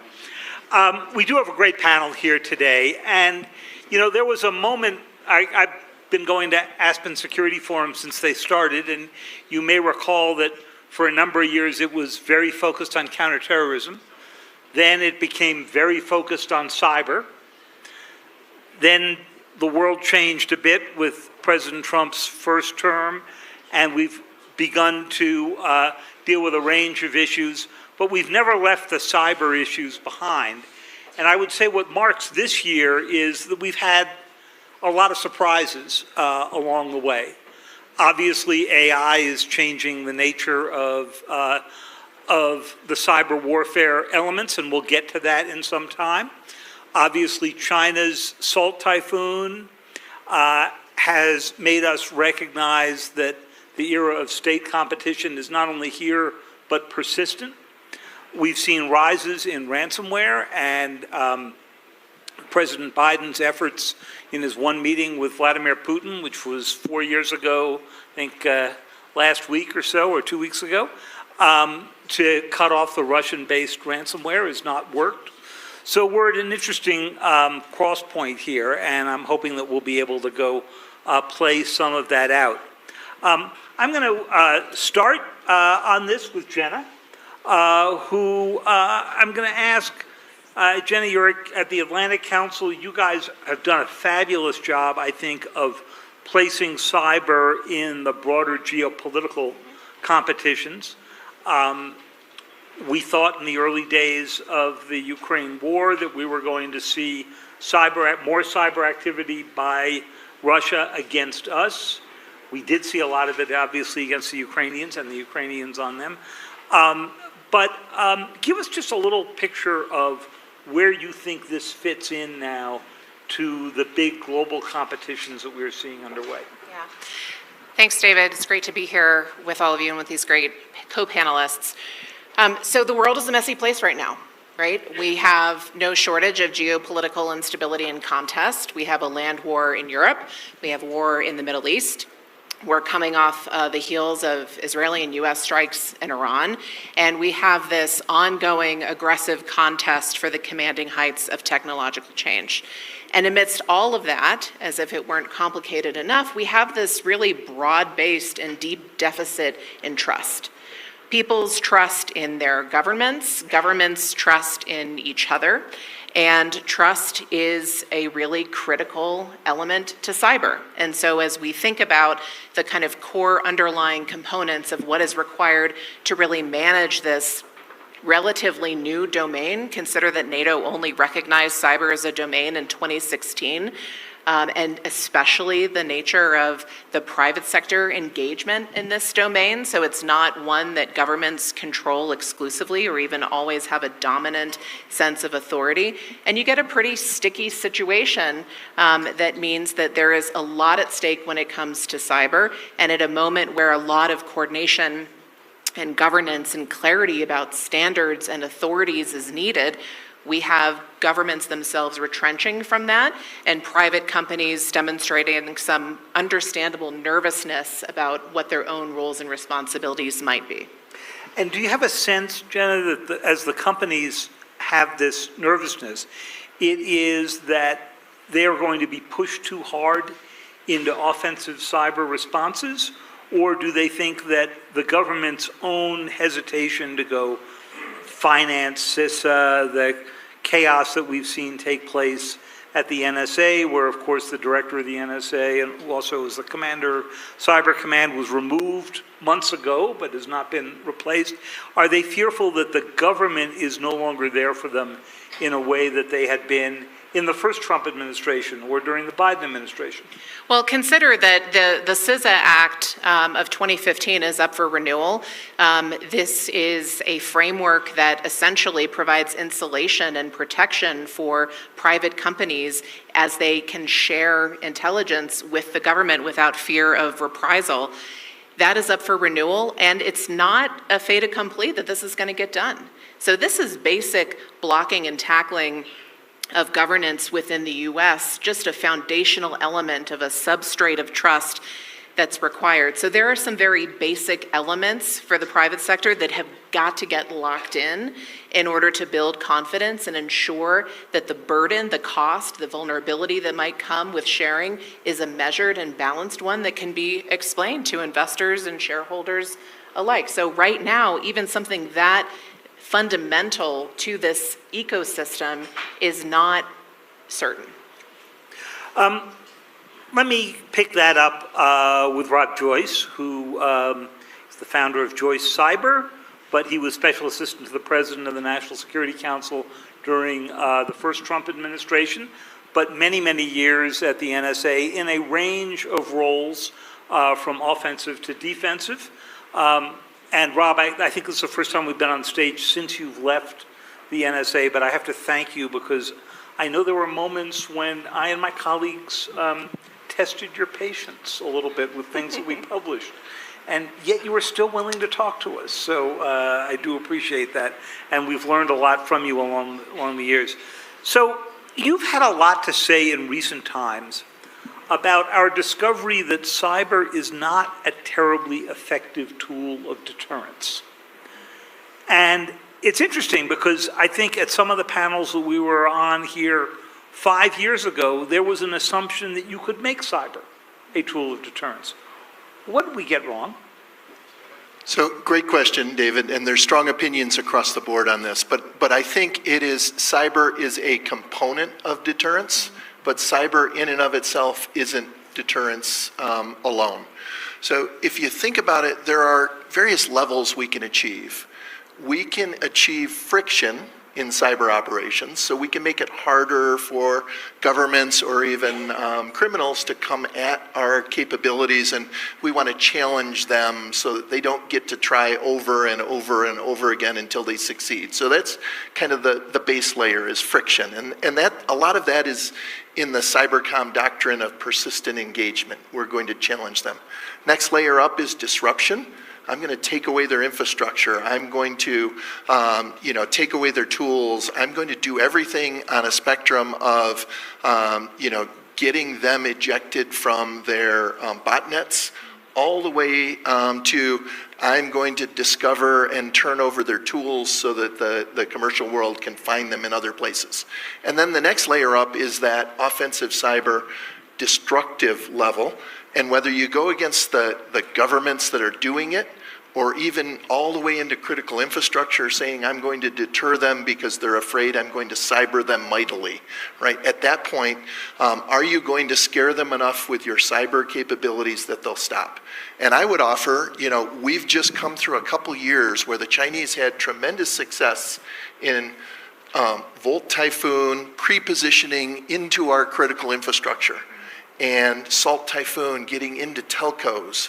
And the response from us being on the receiving end of those successful operations was not to go over into the corner and rock back and forth and cower because of the cyber power coming at us.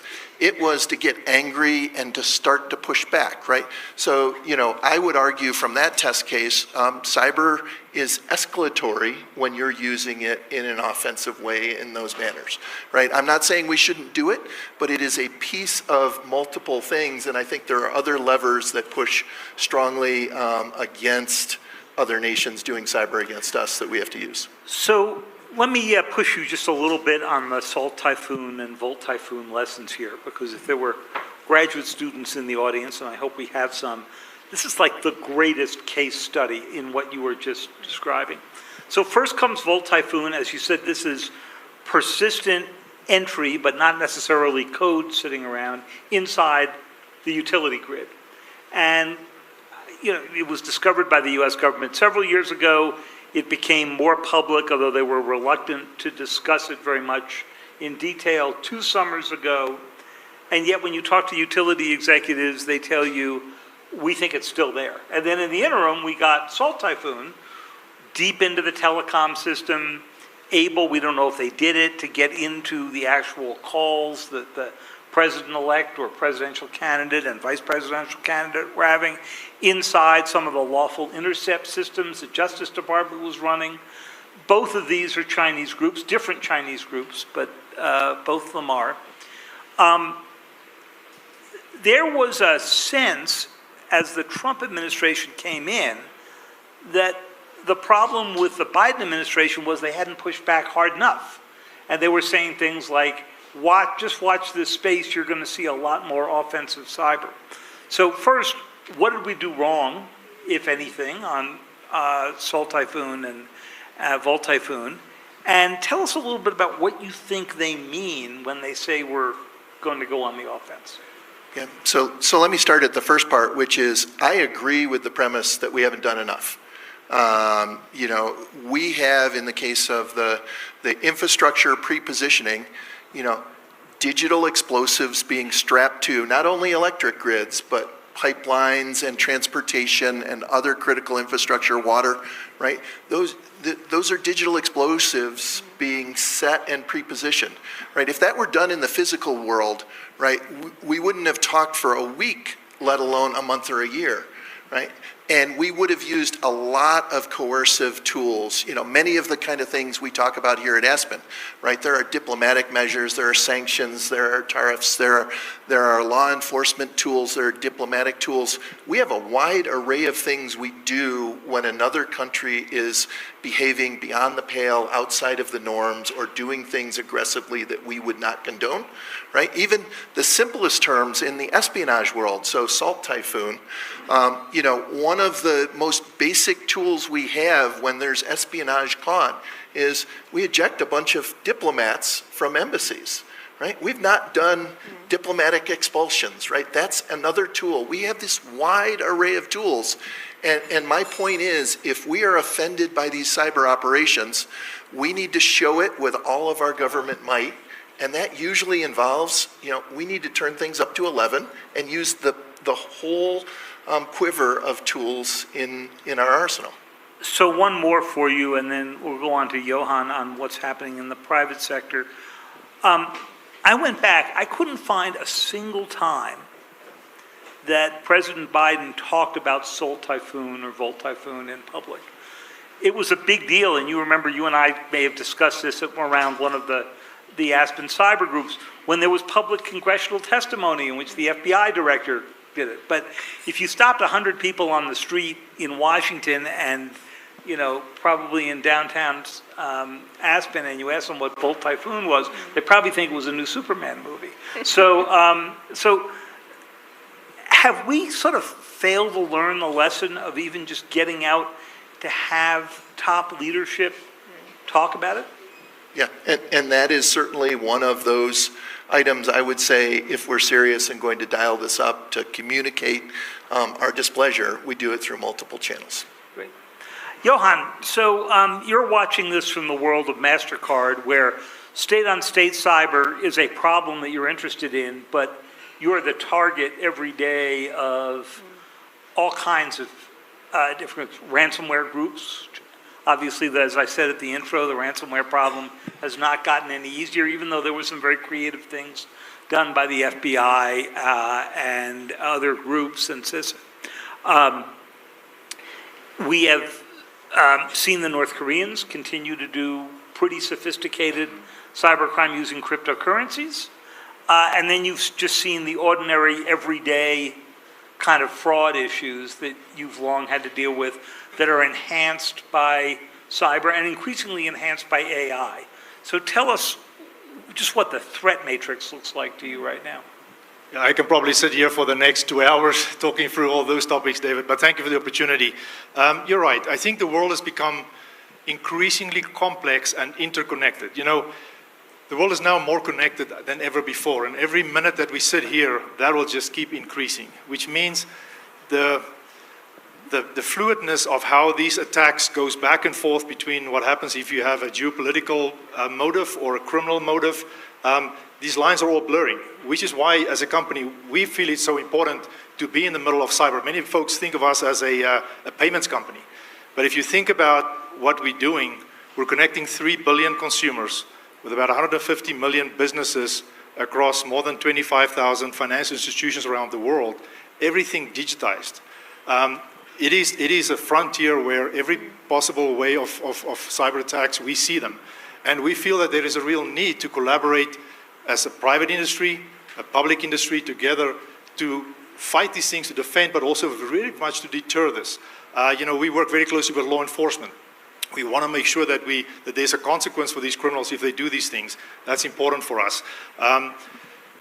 As we look at how the world is evolving now, we see all sorts of new payment types. I'm proud to say, if you think about the card industry, it's built on the principle of trust, and that's manifested every day when you use your card either to go into a store and you tap that card on the device, or you click buy in an online environment. What happens is there's a fundamental promise that the business who's selling you the goods will get their money, and you as a consumer are protected. That's why trust is such an important piece, and Jen and I had this conversation for a long time this morning. That's why us being involved in things like Aspen, being involved on stage here is so critical, why we want to reach out to governments all across the world to say, we have to do this collectively. We have to push back against ransomware. Ransomware on small businesses, for instance, just to go down a little bit of a rabbit hole here. We've done a study. Small business is still the largest employer around the globe. MasterCard was a small business at some point in time. Google was a small business. Microsoft, Amazon, they were all small business at some point in time. More than 46% of all small businesses are attacked every single day on a cyber front. 60% of those who are getting attacked will go out of business because they don't have the resources, the funds to withstand or sustain them. How do we come around and wrap our arms around those? Because that is prosperity for the world. That's our next generation of employers that's out there. For that reason is why we are so deeply involved in this. On the card fraud side, what we've seen and what worked very well is when you create an ecosystem where there is liability and a reason for investment. So for instance, in the card industry, as a consumer, when you use your card and there's actually fraud on it, the liability for that fraud goes to the least secure party. So if the business who's selling you businesses did not implement the latest technology, they will suffer the loss. If it's the bank that didn't, the bank will get the loss. We need more of those regulatory frameworks in our systems to generate that motivation for people to invest in embedded security. Embedded security for us is fundamental. If we want to get the benefit of what the new technology innovation brings, AI, quantum, it holds great promise for mankind. But you will only get the benefits if security is embedded. Otherwise, we will lose the trust. I'll give you one more example. We had a pledge a couple of years ago. MasterCard pledged to bring 1 billion consumers into the digital economy. The biggest question that we had was, what if their first experience is that of a scam, an online bullying, or some sort of a ransomware attack? We will lose those consumers and those communities forever. So the embeddedness of this, and this is something where we think industry has to do more. We feel that the relationship between private industry and public industry needs to strengthen. We need more harmonization. Fragmentation is a big deal for us, and I hope we will get to that conversation a little bit later today. But the world is connected. We can't move away. So even if we see more sovereignty or drives towards sovereignty, the world is never going to be less connected than it is today. So we really need to keep driving a better harmonization across this line. Johan, let me ask you one specific, and you just alluded to it before, which is the effects we're seeing from AI. So I think from one of these stages, I think 2 years ago or 3 years ago, we had some of our friends from Microsoft up here who were basically making the argument that they thought AI would help the defenders more than the offense. But as we were all discussing before we went on stage, I've had the sense that may be shifting now. So what are you seeing? And then I'm going to ask Rob to go in on that same question. Yeah, I think you need to give me a shot before Rob goes on, because he's going to really scare the hell out of everybody. But I think you're right. I think it's a nuanced answer here. It depends on how much we're willing to invest in AI.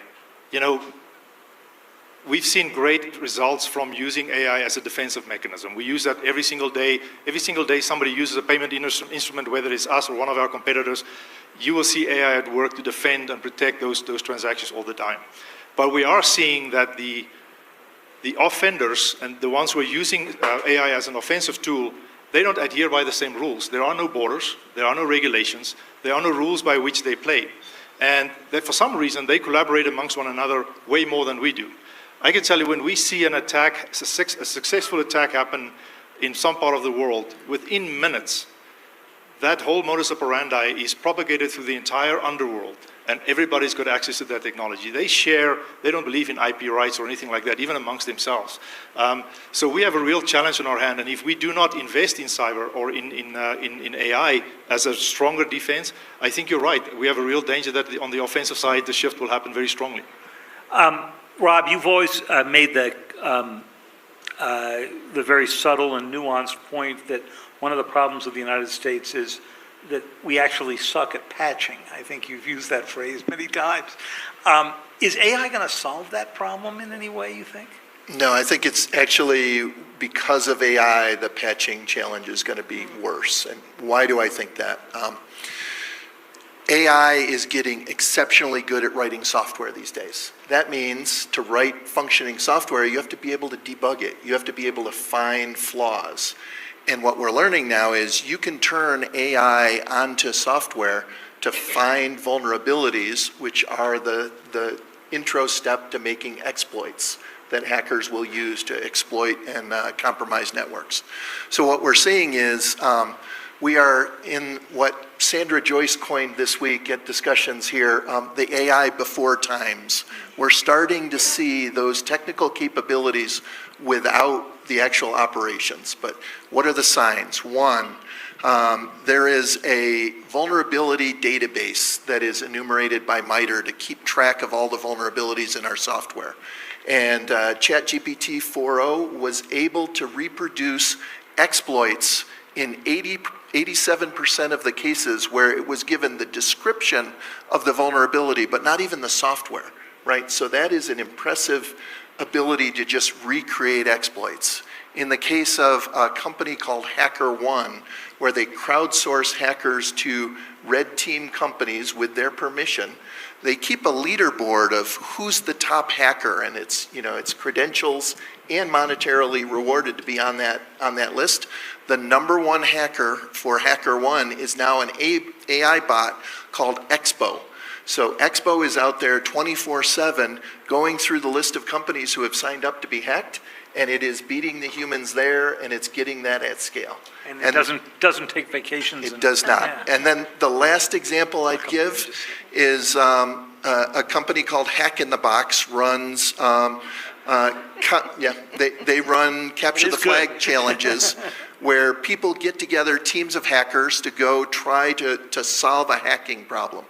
And they ran a competition in March of this year, which is 15 years ago in AI years, right? So March of this year, the competition, an AI bot finished in the top 5% of that against 400 human teams, right? So it beat 95% of the human teams, not people, but the teams of people collaborating on hacking challenges. So it is showing that these AI capabilities are very, very capable. And as each new foundational model comes out, they're only going to get better. So your money's on offense at this point? Yeah, I think offense has a tremendous advantage. I still believe whoever uses AI is advantaged, right? If you have a defender using AI against an attacker who is not, they will succeed. But the AI attacker against people who are not using AI to simultaneously find the flaws before the attackers do, they are going to win. Jenny, you had a point on this, and then I have another question for you. I just wanted to come back to the comment on small and medium businesses and connect it to AI, because I think it's so important that we talk a lot about private sector cooperation on cyber. There's a huge range when we talk about private sector. Mom and pop bakery to MasterCard. So huge differentiation in terms of the level of sophistication and resources to prepare and respond to cyber incursions.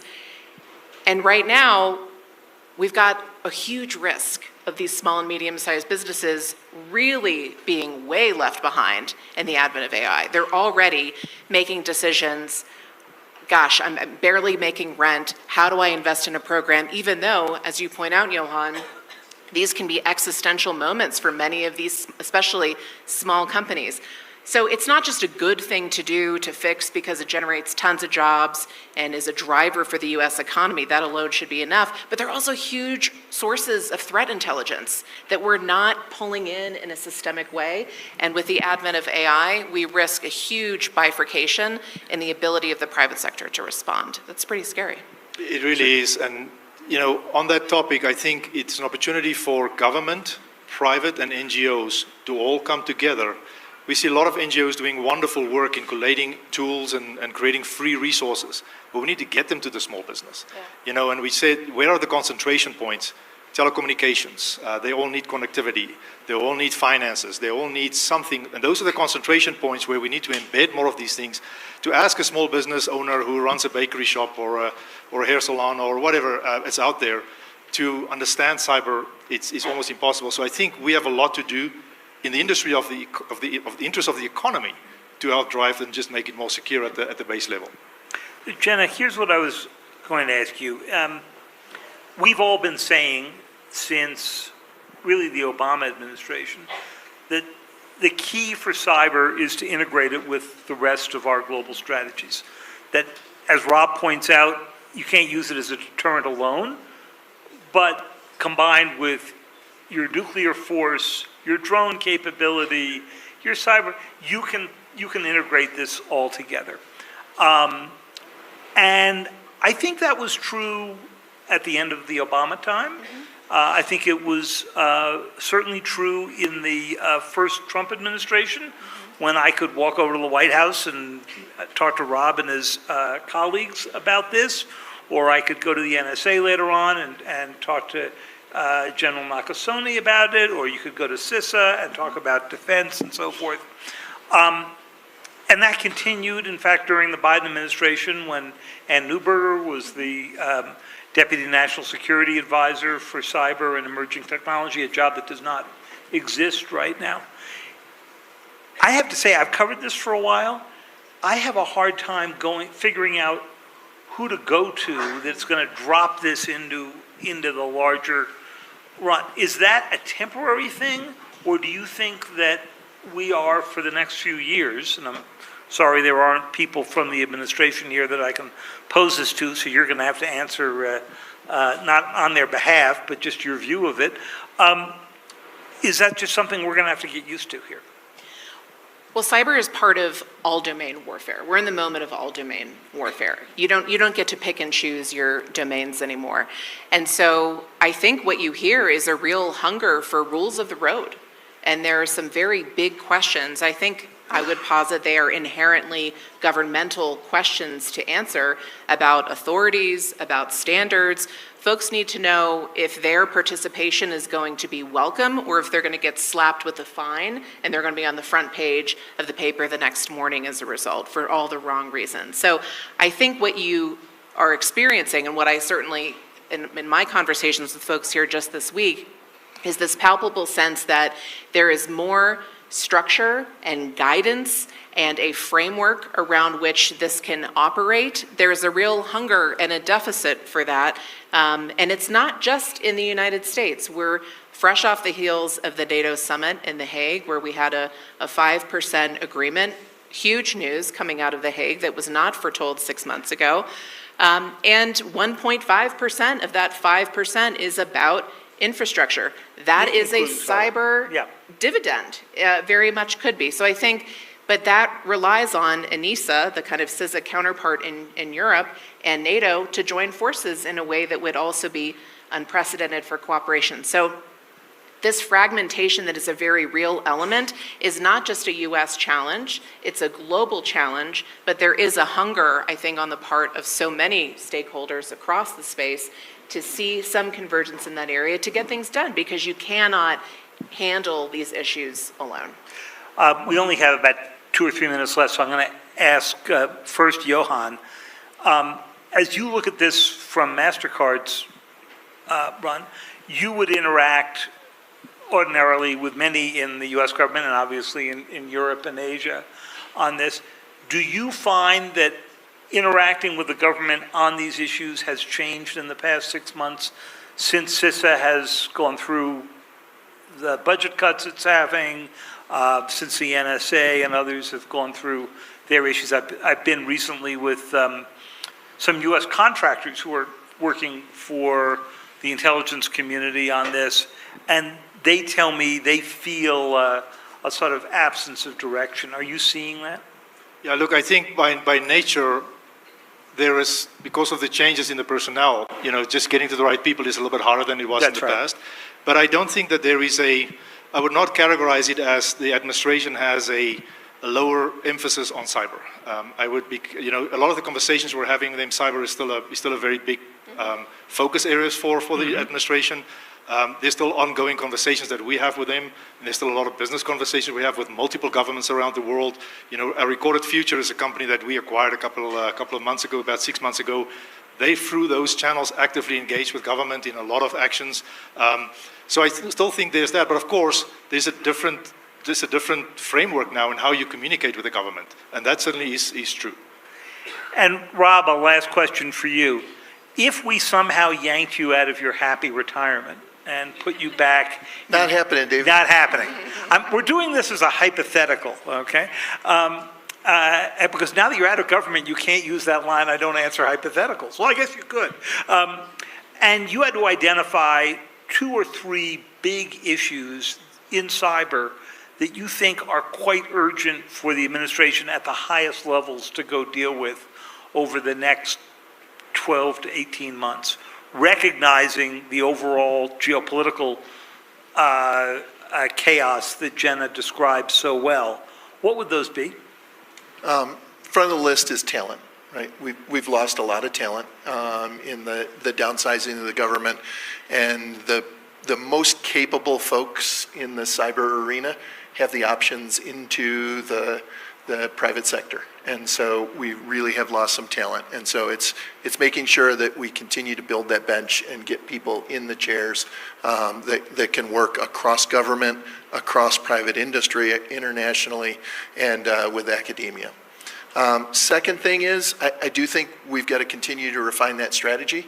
What are we going to do in the space of cyber deterrence? And that includes offensive cyber and all of the other things.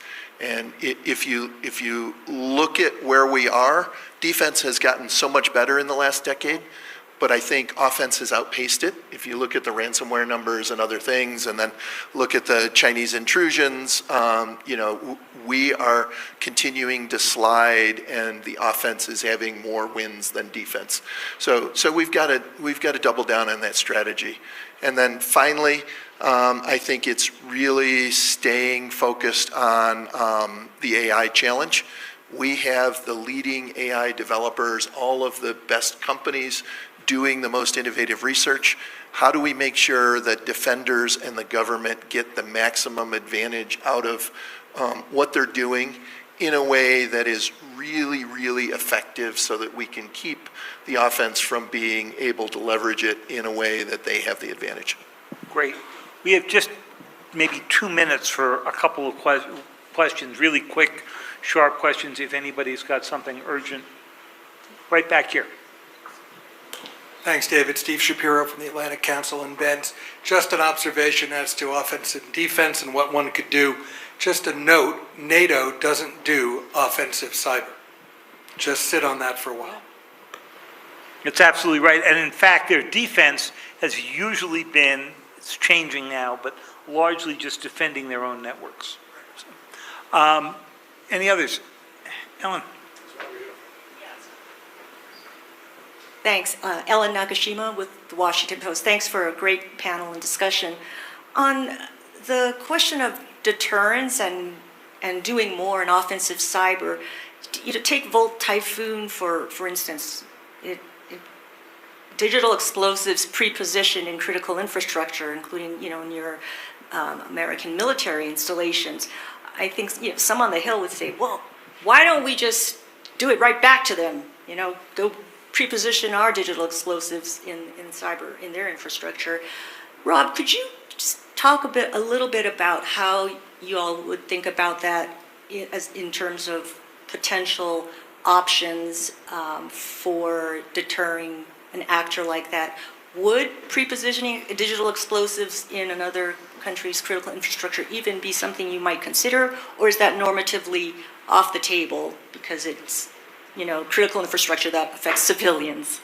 Yeah, so I certainly can't speak for the administration. They've made some statements that sound like they intend to pursue and examine that. But we haven't seen the results of those deliberations yet. But I still go back to the point of, we have it on our infrastructure, and that has not deterred us. So I don't know why you assume that if we do it to others, they're going to be deterred. I think we have to use offensive cyber to disrupt their activities, but then we also have to have all the other tools in the toolbox to really convince them that they should be deterred from these actions. And you need a way to escalation dominance if they do come back. Well, I've got a million more questions for these three, but we are out of time. But I want to thank you all for a great conversation. Thanks for really pushing this ahead.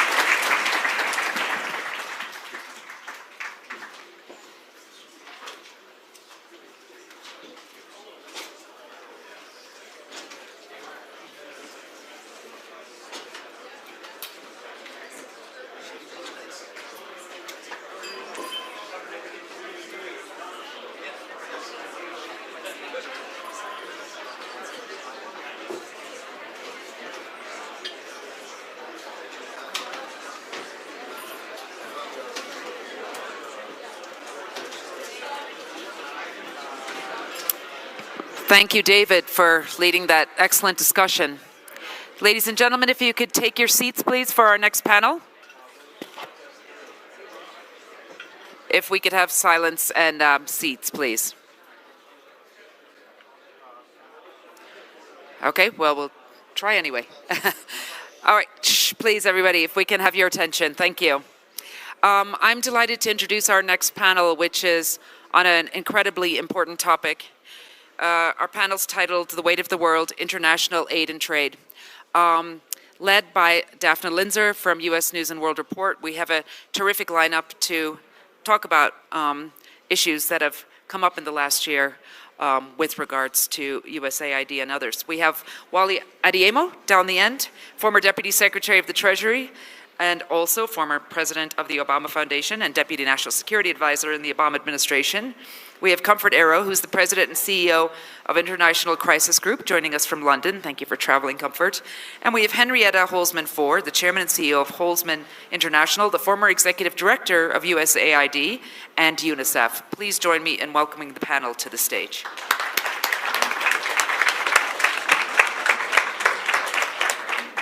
Thank you, Neve. Hello, everyone. I'm Daphne Linzer, as Neve said. I'm Executive Vice President and Editorial Director of U.S. News and World Report. I'm glad to be back here. I think it's my 8th year at the forum. Especially fortunate this time to be here with this terrific panel, critical moment, I think we can all agree, for international aid and trade. ASF this year is about testing assumptions, and this is certainly what's happening in international trade and development right now. All of you know this. I'm hoping we can focus on the opportunities that can come from a moment such as this one. Thoughts for everyone here today, and especially my panelists, think about this all the time. What is the U.S. role in multilateralism right now in working with allies on the ground in conflict areas and in tackling the challenges ahead for reconstruction in post-conflict areas? So let's dive right in. I want to start with you, Henrietta. I can't imagine anyone in a better position than you. Ran USAID, first woman administrator to do so, I should note, under President H.W. Bush, and then led UNICEF under President George W. Bush. Two huge field organizations, worked across the globe with one another and with many other private and public institutions. So set the stage for us right now. There's a lot of changes under President Trump in aid and trade, challenges and opportunities. How are you seeing the field? Thank you, Daphne. It's nice to see everyone here.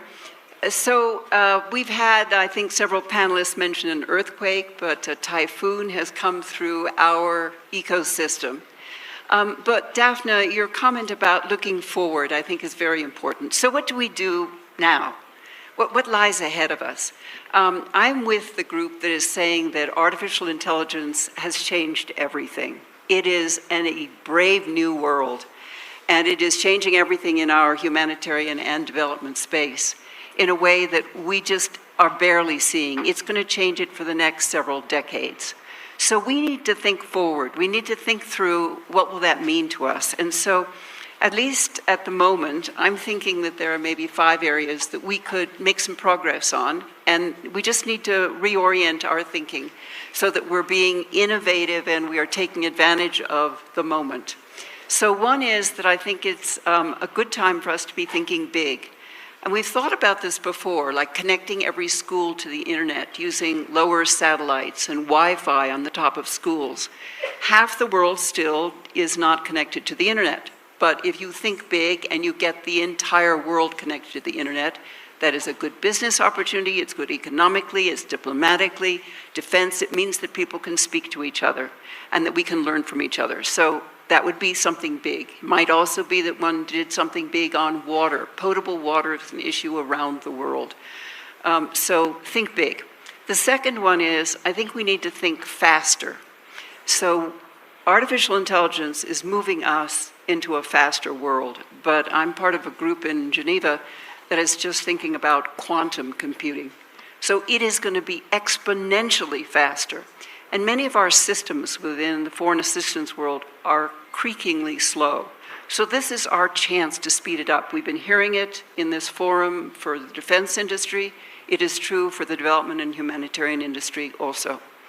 Then a third area that I think is going to be increasingly important, and it's happening just in little bits and pieces, is some consolidation and partnerships. We have got to try to connect more NGOs to each other. Maybe some mergers of NGOs will be helpful. We need to connect more businesses and private sector to the nonprofits and to government. All of those partnerships, Daphne, will make an enormous difference in how we do assistance. And then something that both Wally and Comfort are involved in, finance. We must get public and private finance working. Many of us have dreamed about this for decades, but this is the moment to do it. When I was first in USAID, it was the fall of the Berlin Wall. And we were dreaming about privatizations of state-owned enterprises. And public-private finance is what you really needed. We now might have a chance for big public-private finance. We'll need it for trade, we will need it for infrastructure, and all of the work that has been done in foreign assistance, it all leads in. So for many of us, trade and infrastructure, whether it is the buying of an imaging machine in Indiana, it will be facilitated if the person who's buying it in another country has been to school in Indiana, for instance. And if you're doing a big infrastructure project, there will be bots and bots in all of the ways that we build infrastructure. So this world is very connected, and it's an excellent time for public-private financing. And then lastly, it's a great time on human capital. So there are a lot of great people who are coming out of the government. Snap them up. They are really good for businesses, for nonprofits, in journalism, in other walks of life. And they're in countries also. So I think it's a time to be innovative, to think forward, to think through what we can do as a world, because this world of international assistance has produced so many good things. We want to build on it. I like that a lot. But Wally, I want to ask you, markets, allies are trying to kind of keep up with the volatility in trade and tariff policy right now. You came into Treasury as Deputy Secretary also at a time of great instability. We were in a global pandemic. Economies were in free fall. From a national security perspective, I guess I would ask you sort of what are the implications of the uncertainty right now? How does today's differ? And I think just thinking about what Henrietta just said about the example from Indiana, how does a tariff war affect that? How does travel policies affect that? What are the hurdles there for making that kind of a thing happen? Well, thanks for the question. It's great to be here. And I think the thing I will start with is something I think people in this room know to be true, which is that soft power needs to be a tool that helps us prevent having to use hard power. And I think that we have missed being very clear about that message in a domestic way, and being very clear about the fact that soft power both creates openings for us to go into markets that our companies can do well in, and also prevents us from having to use hard power. And I think being more direct about the fact that there is a clear benefit to us from providing aid and from thinking about trade has got to be a part of this. But when you think about the volatility that we have now, it is nothing compared to the volatility we had during COVID, because during COVID, we didn't actually know the way out. But ultimately, the way out involved a great deal of global cooperation. Fundamentally, the way that we prevented more lives from being lost was the US government created incentives that led to a US company and a German company coming up with a vaccine that saved the world and making sure that that vaccine got to people around the world. The opposite is happening today. Instead of the US being an exporter of innovation and cooperation, we are doing the opposite in lots of ways with our tariff policy. Fundamentally, we all agree that there is a challenge with the way that China has conducted its economic policy. It's something that our allies and partners agree with us on. The hope would have been, and the hope still is, that the administration would find a way to work with our allies and partners to confront the Chinese in order to put us in a better position going forward. The thing that markets crave and that small businesses crave and large businesses crave is some certainty and predictability. And we have the opposite of that right now. Ultimately, the thing that gives me a modicum of hope is if you go back to when Nixon pulled us out of the gold standard, his approach was very similar to what we were seeing today in terms of saying that we were doing this out of American interests, we're going to do this alone. But ultimately, a new Secretary of the Treasury is appointed. George Shultz helps create the G7, and it creates an era of global cooperation on economic issues that leads to us getting to a better place. Our hope has to be that the lesson we'll learn from this period, where, frankly, the thing that I fear most is that our allies and partners, instead of working with us, are working together to find a way to mitigate the risk of us, which is not in the U.S. interest over time. You know, you mentioned China. I was gonna get us there, but since you got us there already, I guess I would ask comfort. You know, ICG's everywhere. You're dealing with conflicts globally. Just one observation on the ground is, and this was always a concern, is does China kind of swoop in and take advantage of some empty space there where U.S. aid used to play? Thank you. Those are very interesting questions to start off with. But also, it's nice to be at my first Aspen forum as well. No, I think is the answer. And I should also say that I think we should do a little bit of demystification as well, because even China recognizes that for all the political capital that it may have invested in certain regions and countries, the returns haven't necessarily been great. So I think that's number one thing. Number two point to make is that despite what we've seen with US aid, another assumption that was made was that China would easily step in to fill in the vacuum. Number one, does it want to have that responsibility? I don't think so. Is it ready to play that role? I don't think so. And also, there are other actors that have an opinion in certain regions that may want to also counter or limit China's own access as well. But I think the big question is whether China is ready, wanting to play that responsibility, and its domestic constituency is also wary about foreign adventurism, has some of the same concerns that the US has about what you get in return for expending all of that money overseas, is asking the same questions. They're even more risk averse, and you saw how very nervous and wary and very concerned they were about their nationals who got caught up at the time of the Libya crisis, during the time of Sudan's crisis, and when the oil pipeline was compromised. There was a very big debate at home about the fate of a number of Chinese nationals, and when you saw sort of bombings taking place in Mali, equally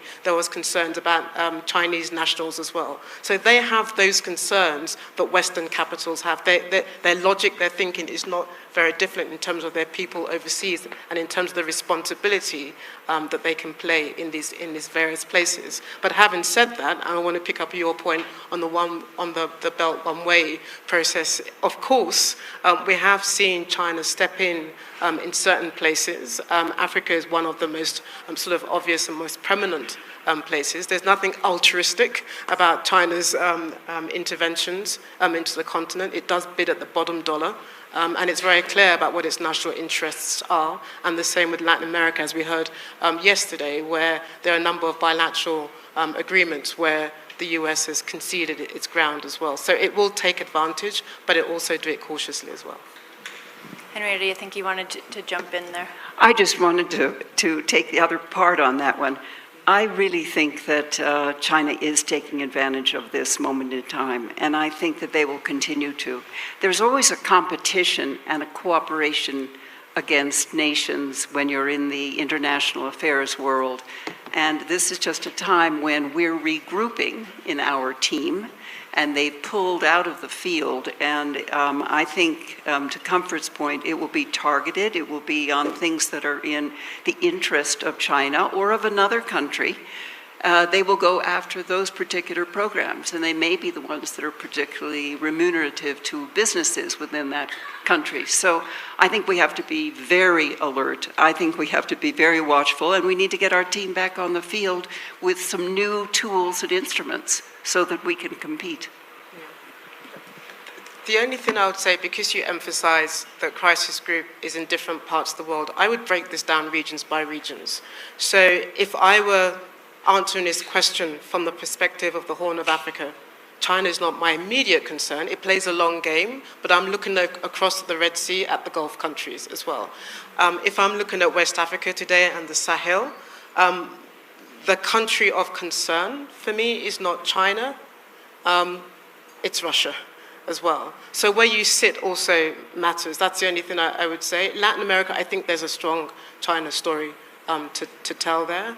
And parts of Central Asia, of course, and this awkward alliance between Russia and China, I think, is also interesting in terms of where it's going to go as well. And of course, I think in Asia itself, watching the relationship there and the play that China made towards a number of Southeast Asia countries in response to the tariffs as well was also instructive as well. There's obviously a number of panels. The panel that's going to focus on Israel is going to follow this discussion very wisely for Aspen and their scheduling.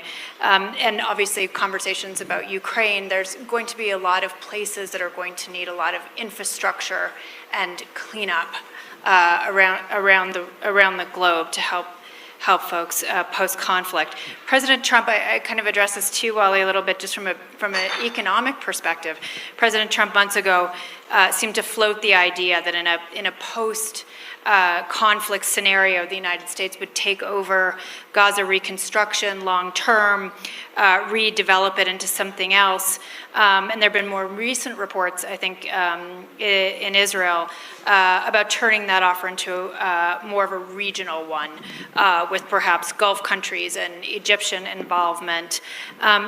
Just as a thought exercise here, having been at Treasury and National Security, what would a Gaza reconstruction cost? What could it look like? And even from sort of that joint perspective, are there grassroots efforts here where different groups could come together?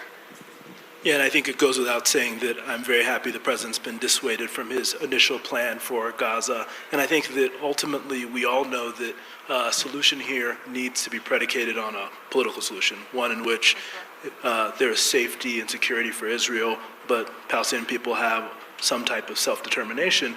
But in order to do that, you do need a functioning place. And that's going to cost money. By one estimate, more than $50 billion to reconstruct. But I think to a point that Henrietta made, which is that we're going to need to think about this differently with new tools, in new ways, because the thing that you want to do, not just in Gaza, but as we think about reconstruction differently, is we want it to be reconstruction that's creating economic opportunity in the places that we are reconstructing. Fundamentally, no one country should or can do this alone. A coalition is going to be necessary, but the thing that you want to make sure is that any reconstruction effort is going to be one that leads to a sustainable economy that gives the people who remain there economic opportunities that don't mean they have to turn to extremists or others in order for their livelihood.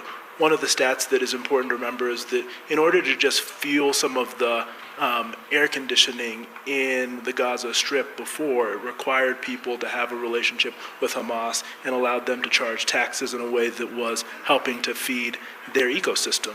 Fundamentally, that was because of underinvestment in infrastructure. So as we think about infrastructure, I think the thing that you will want to think about in post-conflict areas, Gaza or others, is how do you do it in a way that not only restores basic infrastructure and basic equipment, but actually thinks about long-term economic development in these areas. And that's going to require new tools because fundamentally this is going to be expensive. And across the institutions that have funded these things previously, there's less of an appetite to use money to do so, which means that it's going to need to be done in partnership, both with other countries, but to the point you made, I think the public and private sector are going to have to work together to think about these reconstruction efforts differently as well. Hey, you mentioned soft power. We did a panel last year here on soft power with Joe that was instructive and important. Just thinking through sort of the national security implications again of that kind of reconstruction effort, I guess I pose to all of you, but Comfort, where are you seeing successful efforts like this right now and opportunities? I'm thinking about what's ahead in Syria, in Ukraine, but also in Afghanistan.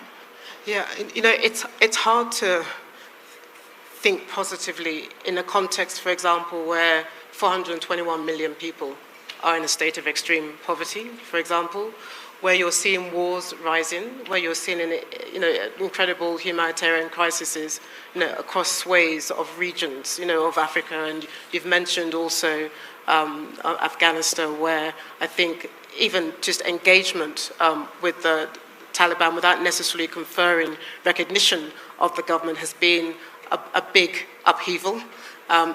Getting that aid in, getting that recognition that there has to be some way in which to engage with the government that you don't necessarily like, but it's also crucial to regional security as well. And then beginning to think about what happens with reconstruction in Syria. We are also talking at a time where there's a new upheaval on the borders with Israel as well, and the real threat towards the new regime, the new government in Damascus as well. So this is quite a precarious time to even start thinking about reconstruction.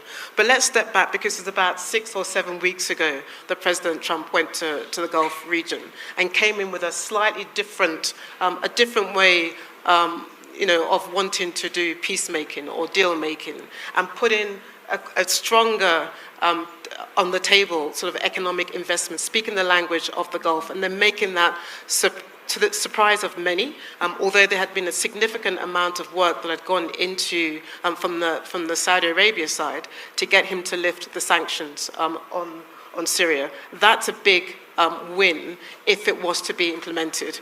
It's not all in the hands of the president to be able to do that. It's a very complex web of sanctions that sits in the congressional house that needs to think through all those things. And also sanctions alone are not going to fix Syria's problems. They've also got the FTO and also a number of complicated treasury sanctions that need to be dealt with as well. And I can't even put a figure on the number for Syria. And then you talk about Ukraine. It's also about the social fabric. It's also about building a political space. It's also about thinking about reform the security sector, and what kind of Ukraine are we looking for as well. Let's think 5 years down from here, it's going to be the biggest land army in the middle of Europe as well, and we've got to deal with the defense, the reconstruction of the country, education. Many children disappeared, the sexual violence, and the reconciliation of the society. Those that have been lost and those are within as well. So it's hard to conceive of that. But we also have an interesting formula that has been put on the table, which is the critical minerals deal that is popping up in a number of places. So Ukraine is one. The Democratic Republic of Congo, Rwanda, is another interesting one. The commercial enterprise that is going on, will it help yield an end to the conflict? You can't bypass, as you rightly said, the political primacy of politics in all of these issues. You can strike several commercial deals, you can come up with ways in which to help incentivize, but if you don't deal with the politics, which is the heart of the matter, then all of these processes are on quite feeble ground. So that's the other sort of contention that we have to keep an eye on. But I think to the point, we often try and do one without the other. So we try and deal with the politics without thinking about the economics. But if people can't eat and they don't have access to opportunity, the politics matter very little. So I do think you look at Syria. Part of the calculus here has to be that if we keep our sanction regime in place, the Russians and the Chinese are going to do deals with the Syrians irregardless. And they're going to be deeper relationships there. So for us, we have to be very thoughtful about what we're doing and what our interest is in those regions, and then carry that out in a way where we're thinking through the fact that the truth is the politics and the economics have to be wed together.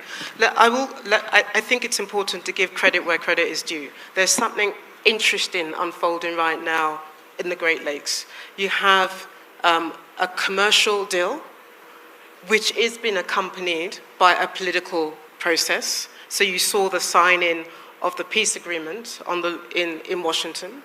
That conversation now is being taken to Addis Ababa, the capital of the Africa Union, where there's now a conversation about how you make sure you focus on the inter-Congolese process, where you focus on the dialogue between the two presidents, and when you begin to deal with both the political issues, the economic issues. The key question is whether you can marry all these things simultaneously as well. But I think we should acknowledge what is happening in the Great Lakes. It's quite different, it's quite innovative, but there are a number of questions that rightfully should be asked, but I wouldn't condemn it outrightly. I think there is an opportunity to be had going down the line. Yeah, I appreciate that in the really speaks to that testing of assumptions, because there are different ways to pay for reconstruction and aid now across the world, and this is one of them. And I do think that oftentimes what we had done previously is say, we will give you aid in exchange for you making governance reforms. And many of these countries would say, we want your aid, but we don't want your governance reforms. But what we're seeing with the Great Lakes example is that oftentimes, if it's for broader economic relationships where they see greater economic opportunity, you can often get them to have deeper conversations about what reforms need to happen. That's what we're seeing there. This model may not work everywhere, but us thinking more about how bringing in the economics sooner may actually lead to governments and countries being able to think about making long-held reforms is something I think we need to do differently, rather than thinking that we're going to get there with traditional aid or MCC compacts. How do we bring more to the table in a way that forces these conversations? It's something that's being tested now in the Great Lakes. We'll see if that works, but it is a different model. And I think there are two other things that we also need to keep in mind. One is that all of this takes time. When you're building peace after there's been a conflict, it isn't just like flipping an electric switch.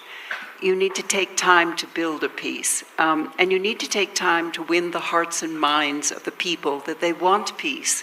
So how we articulate it, how the politicians articulate it to their people in their country is going to be extremely important. How we articulate it to people in this country, extremely important. So journalists, we really need you to be able to build the peace. Comfort, what are you seeing sort of other models like this? And where to Henrietta's point, are there grassroots efforts or different ways for organizations, including yours, to be in partnership in areas where maybe USAID was more prevalent once?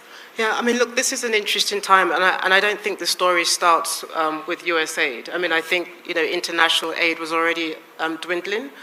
You already saw a number of European countries themselves pulling back on their international aid. I think last year the declining number was about 7.2%, and this year it's going to be 17%. I think, look, when I stand back, one of the things that we've always called for in Crisis Group, that we said that if you want to guarantee a sustainable process, the answer cannot always come from the outside. Peace peace must come from below. Peace must be driven from within the country, that nobody can love your country more than you, and nobody can deliver the peace dividend more than you. Although external actors, in the manner in which they intervene, if it tilts the balance of power in such a way that makes it very hard for the civilian government to begin to put forward a peace plan, like we saw in Sudan, which undermined the 2019 revolution, then obviously you get the situation that you're seeing in Sudan. But at the same time, local ownership is fundamental. But let's also not romanticize local ownership, because not everything that's local is also good or credible. Not everything that comes from within is also going to get you to some mountaintop as well. So there has to be a careful weaving of the body politic to get there. Now, if you're asking me where this is working, it's difficult to see, but there's an untold story in the Philippines, for example. After years of trying to work with in the southern Bantsamara region, that careful weaving together of the political fabric in South Philippines, with the various actors there, very quietly trying to think through of reconciliation, trying to think through of 30 or 40 years of Maoist insurgencies, and how that's a very local driven process. I worked in Liberia in the peacekeeping process. When you stood back, I mean, we were very nervous that Liberia wasn't going to work, but a successful marrying of the region, of the international actors, of local actors working together.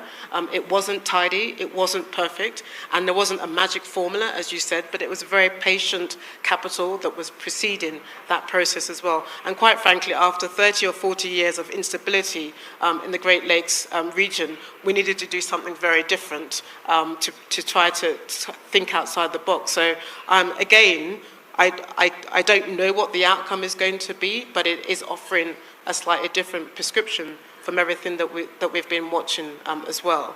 And I will say one more thing, because you asked about Ukraine. What has been interesting in this transatlantic tussle is the conversation now after a wake-up call about a coalition of the willing and reassurance forces. Now, you can say whatever you want about whether this coalition of the willing is going to yield anything significant in terms of the reality of Europe's own defense sort of industrial base. And you can also question the military capabilities, but it's also forced an important conversation that needed to be had among European countries, and then thinking outside the box, looking beyond Europe to other allies like Turkey as well. So where it's going to go, I don't know, but it's been an important conversation to wake up Europe in this changing world as well. Yeah, Wally, will you jump in here? Because I think the bigger point at the moment is on the assumptions part again, is that the carrot and stick approach is changing. It's changing everywhere. And it's one of the things that's sort of been unique to Trump's second term in the way that he's sort of seeing the table. I think Comfort mentioned too about the trip to the Gulf in particular. Could you just talk a little bit about that and sort of where you see the connections there with sort of the tariff war and trade? How are these things sort of aligned and how do they play off? I mean, are these sticks to be used in another environment? Yeah, and I think that it's not only changing here in the United States, it's changing globally. Because if you talk to a country outside the United States and they're aid recipient, their concern is that what we have done is set them up to simply be an aid recipient over time. They would like to make this transition from being an aid recipient to being a trade recipient.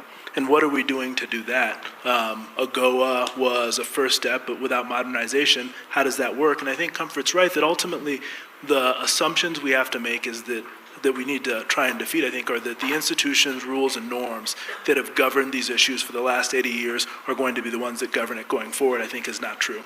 Ultimately, we're going into an era where coalitions of the willing are going to be more important, and those coalitions are going to have to be built on mutual interest, not just the interest of the giver, but also the person who is the recipient, and thinking about what are the benefits that we are both receiving in this, and being very clear about it, I think is going to be a big piece of this. The other thing we have to do is think through our assumptions we've made about our institutions and our government. the idea that what we are assuming is that at some point there will be a new administration, they'll simply go back to business as usual, I think is completely wrong. I don't know that we're going back. And I think the point you made about new tools is critical. How do we think about new tools to replace the tools that may no longer be effective, I think is going to be an important piece of this, because the nature of global cooperation is changing, and we need tools to be able to meet that moment where you're combining things like assistance with the private sector to think about how you develop deeper relationships with countries that will mean that in exchange for creating a minerals deal, you're actually making sure that in this country they have advanced processing happening there. So they are getting some kind of economic benefit. But those broader conversations that are very clear about the consideration involved on both sides, I think is going to be a big part of these building coalitions of the willings on a set of issues, not just in aid and trade, but across health and a number of other domains. Can I build on that one? So, Wally, you are right that we need new tools, and some places we can use existing institutions. So you look at some of our institutions like the World Bank, they could be enormously helpful and a powerful public-private entity. We just haven't run it that way. We haven't had that kind of a tool. When you look at some of the new tools, whether it's blockchain or others, they're all very usable within our ecosystem, and we just have to look at the tools differently to see how we can deploy them in a public and private manner. Comfort, is that possible on the ground right now? I mean, I don't know that. I mean, we have to watch and wait to see some of these processes. The one reality check I think we also have to recognize is that we are now entering an era where, although we may try to do things differently, we're doing less with less as well. I mean, when you look at the UN, for example, the liquidation crisis that it's going through right now, again, regardless of the return of the Trump administration, there was already a liquidation crisis. There was already an inefficiency crisis. There was already question marks about the legitimacy and about the way in which the UN was doing its business, calling into question some of the assumptions that it's built. And some accountability issues accountability, that I think are sort of at the forefront of a lot of this right now. Yeah, you know, the questions about whether there was a trust deficit with the UN, especially, you mentioned Syria, very complicated relationship there.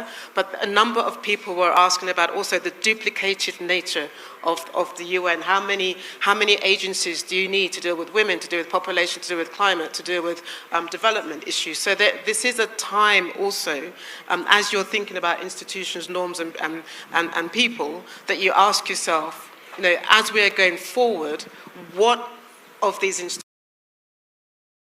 institutions do you retain? What of these norms, we were talking about this earlier, what of these norms do we think are likely to accompany us, or do we need to think about new norms? And what is the kind of alliances that are going to be built? Because these institutions are not necessarily the first port of call any longer. I mean, a number of countries do not run to the UN because they see it as dysfunctional. In the same way, and the question is, what does that next phase look like? And I think the jury is still out, because we are still living in that world on transitions, which is what you're implying. Well, that seems fair. We're going through a huge transformation in government in this country, and the expectation perhaps is that institutions that we partner with on aid, that it's time for them to sort of do a little bit of introspection as well. Yeah, and I think that you're right that ultimately maybe the answer is some right-sizing and thinking about what the focus of these institutions should be, because ultimately, even before the Trump administration, we had been resource constraining these institutions, not just here in the United States, but across Europe as well. Less and less has been put into this. And I think fundamentally some of the questions I have looking back now is that we talk about soft power being critical to power in general, but we don't budget for it that way. Our foreign assistance budget is very separated from our defense budget, which is the only part of the discretionary budget that I will mention is growing in the United States. When we talked about NATO's 5%, it did include infrastructure, but it didn't include aid to the countries that may be countries that we don't want to have to use our weapons in. So I do think that part of this has to be, when you think about the institutions that do exist today, they are going to have to think through their missions differently. We spent a lot of time thinking about what we could do with the MDBs. I think reform is hard. We have to admit to that. Reform is hard to these institutions because of the ways that we built them, but we're going to have to focus on it because we have fewer resources. And frankly, for more countries, including the United States, more of what we do is likely going to be done through coalitions of the willing going forward, which will mean those institutions are even more starved going forward. And is it coalition of the willing, or is it also like-minded in terms of structure and purpose and sort of message and mission to international donors? It is. I mean, you're absolutely right on that. It is. It's a time for efficiency, but it is that like-minded and the operational capacity for countries. So it's a very interesting time to redesign and rethink and look forward. Comfort. The one that there will be, I mean, everything is interest-based. Again, this didn't start today. It's part of statecraft, it's part of international relations. There will always be ad hoc coalitions for different sort of reasons. You know, we saw one on climate and energy, for example. We saw one, by the way, in relation to Haiti as well. Kenya put together, decided that it was going to head an international police force, calling other countries to support it from Latin America and other parts of the world. So that was a coalition of the willing to support a country that is far away from it. That was unusual, that was unique, that was quite creative as well. Although we are at an inflection point when it comes to Haiti, where there's recognition that actually we need to go back to the traditional structure of UN blue helmets to go into that country to help deal with just the fact that you can't use this kind of architecture to deal with gangsterism in the country and to deal with the nature of the violence that's happening in the country. So in a sense, you've had to go back to basics to deal with the Haiti crisis as well. But I think we have to be honest with ourselves that it wasn't working before the 20th of January. And it's not as a result of everything as a result of the 20th of January. The ODA, for example, the Overseas Development Assistance, was already broken, was already in a state of crisis as well. And as I said at the beginning, Europe itself was already on a retreat from a number of these processes. And the recipient doesn't want to be treated as a charitable country. They want to have a conversation where they're treated as partners. They recognize that there is unevenness in the relationship, but they also want to think creatively about how we build an industrial base in our country. They don't want to be talking in the context of aid any longer. They want to also have a conversation. The one thing I would ask Wale to think about is how can we get investors also to help with one part of the deal, which is about the regional processing. That's going to be important to help get this joint mining deal up and running in the Great Lakes, because investors themselves are wary for all sorts of reasons, for extractive reasons, for the corruption reasons, for the security reasons of helping give life, for example, to this joint mining deal in the Great Lakes. So how do you attract investors now to think about the potential that they could be contributing to help make life or meaning to what's been signed in the Great Lakes as well? Wally, how do we do that? Yeah, and I think this comes down to de-risking, and that includes money. And I think it costs far less money to de-risk a deal than to do a deal. So this is a place where the World Bank and other institutions should step in. And to the point you made, the World Bank has a huge balance sheet, but so much of it is given to governments rather than de-risking the private sector coming in to do more. But it also comes down to, with those countries, making a very clear deal that ultimately our companies are not going to come in and do business here unless you make the governance reforms that are going to give them comfort. So that has got to be part of this conversation. And it also means that working in coalition. And I think the thing that we have to walk away from this is not that global cooperation is done, but rather it's going to change. And the nature of it needs to be that if you're thinking, for example, about the Great Lakes, ultimately the thing we're trying to do is to make sure that China doesn't own all the minerals there and then have the ability to process them. We should be fine if that processing ends up being done in another third country. We should be fine if the company that ends up owning the mining deal is from Switzerland and a U.S. firm is doing a piece of it. But ultimately, to get to that stage, we're going to need to work together to provide both de-risking capital and also helping to move these countries along in terms of thinking about their governance reform. But it is going to require that a global corporation in a different way to do this. It can't only go through the traditional institutions that we've already built.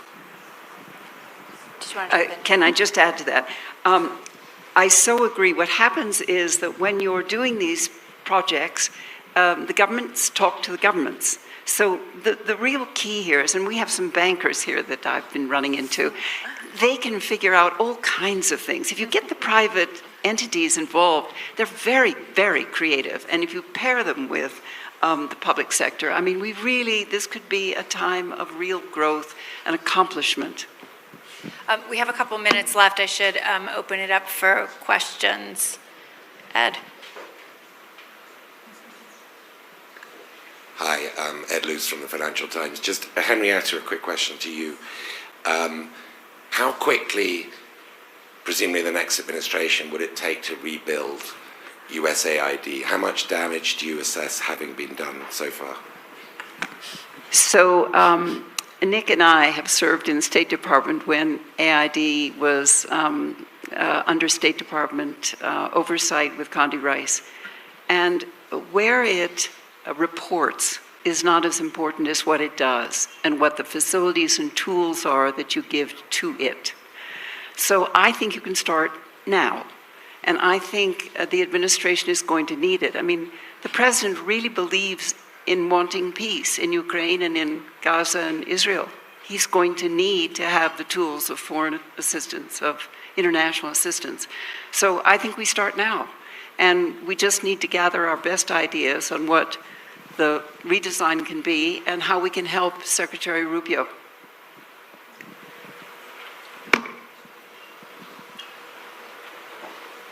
Thanks. I'm with the Rising Leaders Program.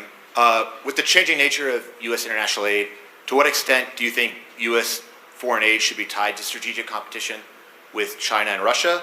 And then how do we balance this humanitarian imperative, with strategic signaling in the competitions in contested regions like Africa, Southeast Asia, for example? Well, Wally, do you want to start with that one? Yeah, and I think the challenge we have is that oftentimes we want to talk about aid through a lens of strategic competition, and I would say that we should talk through it in terms of our domestic interest. Because most Americans, if you go to a small town, they don't think about strategic competition. They think about my economic well-being, my safety. And I think that, yes, we should think about the ways we talk about aid through those lenses and make part of that the fact that if we don't do this and make sure that those markets are open to the United States over time, China's going to deny us the ability to sell things to some of the fastest growing markets in the world. Having them own the shipping lanes, for example, is going to make it harder for our commercial fleets to travel through these places. But making it more about the domestic self-interest of the American people, to me, is probably the thing that we do the least, because we likely want to talk about it about the global competition between us and Russia and China in ways that are less relevant to the day-to-day lives. So I think that's important, but I would start from the standpoint of what is in the interest of the American people from an economic, from a security standpoint that they feel, frankly, in talking about this. I have to wrap up. There's so many good hands went up. I'm so sorry. Hopefully you guys will stick around and we can talk over the next couple of days. The next panel is waiting, and please help me thank everyone on stage.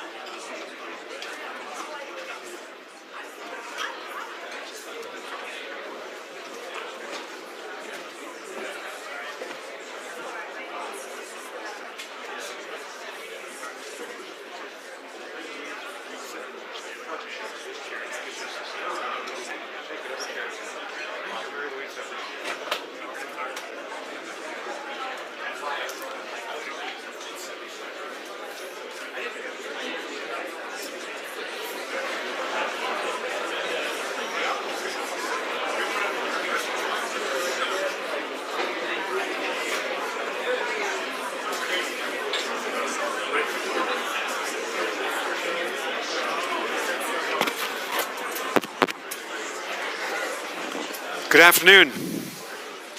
We're going to roll right into the next panel, so if you could please take your seats, and we'll get started in a microsecond. Thank you very much. As I looked at our agenda a couple of days ago, I thought this was going to be one of the most exciting, one of the most important panels that we've had here this week. It's entitled Israel at a Crossroads. And one way we could think of it, Israel, the state of Israel, is that the state of Israel is in its strongest position since May 14th, 1948, the date of its birth, relative to the other powers in the Middle East than it's ever been. That is very good news for the state of Israel. I would say personally, that's very good news for the United States as well. The other framing point is that Iran, a significant adversary of the United States during our entire working lifetimes for those of us in the US government, Iran's at its weakest point as a military and political power in the Middle East since the Iranian Revolution of 1978 and 1979. That's good for the state of Israel, and that's good, absolutely, for the United States. So we have, as moderator, one of the best informed journalists working in Mary Louise Kelly of National Public Radio. And we have an extraordinary cast of people, 2 Israelis and 2 Americans. My friend, Amos Yadlin, and I've been working with Amos for a long time, is president and founder of Mind Israel. He's former Israeli military intelligence chief, and as some of you may know, was the lead pilot in attacking the Osirak reactor and eliminating it on June 6th, 1981. He's a legendary figure in the state of Israel. Michael Herzog fought in many of Israel's wars, 2 as a leader of the IDF, and then found another challenging assignment as ambassador of Israel to the United States and did that job very, very well. He's now a distinguished fellow, a Tisch Distinguished Fellow at the Washington Institute for Near East Policy. Those are the 2 Israelis in the panel. The 2 Americans, Brett McGurk.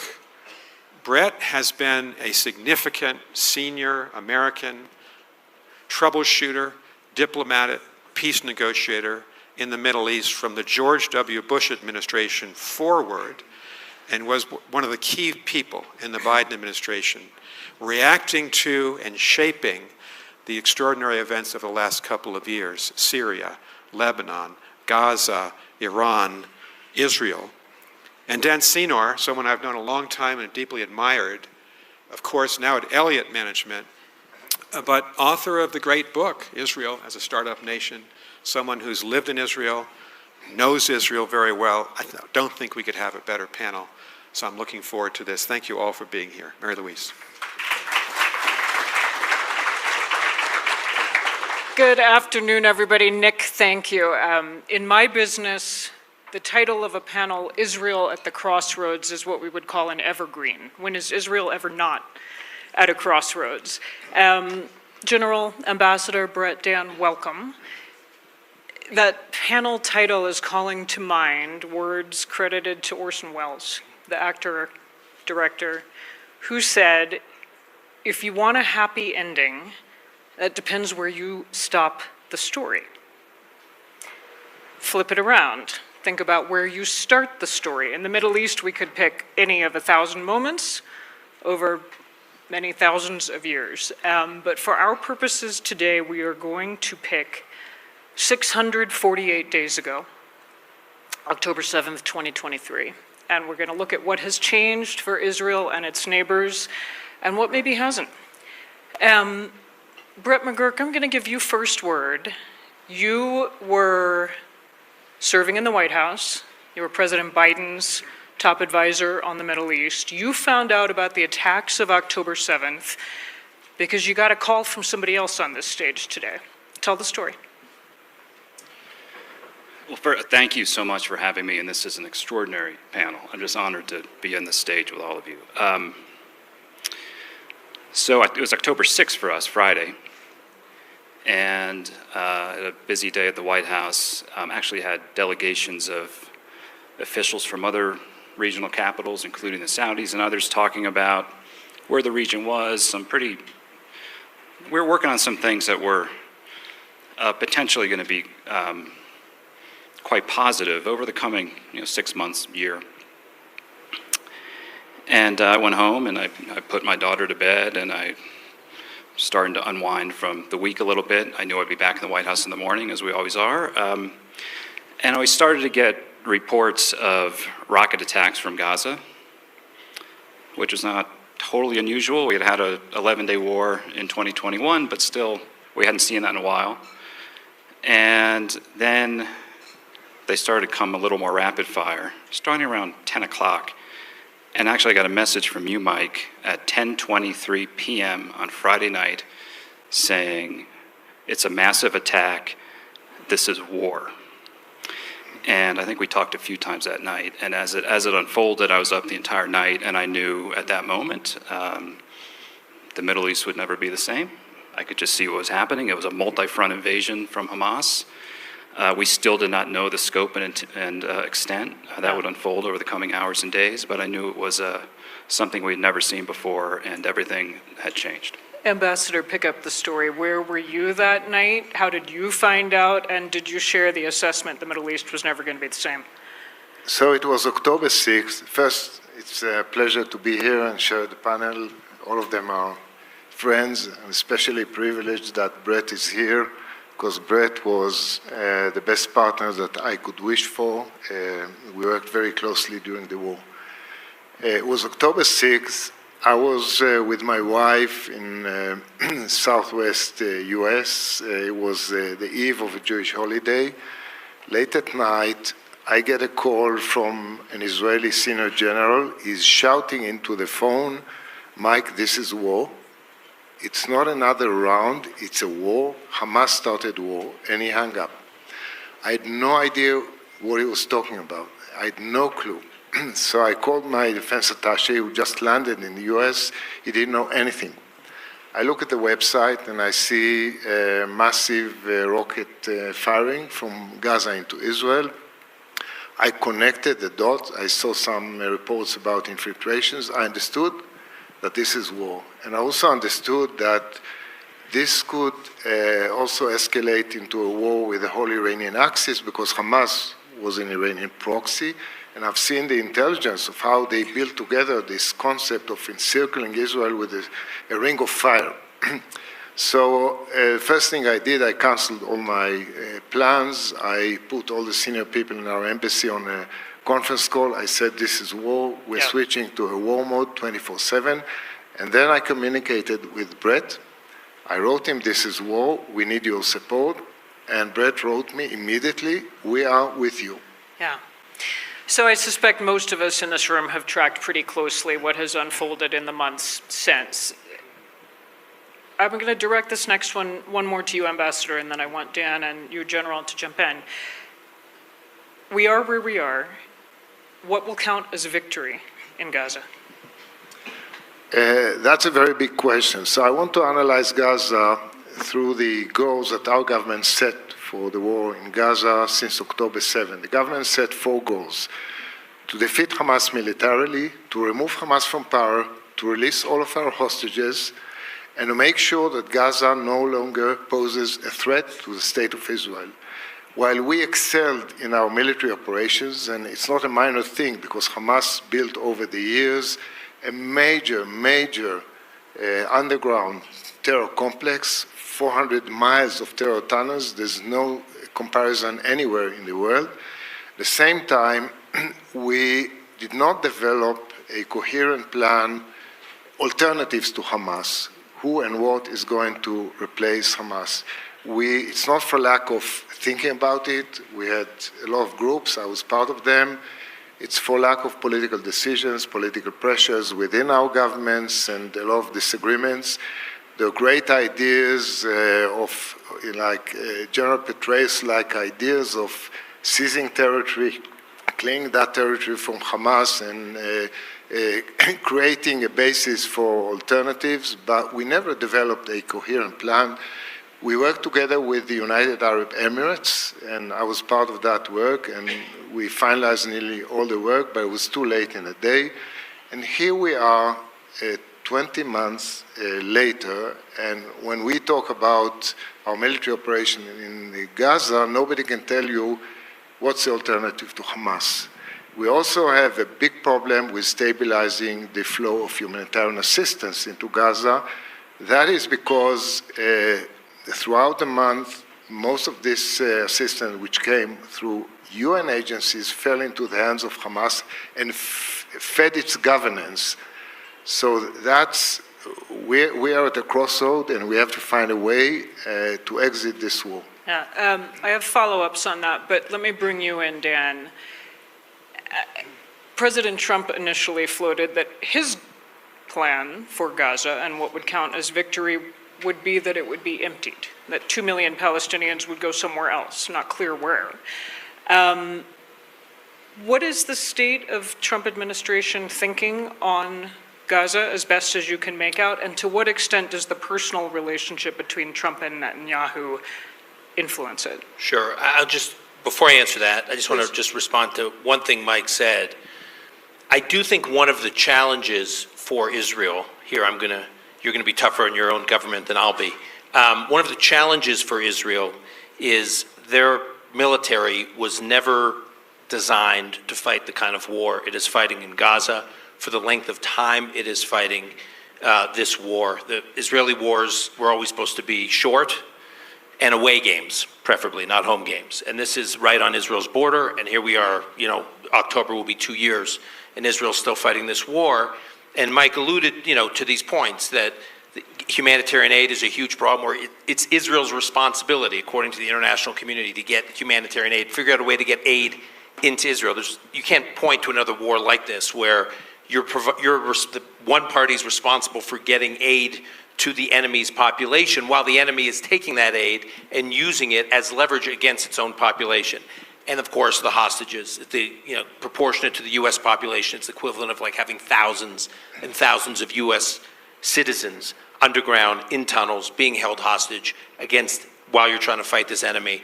So for a variety of, in the Ring of Fire you mentioned, for a variety of reasons, this was not a terribly easy war to fight, and the Palestinian population has generally been terrified of Hamas. It's not so easy to develop an alternative within the Palestinian population in Gaza if the population is terrified to stick its neck out and say, I'll be the alternative to Hamas. Keep in mind, the architect of October 7th, Yahya Sinwar, he was in an Israeli prison for, I don't know, what was it, almost 20 years, not for killing Israelis, but for slaughtering Palestinians, for imposing retribution against Palestinians that, quote unquote, collaborated with the Israelis. So I do think putting it on Israel to find an alternative to Hamas is not terribly easy. I do not think that... I will just point out that Israel is continuing to fight there for this amount of time by choice.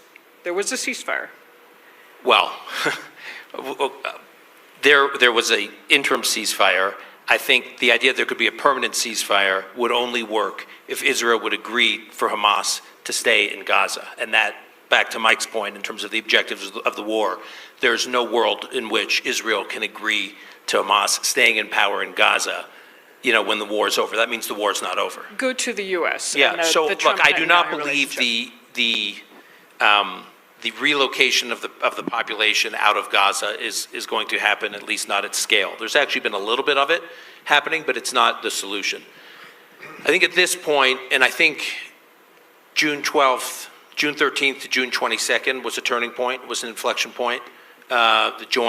Ultimately the joint Israel-U.S. war against Iran, because you cannot look at the war in Gaza in isolation, right? It would be like looking at World War II and saying, hey, what did you think of the U.S.-Italian War of 1943?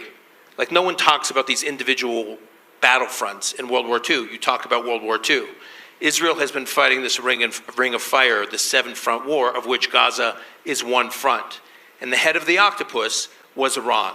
And the fact that Israel and the U.S. had such extraordinary success against Iran means I do think, and I just returned from Israel this morning, there is a sense that there's an inflection point now if Israel and the U.S. are looking for a way to gradually wind things down, this is actually the ideal point. The question is this population. How do you separate the population from Hamas? And I just spent a few days in Israel, I still have not heard of a concrete plan for doing that.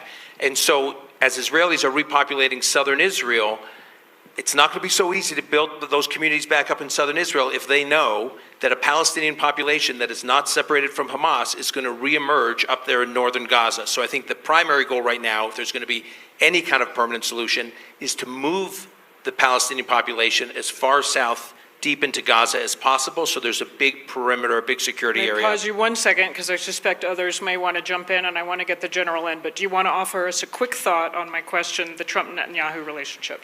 I have, and this is new, by the way, I did not see this in the first Trump term, and I didn't even see this at the beginning of this Trump term, but when I talked to officials in Israel and I talked to officials in the Trump administration, I've never seen a closer relationship between an Israeli prime minister and a U.S. president, as we're seeing now. We can get into why that is, but there is a real sense that President Trump sees in Israel an extraordinarily successful military and intelligence juggernaut, and President Trump likes being associated with success and awe, and they definitely see, the Trump administration definitely sees this alliance with Israel as providing real capabilities to the United States in the Middle East that it did not have. And so I would compare it to like Bush, Blair, Reagan, Thatcher. I mean, that's how deep the relationship is now. It'll be interesting to see if it sustains, but right now it's pretty extraordinary and unprecedented. Do you want to weigh in on anything you just heard? If not, I have another question for the two of you. Yes, I think we need to go beyond Gaza, because Gaza have started it. Israel is fighting the most justified war ever.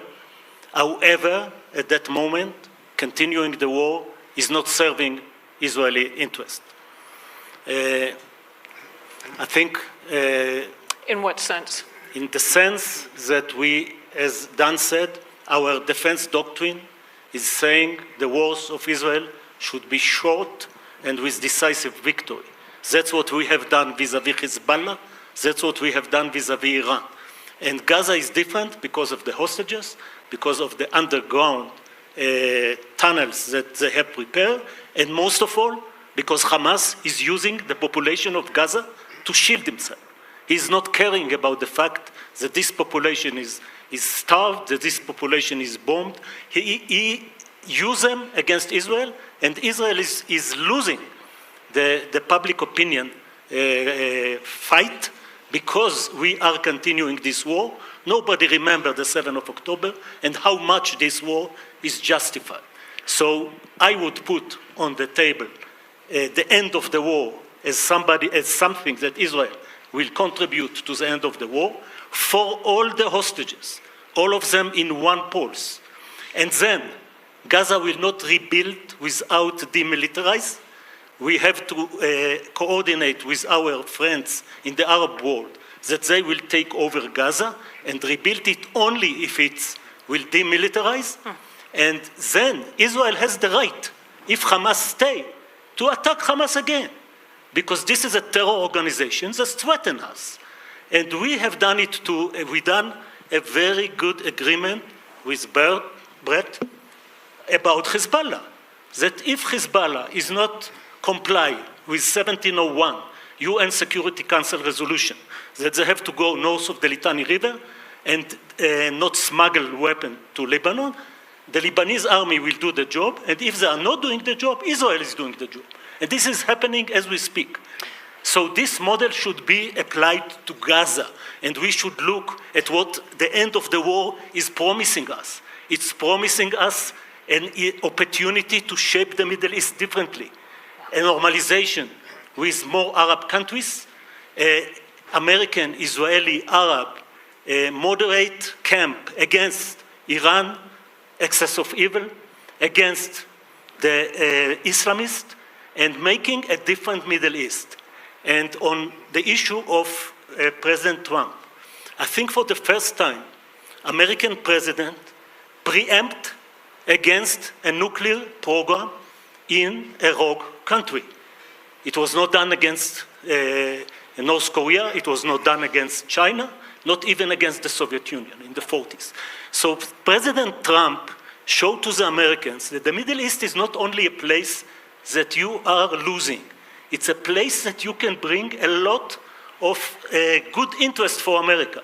His voyage to the Gulf, the $3 trillion investment, and the fact that Iran is now weakened, and Iran, excess of evil is not exist because Hezbollah, the most formidable proxy, was destroyed, Assad regime was collapsed, and Iran is much weaker. Okay, so we're going to move to Iran and the wider region, please. Two things. I want to note you're wearing the yellow lapel pin. Several of you are. This is in support of hostages, the hostages, and bringing them home. Just for those who don't know it, this is something you see everywhere now on the streets in Tel Aviv, in Jerusalem, and Israel. One more question, because you opened the door to this, General, after telling me right before we walked on stage you didn't want to talk about Gaza. I am curious for the two Israelis on this panel, how you see the moral stakes for your country of the staggering toll of death and suffering we are seeing in Gaza. And I know that's a difficult question as an official. Would either of you care to answer it as a human, as an Israeli? I think this is one of the reasons we have to finish the war. Because our enemy, as I said, he is to blame. He is to blame for starting the war. He is to blame for holding these hostages. And this is the huge humanitarian issue. Because this is people. But do you feel the weight of this? 640 days are in tunnels. Try to be 8 hours in a tunnel. 8 hours, that's all. Without light, without nobody beating you, torturing you, and then you will understand what these people are going through. After saying that, I'm not happy from what's happening to the Palestinians in Gaza. I think if Hamas leaders would have been cared about their people, they would have stopped the war, bring back the hostages a year ago, a year and a half ago.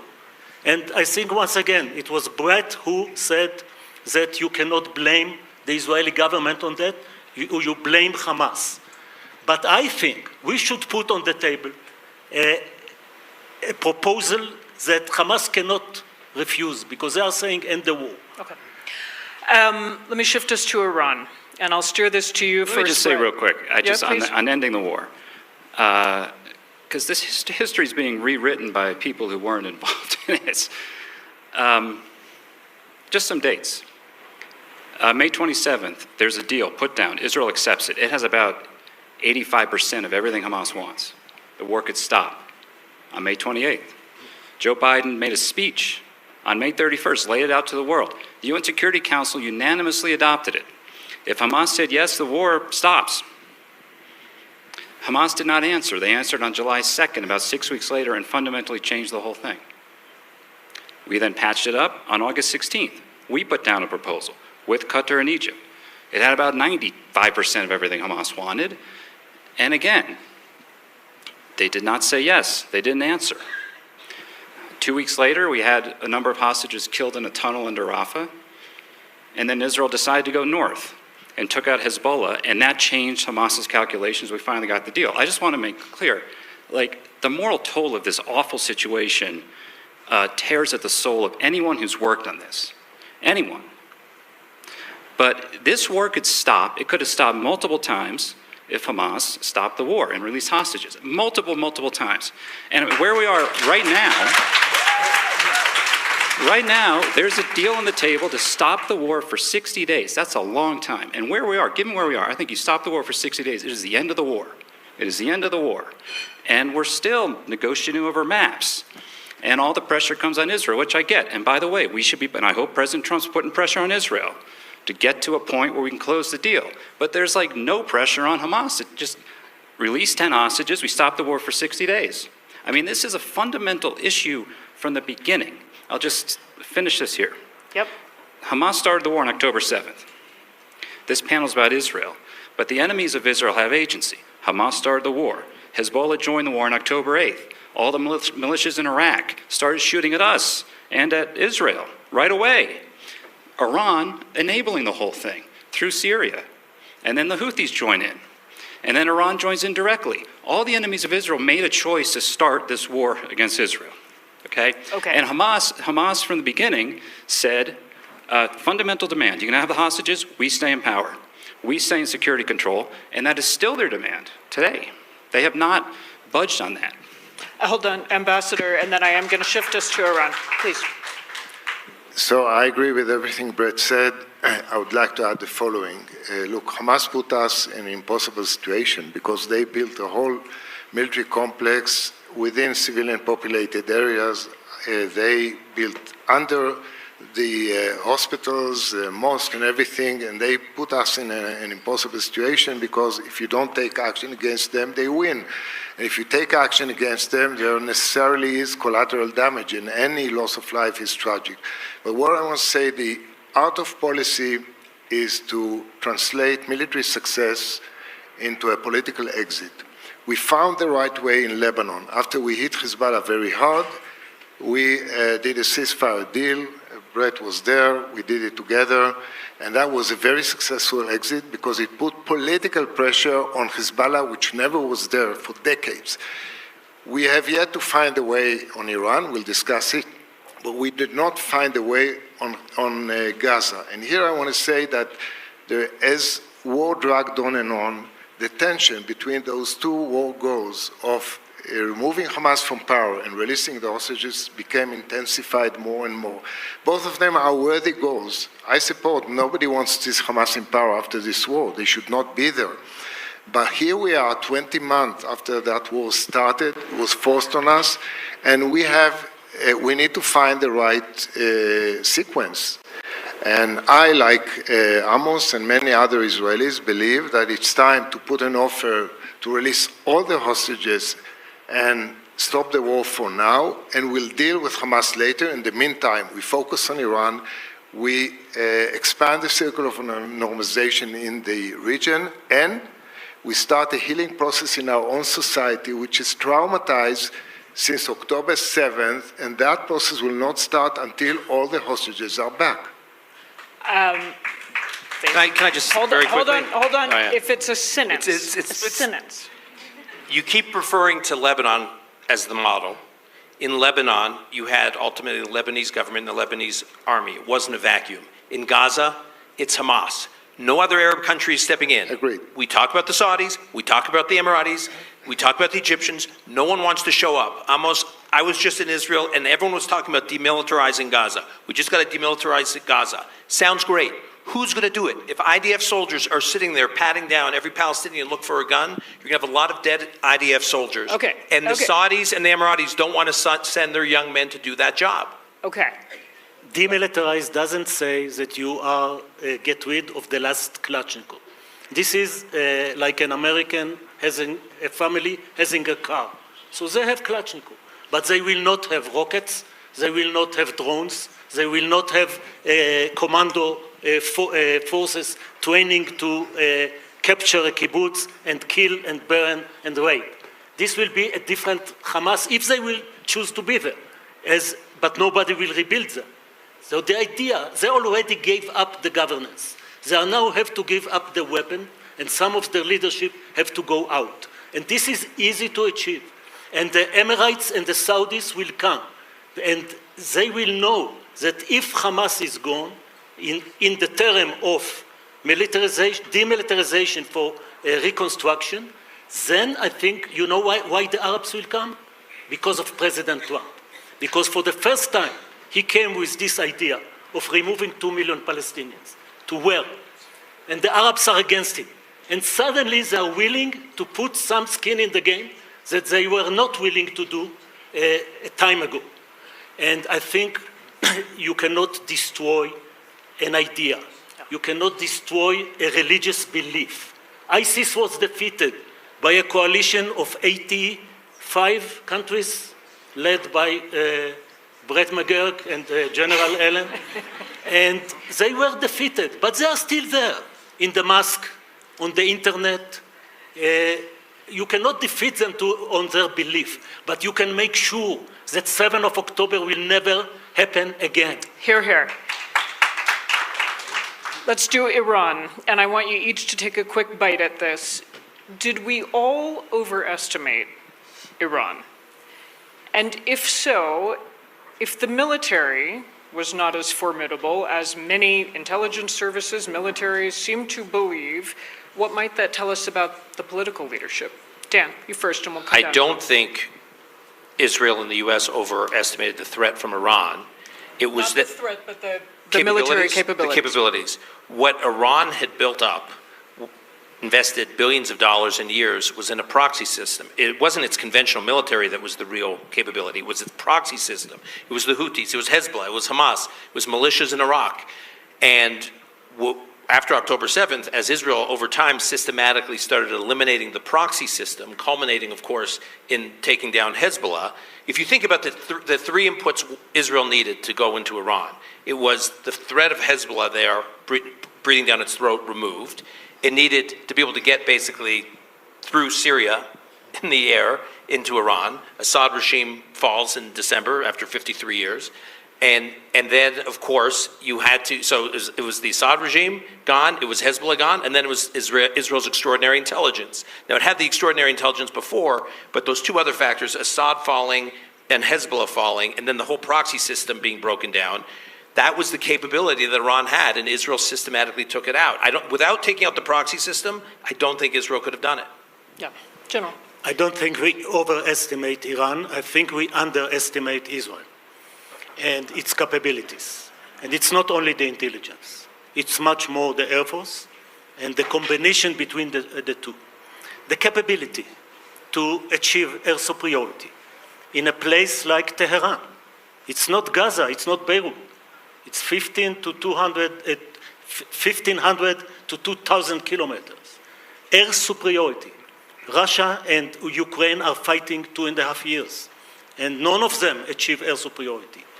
Here, in 2.5 days, air superiority was established.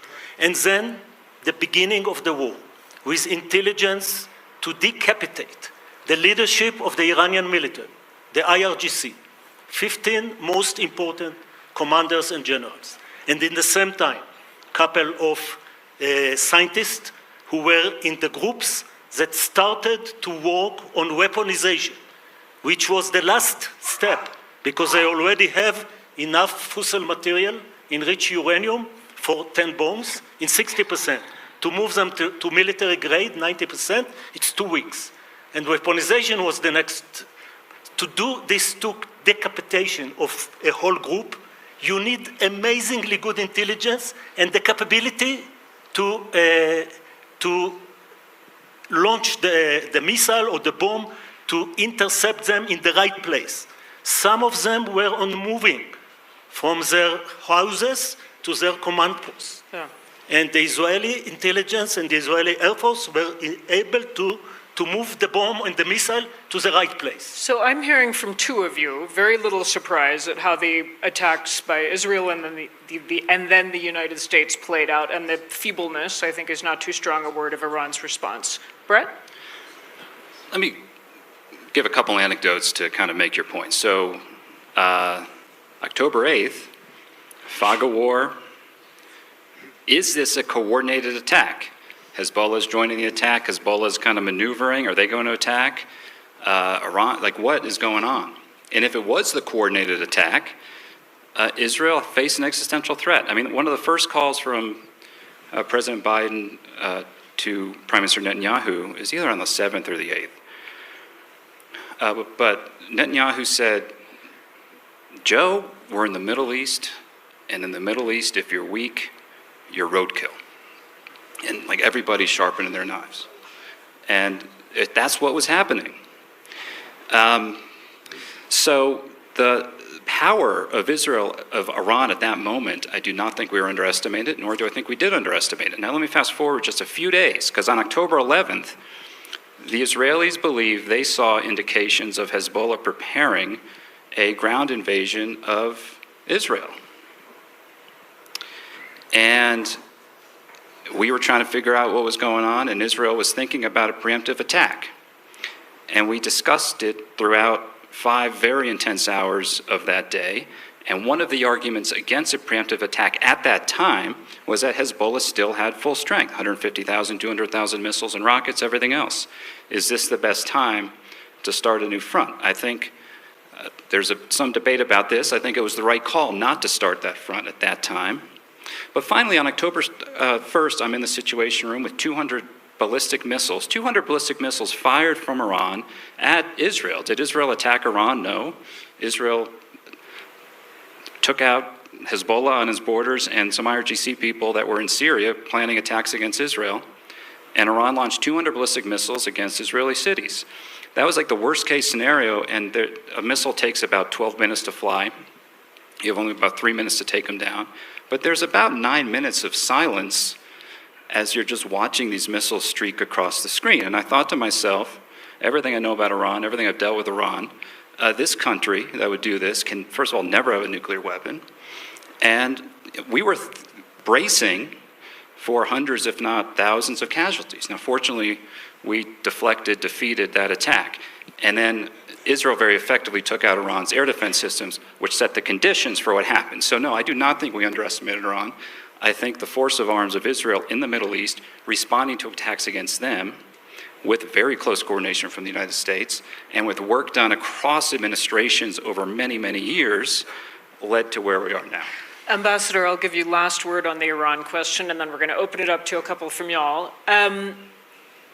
I'm curious, given your diplomatic background, we're hearing the description of Israel, starting with Nick Burns introducing us.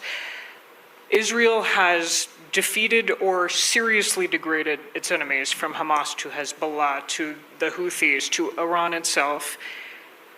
The Houthis not yet. Department of multiple things can both be true. That is true. Israel also finds itself more isolated. Something approaching a pariah on the international stage because of what has happened in Gaza. How do you reconcile those?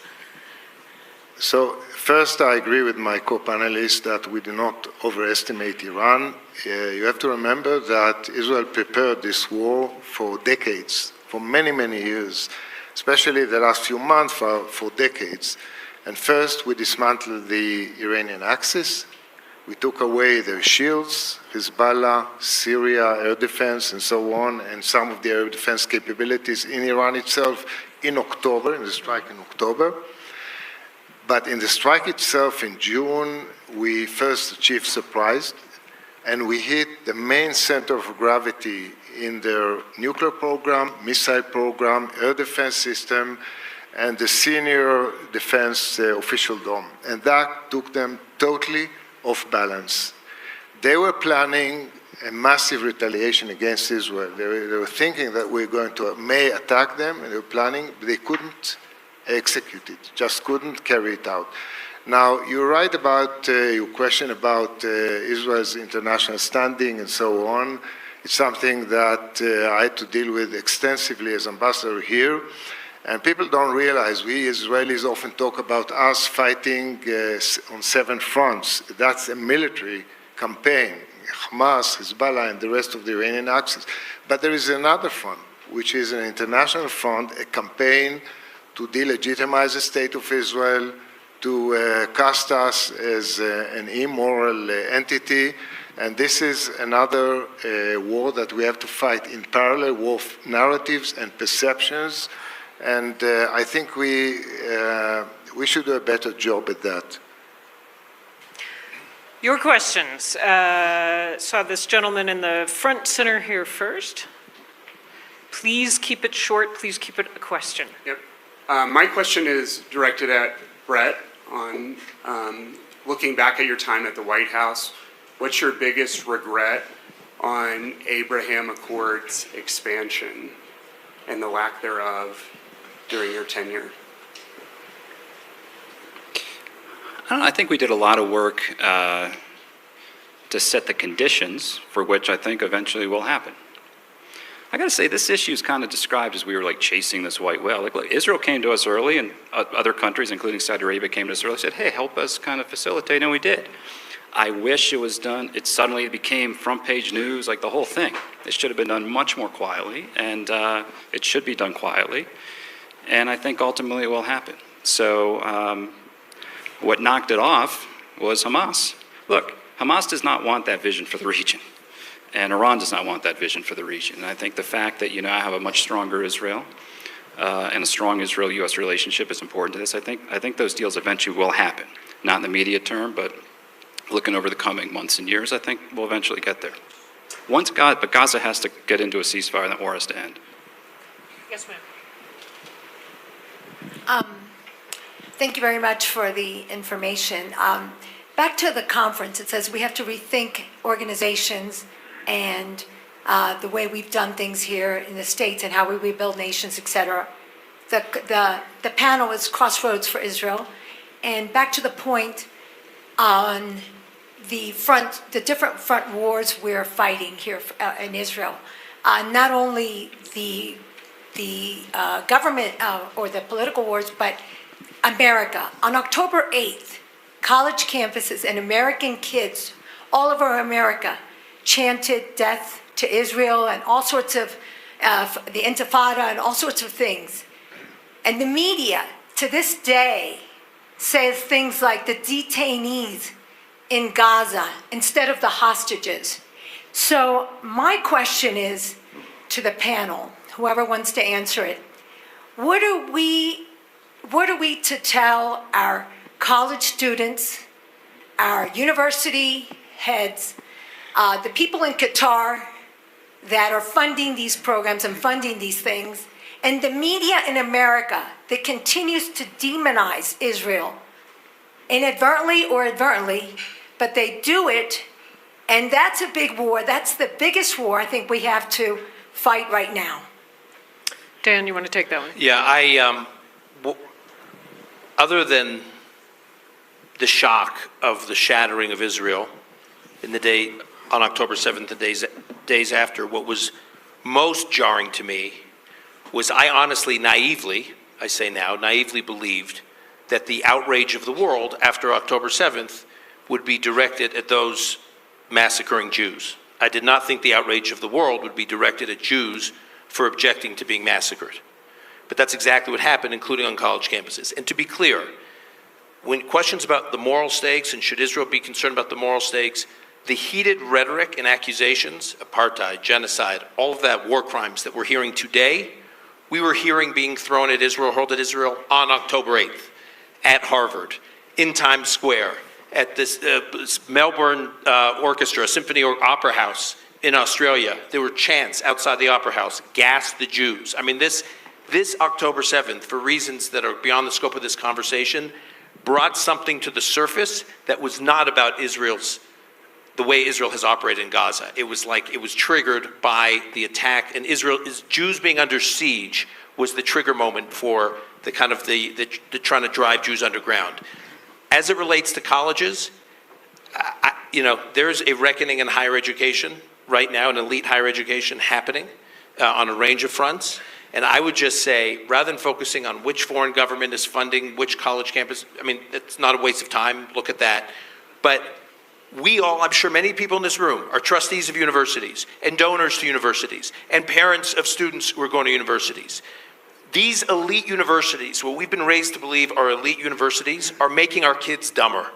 They are making our kids dumber. Now, they're not just indoctrinating them, they are making them dumber. And so, if Jews are not comfortable at these universities, and they shouldn't be, they should go to other universities. There are plenty of rising star post-secondary institutions of higher education around the country, especially in the South. Some that have really been rising the last couple of years. And I think investing in institutions that are actually have a real sense about the difference between right and wrong, and actually believe in defending Western civilization and not attacking it every day and tenuring professors that attack Western civilization every day are worthy of the support of people in the room and this room and people you know. If I may, I would add Jews, and I'm sure you would agree, Jews should be welcome at all American universities, as should everyone. Last question, this gentleman right here in the blazer. Yes, sir. Thank you very much, Mayor Louise. Edward Joseph, Johns Hopkins SAIS. Question for General Yadlin and maybe Ambassador Herzog. would like to answer as well. You mentioned the Iranian uranium stockpile as a key reason why Israel needed to act. I believe you mentioned in your New York Times op-ed as well. Well, of course, that uranium stockpile now is missing, although perhaps Israeli intelligence knows more about that. So what can you say about continuing Iranian capacity in the nuclear realm? And I would give you the opportunity, and Ambassador Herzog, to address the argument that you hear that, with respect to the Iranian nuclear program, Israel and the region and the United States would still be better off under the Obama JCPOA. Anything you want to say about Syria, you're welcome to do so. Thank you. General, feel free to make news. Where is the missing uranium? Okay. I think the missing uranium was not the target or the objective of the attack. When you develop a nuclear bomb, if you are not a nuclear engineer, you need the fissile material, you need all the bomb, the weaponization, the core that is transferred from 90% gas enriched uranium into a metal, and then the implosion, and then the fusing, and then integration into a missile. And all this very complex kind of system was attacked. Nobody thought that it can destroy the 60% enriched uranium, which was nothing if you cannot enrich it to 90% and weaponize it. So the question, and then I want to go into a more important issue. Whether we move them back a couple of months, as New York Times and CNN are saying, or 2 or 3 years, as the President and Fox are saying, it's not important. What is important is what next. What kind of agreement there will be achieved. It must be better than the JCPOA of 2015. That was not a bad agreement, but it was a good agreement for the first 7 years and catastrophic agreement to the last 7 years.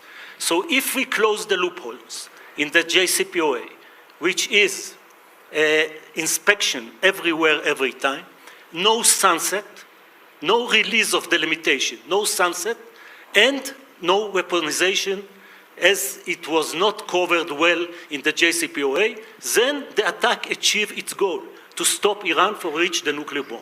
However, the ball is in the Iranian yard. They may decide not to come to negotiate. They may decide to try and re-establish their program. Then the ball is again in Jerusalem and DC. What are we doing if we see the Iranians going forward? It is not going to be easy for them. Because for the first time, the Iranians know that what they thought before was wrong, that America has the capability, but don't have the will, and Israel has the will, but not has the capability. Now they know that Israel has the capabilities, and America may have the will. So they have to be very careful.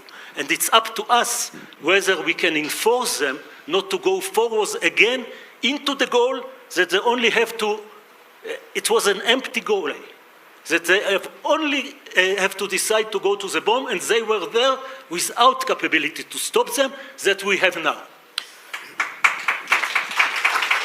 Ambassador, a final thought. There are a couple of questions that surround the Iranian issue following the war. The first question is, what are the residual capabilities that are left in Iran in terms of uranium stockpiles, centrifuges, nuclear infrastructure, missile infrastructure, and so on? I believe, for one, that we hit them very hard and took them, way back. But we don't have the full answer because a lot of this is buried underground. It'll take months to get to it. So we don't have the full answer. The second question, what impact did this war have on the Iranian thinking, strategy, and planning ahead? There are those who think that it will motivate Iran to race to a nuclear device so that they can announce it and then immunize themselves against attack, like North Korea. I, for one, think differently. I think they will go very slow and very careful because they are deterred, because they are exposed, because we can fly over Iran at will, and because they know that what Israel and the US did to them, we can do it again. So they have to be very careful, and that has to be factored into the picture when you talk about the time span. The third question is, how do we maintain the achievement of the war? And here, there are two courses of action. One is to get Iran back to the table and secure a deal, a different one than the JCPOA, no enrichment in Iran, and intrusive inspection. And there are people in Israel who are not in love with this option because Iran is left to give, and they will want sanctions relief, and with that money they can build off capabilities. But the alternative is to enforce our interests so that they cannot rebuild their capabilities. It's also complicated, 1,000 miles away, many dilemmas, what you hit, what you don't hit, they will fire back. Right. Challenges ahead. Fourth question that I want to raise, I don't want to discuss it. What impact will this have on the Iranian internal scene? Because the regime, I believe, lost the majority of the population. There is a deep divide, and I hope that this war deepen that divide. To be continued in the Iran panel that is still ahead of us in the forum. Thank you to you all. Thanks for a great conversation.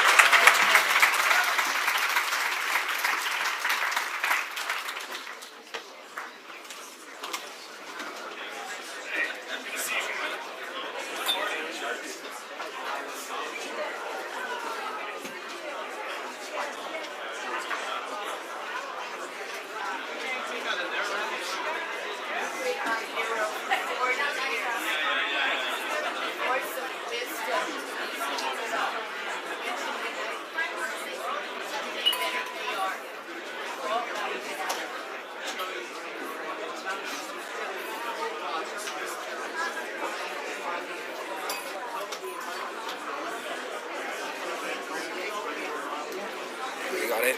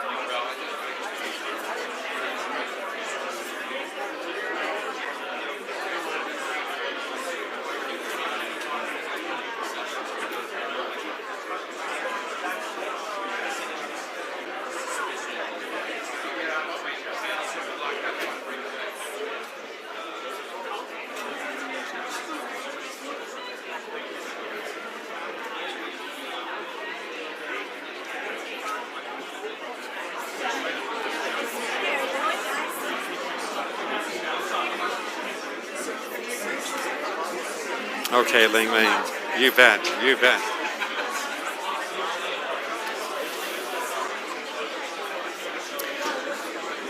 Okay, please take your seats. Thank you so much. Please take your seats. And if we can have silence in the room, that would be helpful. Please take your seats.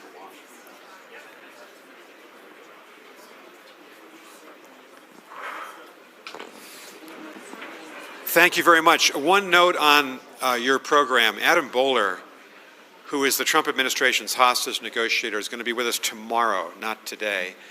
And we're not quite sure of the time, but you'll let you know on the website the time that he's going to speak to us about his important responsibilities.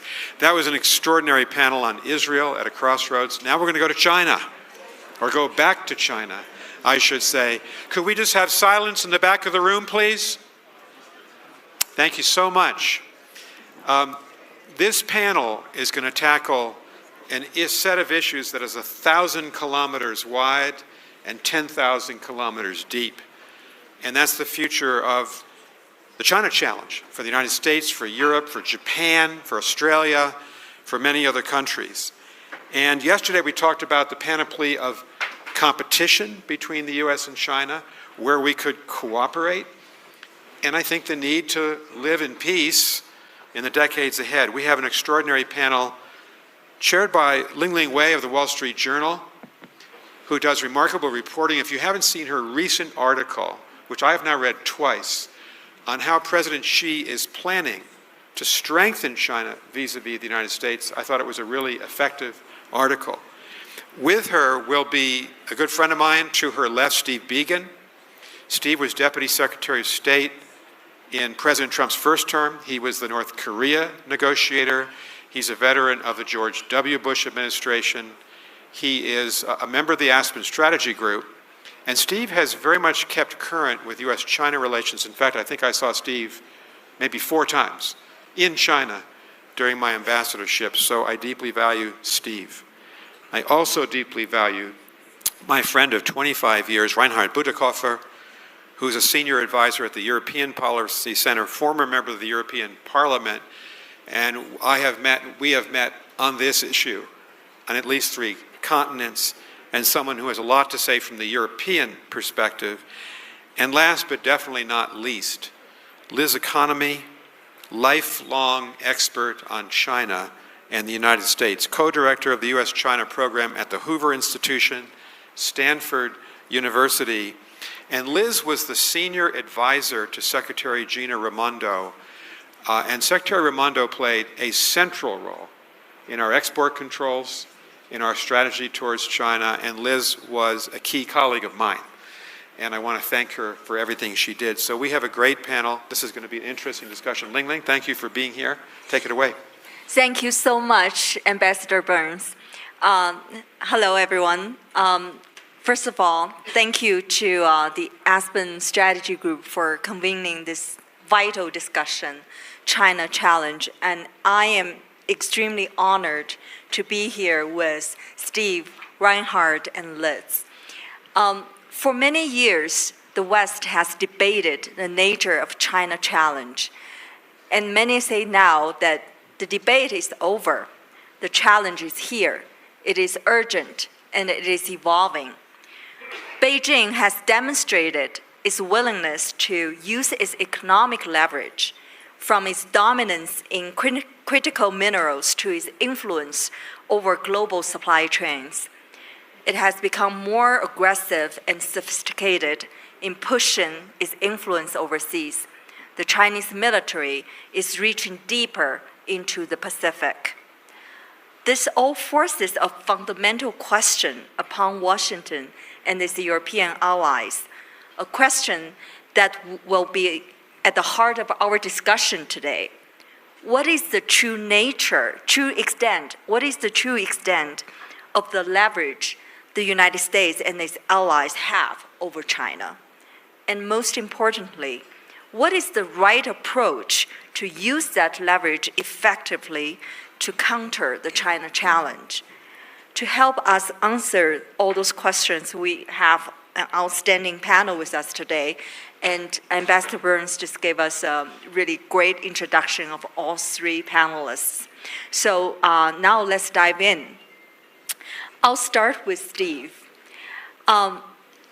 6 months into the Trump administration, we have already seen quite a few twists and turns in terms of the posture toward China. We have seen the Trump administration going from applying maximum tariff pressure to trying to align with other nations to, quote, isolate China economically, to now trying to engage China in trade economic negotiations. So what do you think? Does the Trump administration have a coherent China strategy? Thank you, Ling Ling. And certainly a great question to ask, and one that I think confounds many foreign policy observers, and it also confounds many of our partners and friends around the world and some of our adversaries. But I think the mistake that's often made is that people understand that President Trump is not a conventional politician. He's an unconventional politician by any measure. And they also understand he has very unconventional views. He's unconstrained by precedent, by what's come before. In some cases, it can be alarming when he questions fundamentals like the NATO alliance. In other cases, where he tries a leader-to-leader approach to resolve the issues on the Korean Peninsula. But he's unconstrained, certainly, by what's come before. But the mistake that I think our partners and many observers make with President Trump is accepting that he was an unconventional leader and accepting he has unconventional views. They try to understand him in a conventional manner. And so what does that mean? It has two dimensions when it comes to something like developing a strategy for China. The first is that in a traditional administration, when the president makes a policy pronouncement, that's the policy, and that's a reasonable assumption. So, for example, when President Biden made the announcement, we're going to withdraw from Afghanistan, 2 weeks later, regardless of the consequences, we withdrew from Afghanistan. But President Trump in 2020 made a similar order. He instructed the government to immediately withdraw all U.S. forces from Afghanistan in December of 2020.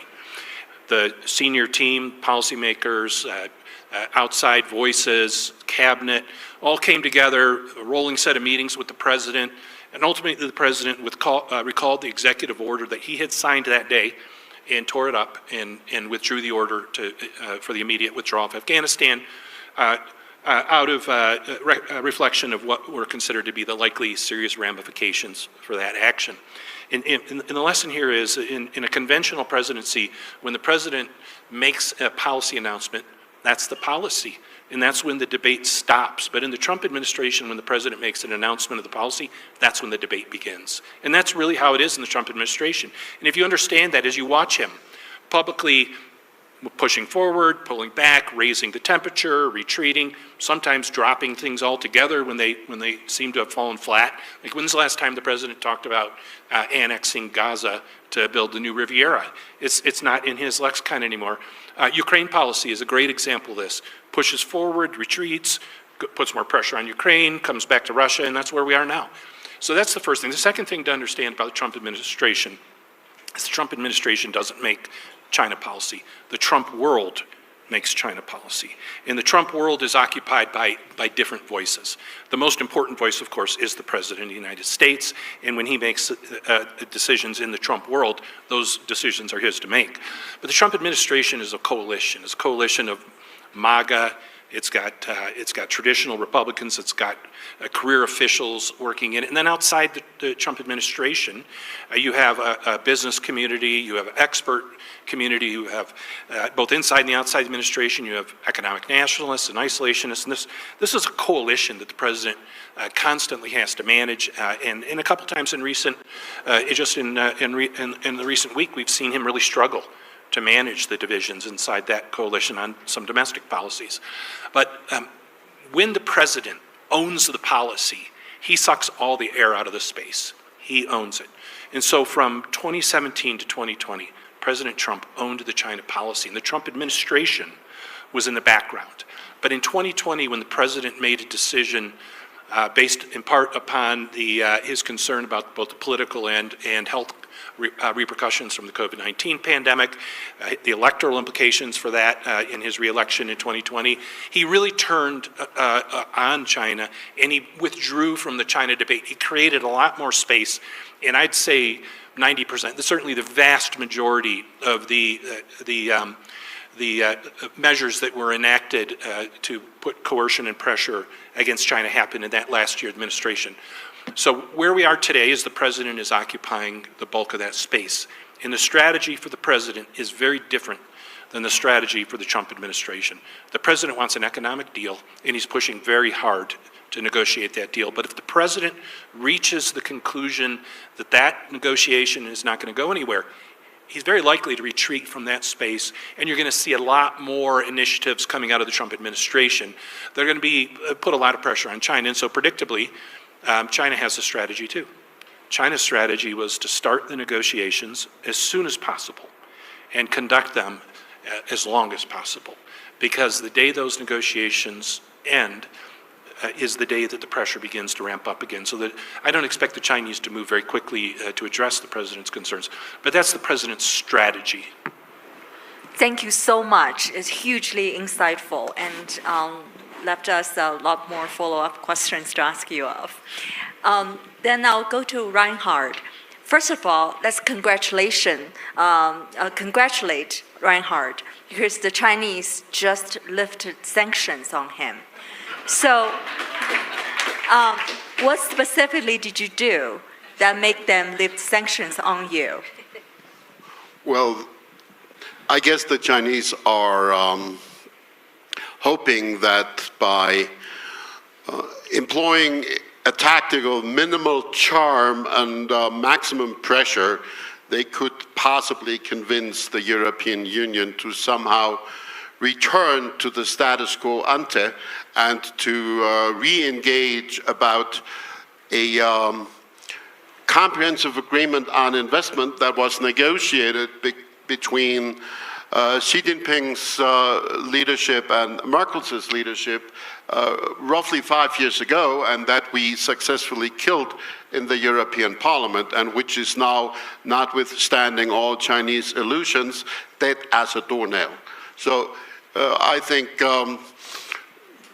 they will find out that they're on the wrong track still. But I think it's we shouldn't keep our enemy from making mistake. Great. That gives us hope. Hopefully they can keep correcting their wrongs.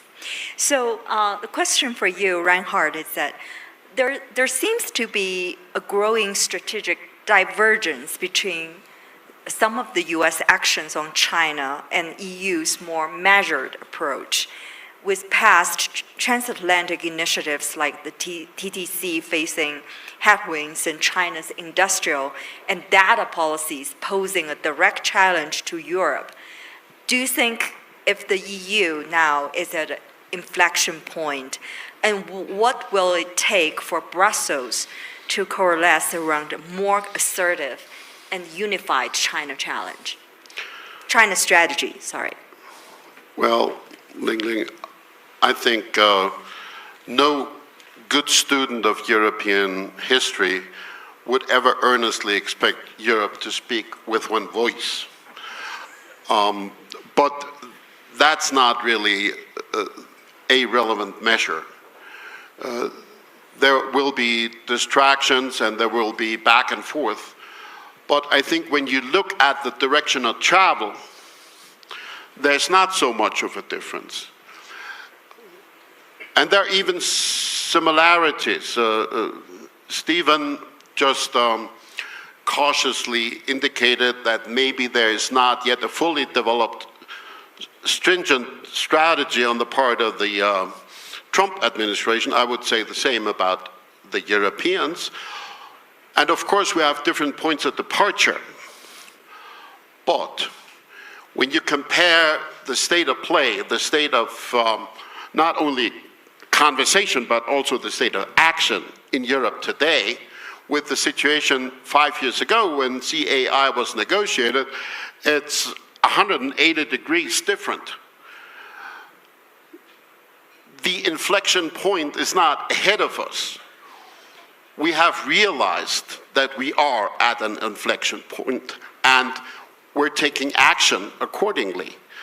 I think the basic understanding that it took very long to really find a lot of agreement for, but that is now prevalent, is the understanding, in the words of the president of the European Chamber of Commerce in China, that there is a real risk of deindustrialization of Europe made in China. And that has changed everything. In the past, the economic relationship was the backbone of the win-win philosophy. Today, the economic dimension of the relationship is the main battlefield. And when you look at some important actors from the business community,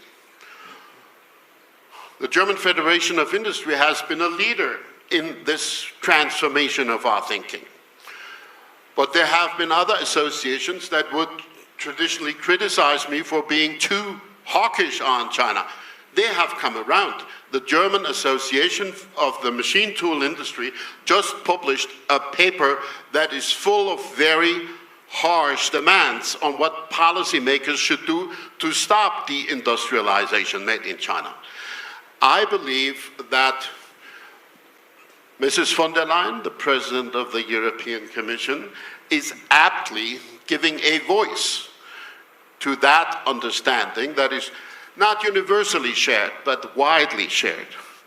There may have been some equivocation in the meantime, yes. When I heard her speech at Davos, I was not fully convinced, but what she said at the G7, or more recently in the European Parliament, was clear as could be. And an important factor is also that Germany has found a more clear position. Under the leadership of Chancellor Merkel, the European term systemic rivalry was never uttered by the Chancellor.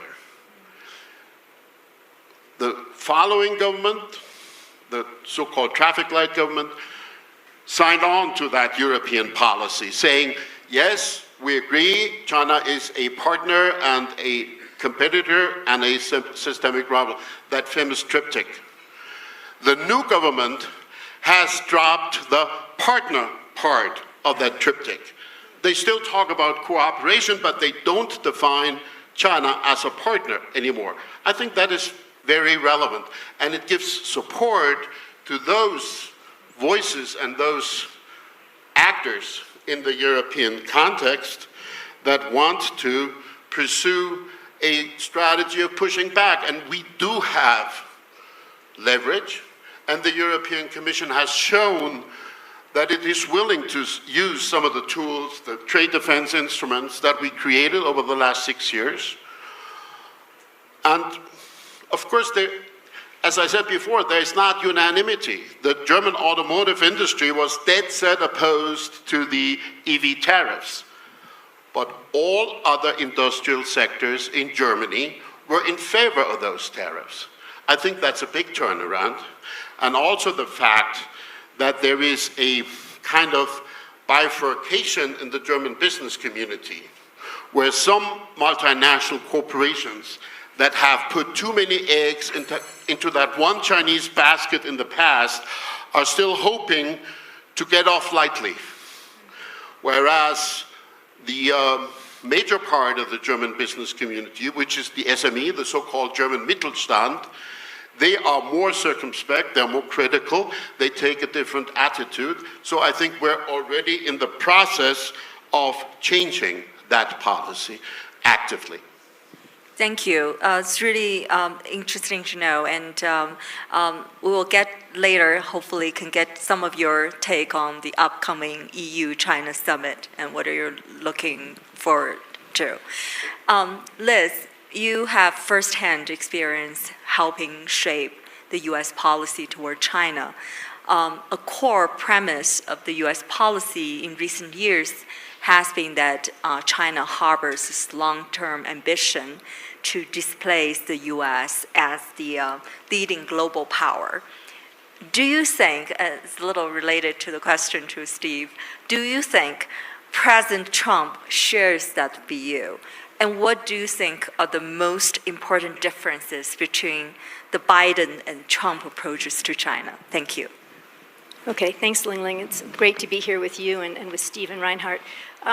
So I actually do think that President Trump shares the view of former President Biden that China seeks to replace the United States as the leading power on the global stage. He has said so several times, actually just in the past 6 months.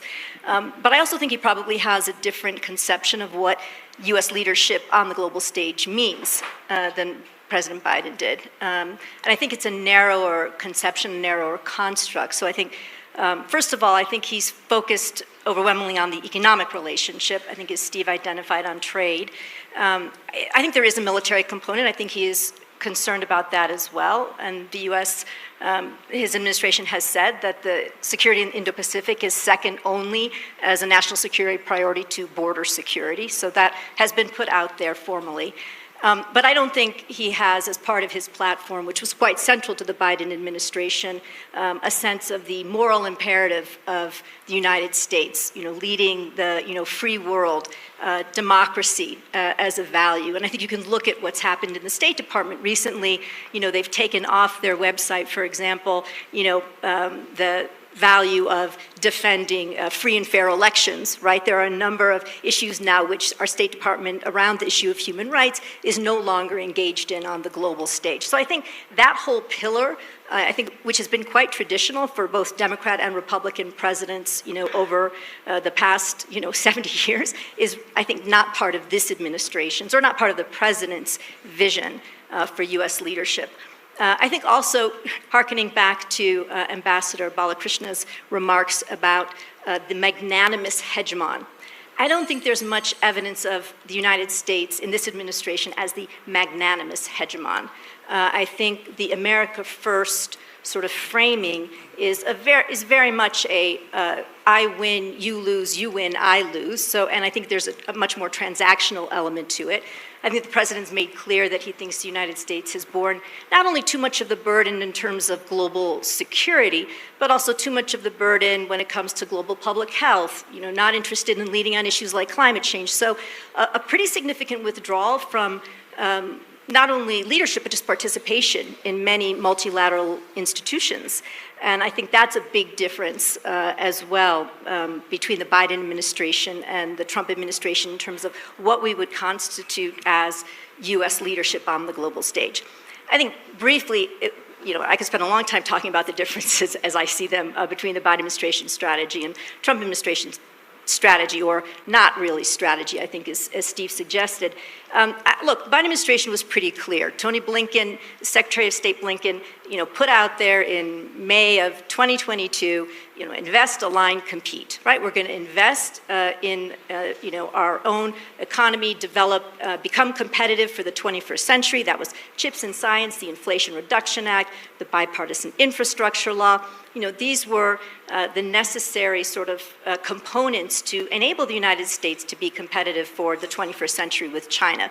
And I think it speaks to a line that has always stuck with me when Secretary, I don't want to call him Tony, Secretary of State Blinken and Jake Sullivan met with Wang Yi and Yang Jiechi, where he said, we need to be able to negotiate from a position of strength.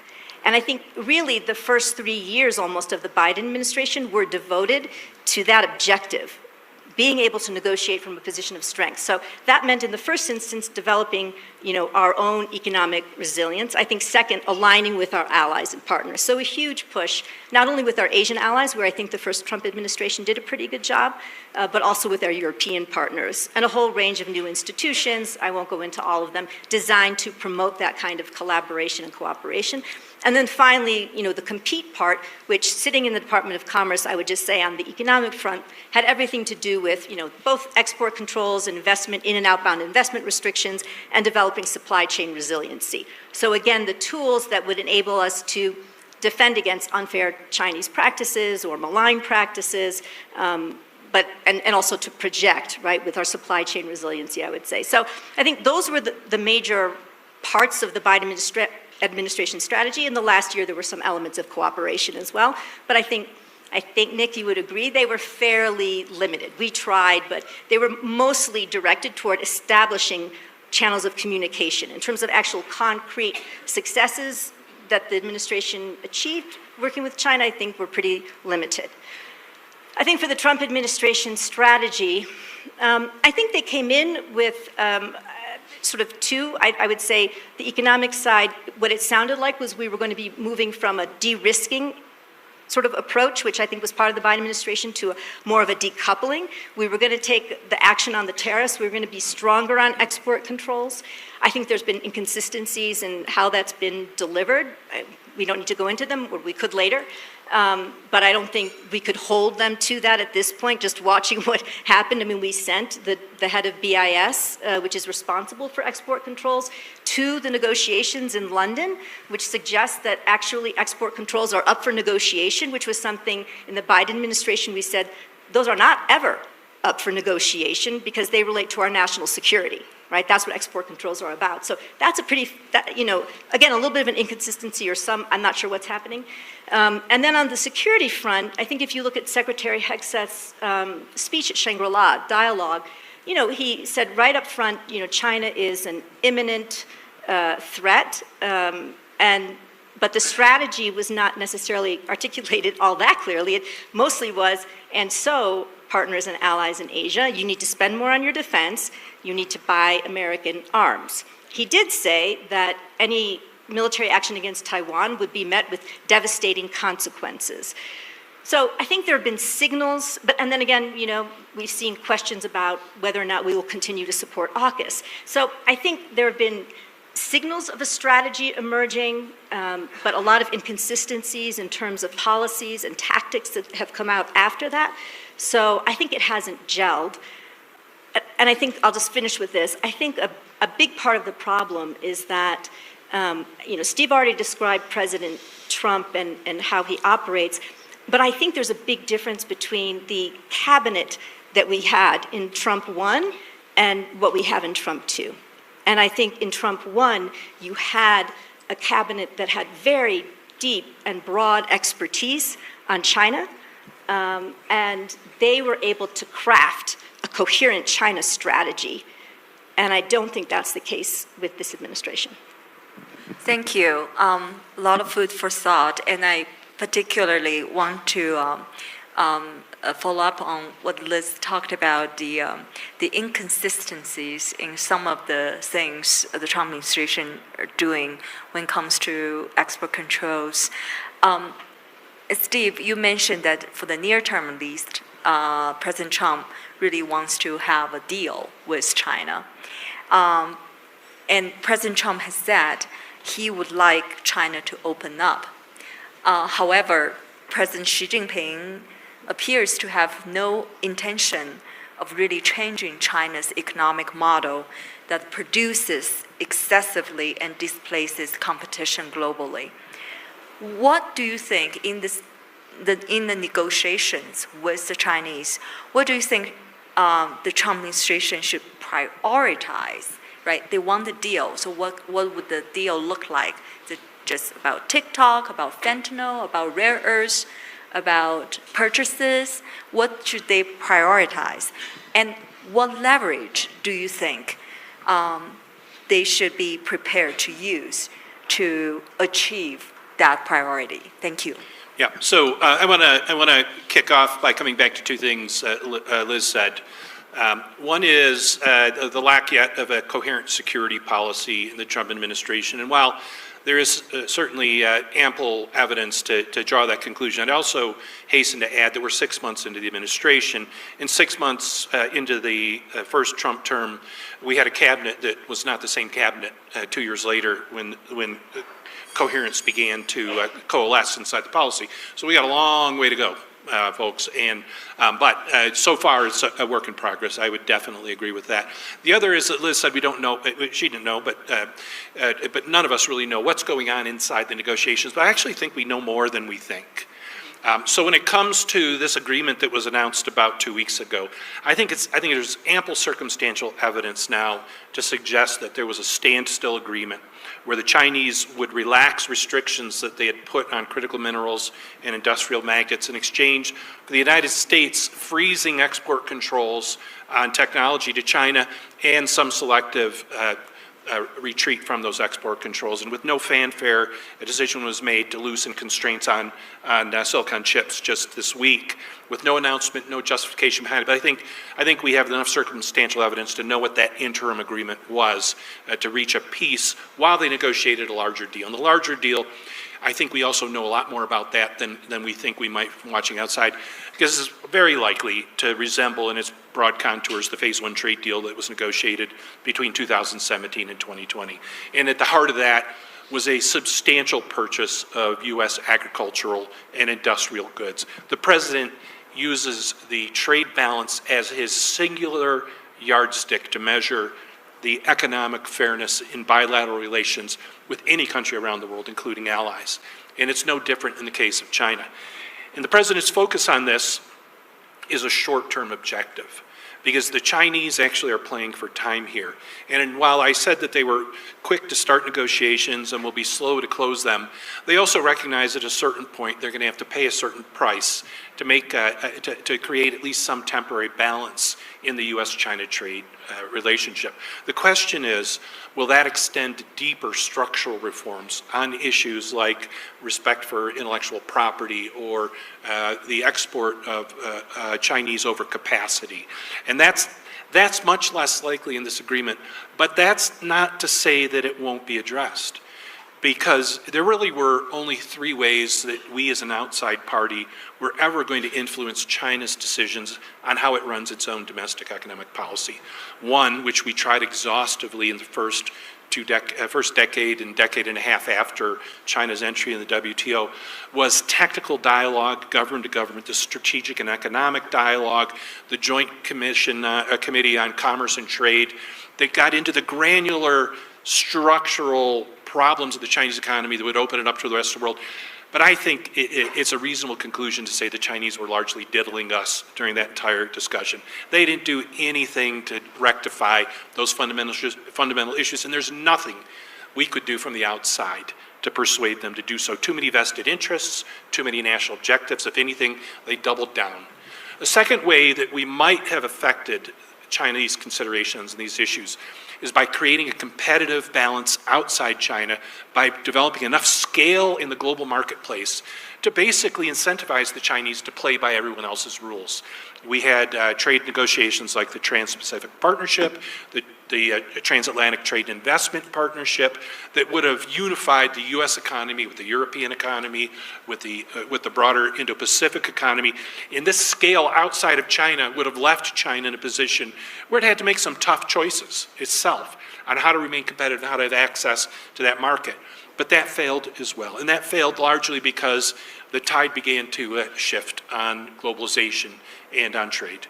And so the third possibility, which may be the outcome of President Trump's negotiations, is you simply put enough barriers around China's economy to prevent them from transshipping or exporting that overcapacity that essentially leaves them drowning in overcapacity and forced to make very, very tough domestic political and economic policy decisions to rectify the problems themselves. And that may, in the end, be the most successful. And so in these negotiations that the Trump administration is undertaking with trade partners around the world, there is now a boilerplate provision of higher tariffs on transshipped Chinese goods. So the Chinese are not going to be able to use back doors to get into the U.S. economy. Truth be known, many of those countries are more than happy to have that because it justifies their efforts to prevent deindustrialization of their own economies by blaming it on the United States of America, but actually trying to protect their own domestic manufacturing as well. The other thing that this is likely to be driven by is that while the United States, the president has already made clear there's going to be a minimum 10% tariff for any final agreement with any trading partner around the world, it's very likely he's going to push that number higher for China. And these two factors, blocking transshipment of goods, playing to the interests of other countries to keep China from overwhelming their industrial base, and making it more expensive for China to export its goods to the United States market, may possibly create enough pressure that the Chinese finally take on the politically tough challenge. And I have some empathy for them. Restructuring that economy is going to be painful. because it was 2 decades in the building, and it's going to take just as long to rationalize it and create a sustainable economic model that's driven in a balance of domestic economic demand and export of goods in which the Chinese have comparative advantage. But that's not where we are today, but maybe the Trump administration's negotiations, not as the top priority, because the president wants a big, splashy purchase of several $100 billion of American goods, but maybe in the end, it also proves to be the right way to reform the Chinese economy. Well, here's hoping. Thank you. Reinhard, there is a perception that Beijing, you talked about earlier that Europe does have leverage over China, but there is a perception in Beijing these days that, they feel that they're pretty much undeterred by the prospect of European economic retaliation. This really raises a crucial question about the EU leverage. What significant and perhaps painful economic measures is the EU prepared to deploy to alter China's cost-benefit analysis? Are previously untouchable areas like access to Europe's aerospace or advanced manufacturing sectors now part of that strategic consideration? Thank you. Well, first of all, I would like to emphasize that I agree with the logic that Stephen just explained. I think there's no point in hoping that at some moment in the future we would negotiate Xi to grant us reciprocity or any of the kind, or to be more lenient on the chances for our companies to do business in China. But we do have leverage, and I think we should have a wide scope when you think about that. We do have leverage because of, let me put this very succinctly, because of the pressure that President Trump is exercising on China. As they have fewer opportunities of entering the US market, they're under more pressure to try stabilizing their access to the European market, because that's the other big accessible market that they could have. So in that regard, if we start using that dependency that they have on our market and also on access to our technologies, I think there is something to be done. When we talk to Chinese academics or think tankers and ask them what they want of us, the number one item they would mention would be access to technology. I believe we can work on that, and of course we have to be willing to suffer some pain. You can never inflict impact without suffering some yourself. And give you an example, that's the EV tariffs. That's not a very entertaining perspective for the German automotive industry, because Volkswagen has been relying on the perspective of re-exporting EVs that they built in China to the European market. So their business model depends on not having EV tariffs. That's the reason why they fight against it. We still have to insist on that, so that inflicts pain. I don't think we should look for maximizing pain. I would not talk about putting tariffs on dolls. Would focus on strategic industries. But I think we should also go beyond that arena. For instance, there is a necessity to shape a good narrative. China tries to frame what we're doing as the privileged industrialized nations trying to keep developing nations from rising. And they appeal to the global south and other countries saying, look, you help our rise and you will rise after us, but if you don't help us fighting the West, nobody will rise. Effectively, and you alluded to that, and it's also been mentioned yesterday, I think, there are nations in the global south that are suffering from Chinese over-subsidized exports of overproduction. Indonesia is one example. In Chile, they closed the only steel plant they had because they couldn't compete with highly subsidized Chinese steel exports to the country. So I think we should work with these partners to develop a different narrative, saying, and this is what Secretary Gates once said at the Shangri-La Dialogue Forum, we don't oppose China's rise as long as it doesn't prevent everybody else's rise. I think that could be our narrative. And that would imply that we team up with hypothetical partners, like, for instance, resource-rich countries. We're now heavily dependent on Chinese rare earth. The Chinese don't control rare earth mining altogether, but they have a quasi-monopoly of rare earth processing. Now, we could finance schemes of helping resource-rich countries develop their own processing capacities, which would give them a leg up with regard to the industrialization they seek, and would give us access to a source for industrial raw materials that China would not control. So that is also part of fighting back, of using leverage, by having a wider scope of what we could be doing. And of course, there is some consequence that few in Europe would yet be willing to say loudly, which is, I believe, in the final analysis, there cannot be an insistence on free trade with a non-free market economy. So this thinking hasn't taken hold in Europe yet, but I think that's where we're going, where we have to be going. My last question is to Liz. We talked so much. I'm sorry. Just one more question. We talked so much about the Trump administration, what they're doing, what they're thinking. Let's shift focus a little bit to China itself.